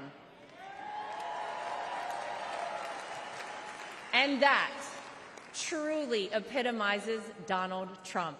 He is a lion.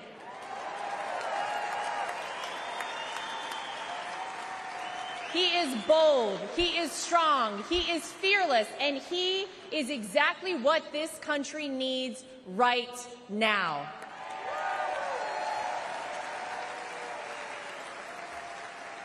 Let's not forget what life actually looked like under President Donald Trump.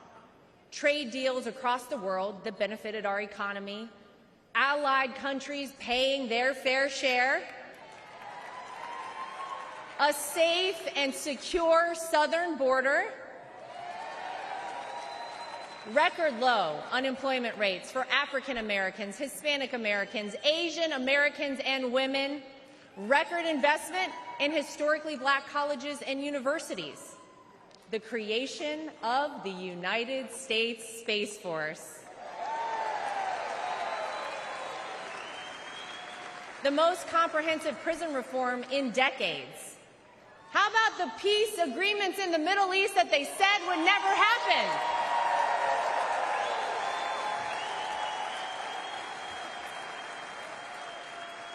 The largest tax cuts in American history, our energy independence,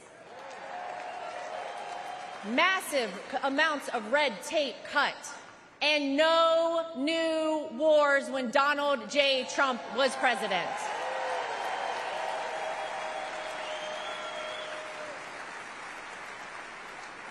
Maybe, most importantly though, you could actually feel it in your everyday life. Now, you didn't have to love everything that he tweeted, but you cannot deny you were better off when Donald Trump was in office. Americans were finally able to start saving money. Home prices were affordable, and gas hit a low of $1.87 a gallon.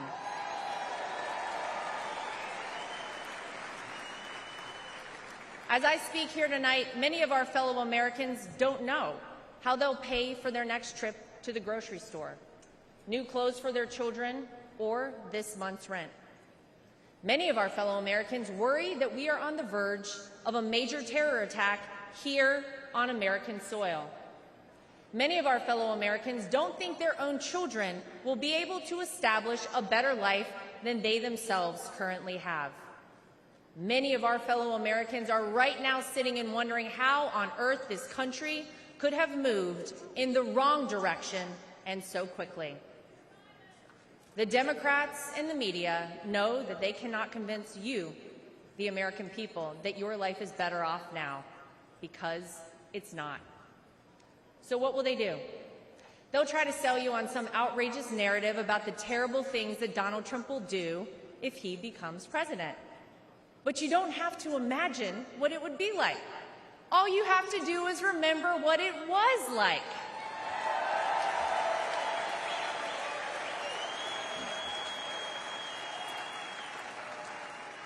I know. Oh, yeah.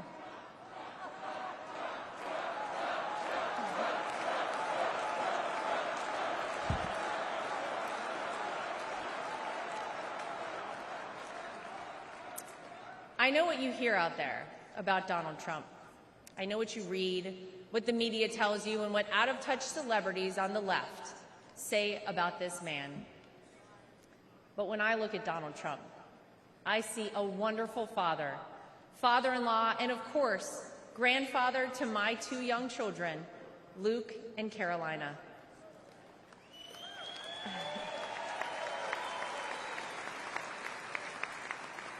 I know that I'm lucky enough to get to call him my father-in-law and see him a little differently than all of you.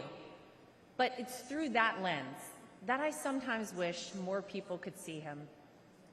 This is a man who has sacrificed for his family and a man who has truly sacrificed for his country.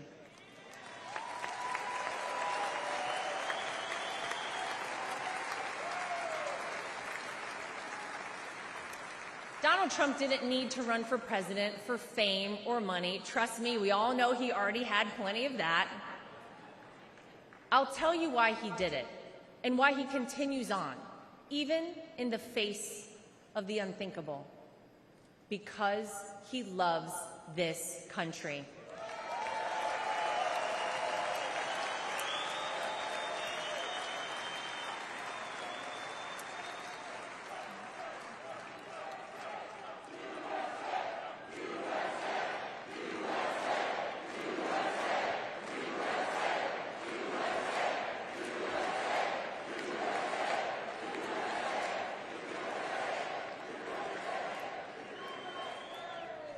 He did it for his grandchildren, for your children and grandchildren, and for the generations to come. I have seen this man dragged through hell and back, in and out of courtrooms, indictments, impeachments, mugshots, and even an assassination attempt. And yet, he has never backed down.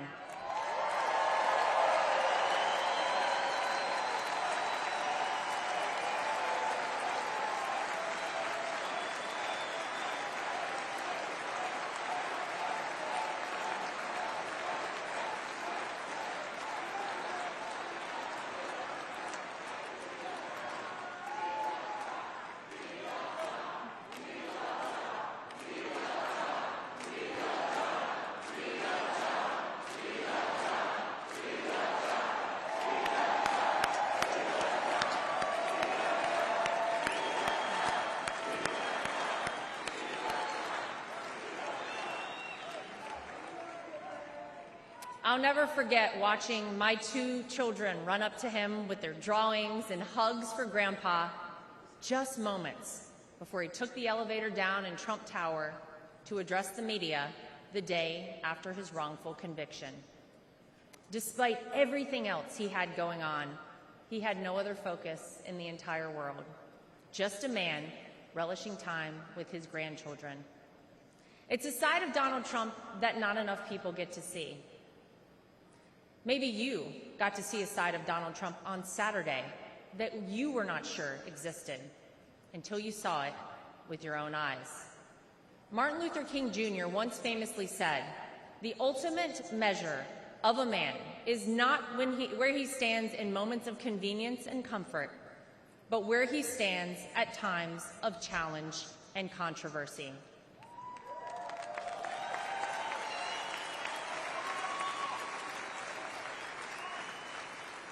There's no doubt that Saturday was one of the most frightening moments of my father-in-law's life. Millimeters separated him from life and certain death. And yet, it was in the midst of it all, as he was jostled off stage by Secret Service, that he knew how defining that moment would be for our country, and he hoisted his fist in the air.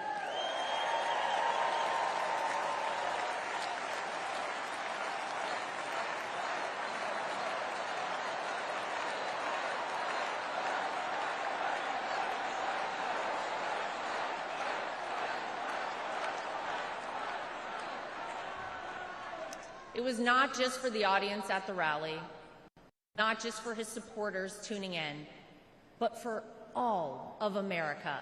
And as a signal to the world that no matter what, America will always prevail.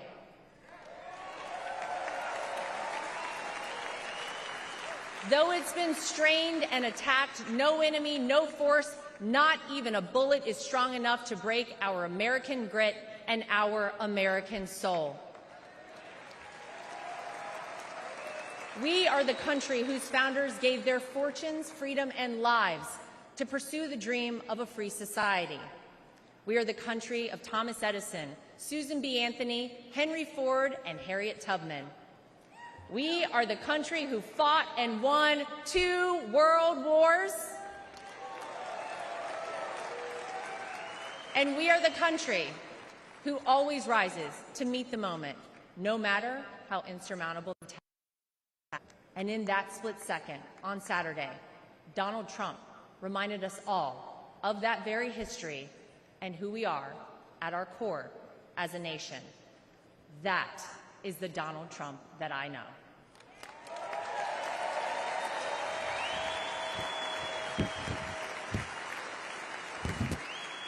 He is an American who conquered the business world, an American who made himself a household name, an American who was beloved by politicians and fellow celebrities for decades until he ran for office with an R next to his name. An American whom even Barack Obama admits people consider the American dream.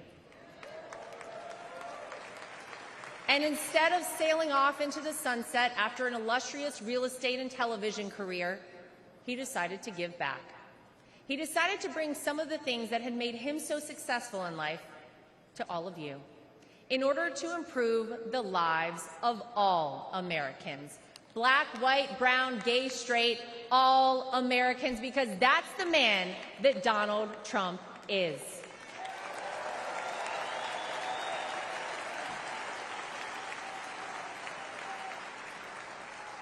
I can tell you that my personal experience with Donald Trump has shown me his heart. There wasn't a second that he made this small-town girl who was way out of her element in New York City feel anything but welcomed and part of the family. And if not for the support and encouragement of my father-in-law, I wouldn't be where I am today. It's been said by many that Donald Trump sees things in people that they don't even recognize in themselves. In 2016, when he asked me to help him win my home state of North Carolina, I'll be honest, I was terrified. I had no idea how I would make it happen. but he knew I would, and I did. When I was given an opportunity to join a television network as a commentator, it was the push and support of my father-in-law that gave me the confidence to take that job. Always the first one to call or text me after a TV hit and tell me, "Great job, keep going." Not bad, right? Or even a few months ago, when he called and asked me to be the co-chair of our party,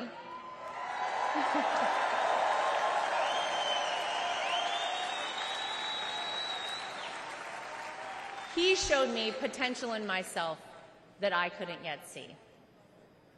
So tonight, to my father-in-law, I want to say thank you.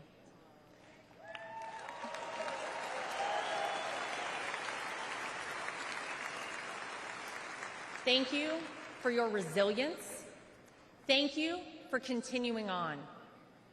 Thank you for raising wonderful kids. Thank you for being an amazing grandfather. Thank you for never giving up on me. And thank you for never giving up on our country.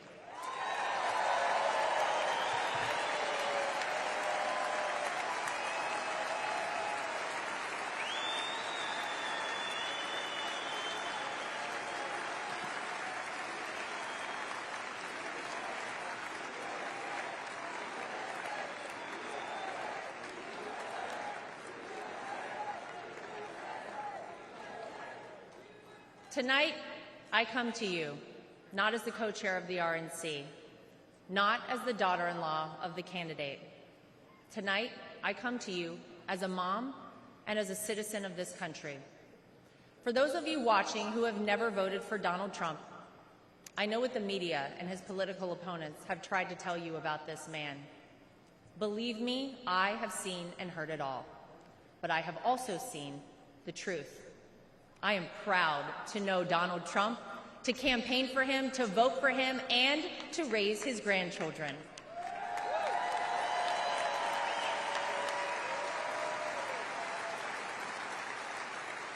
He will do what is necessary to protect you, protect your family, and protect this country. Because Donald Trump wants us all to be successful, to be safe, to be happy, to be strong, and to be great again.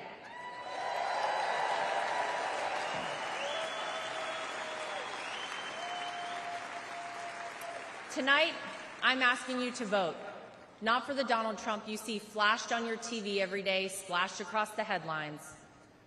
Tonight, I'm asking you to vote for the Donald Trump that Luke and Carolina call Grandpa. I'm asking you to vote for the Donald Trump that my husband Eric calls Dad. I'm asking you to vote for the Donald Trump that I call my father-in-law. I'm asking you to vote for the Donald Trump who can and will make America great once again for all of us. Thank you. God bless you. God bless the United States of America. We love you. Thank you, guys.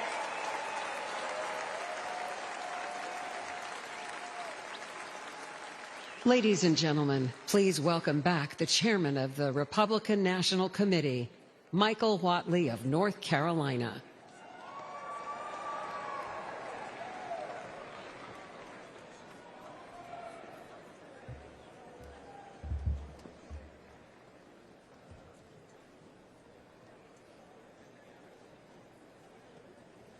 For tonight's benediction, please welcome Pastor Corey Brooks, senior pastor of the New Beginnings Church in Chicago and founder of Project Hood, an organization committed to fighting violence and poverty.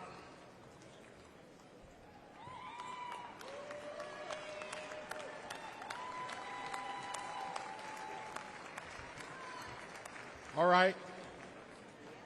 If you wanted to end on a boring note tonight, with no emotion on a benediction or a powerless benediction, then you probably shouldn't have invited a black pastor from the south side of Chicago.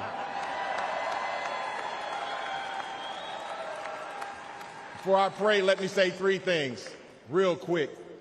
Number one, let me thank President Trump and the Republican National Convention for giving me a platform to lift up the name of Jesus and to pray for our great nation. Number two, I'd be remiss if I did not give the great state of Illinois and Chicago and the South Side a shout out. O Block, Opportunity Block. And number three, I want you to make the biggest noise in just a second. I want you to raise your signs, blow your whistles, and give God the loudest shout of praise on the count of three. And somebody may say, why? Because this week we could be having a week of mourning. But because God did not let any of those things be, this is a week of celebration and a week of life, a week of democracy and liberty. So I want to ask you on the count of three to make the loudest noise you can and let the world know that we serve an awesome God.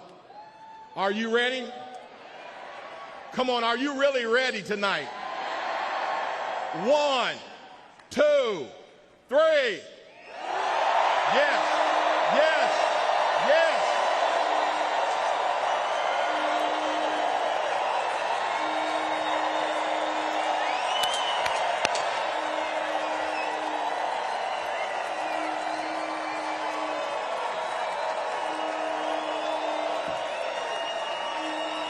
Are you ready to call on God tonight? Heavenly Father, we come before you today with grateful hearts as we gather for this Republican National Convention. We thank you for this moment to seek your guidance. As I stand before you, many believe America is in trying, divisive times and has not been heard.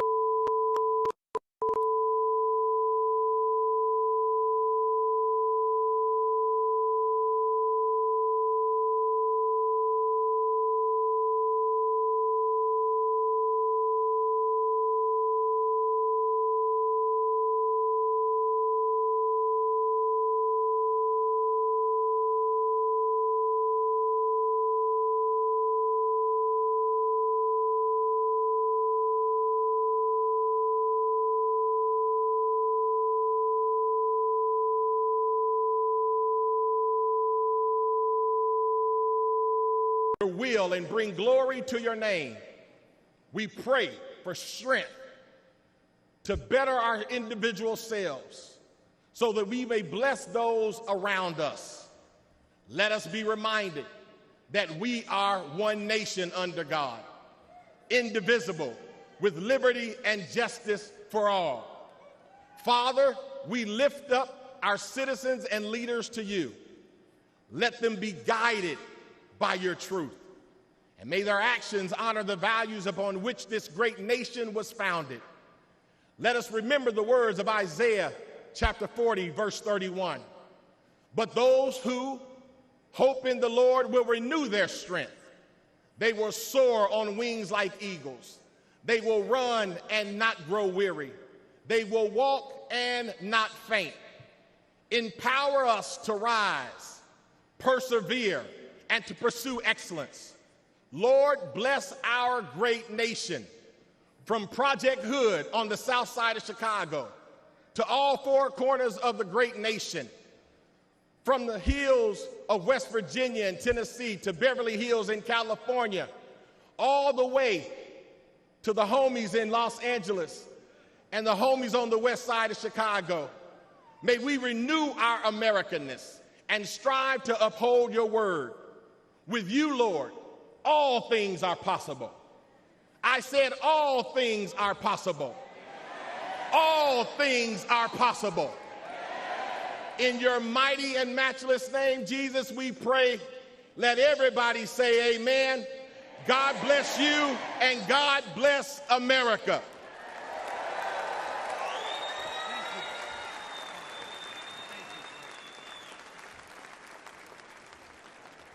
Delegates and alternates, ladies and gentlemen, Senator Vance, President Trump, what a night. We have heard from the best of the Republican Party, members of the House, members of the Senate, governors, and candidates. But more importantly, we have heard from real Americans who understand that America needs to do better and will do better when Donald J. Trump is our 47th President of the United States. I would like to ask every single one of you to please raise your voice in thanks to all of those real Americans who spoke tonight about their families and their world and their vision for a better America.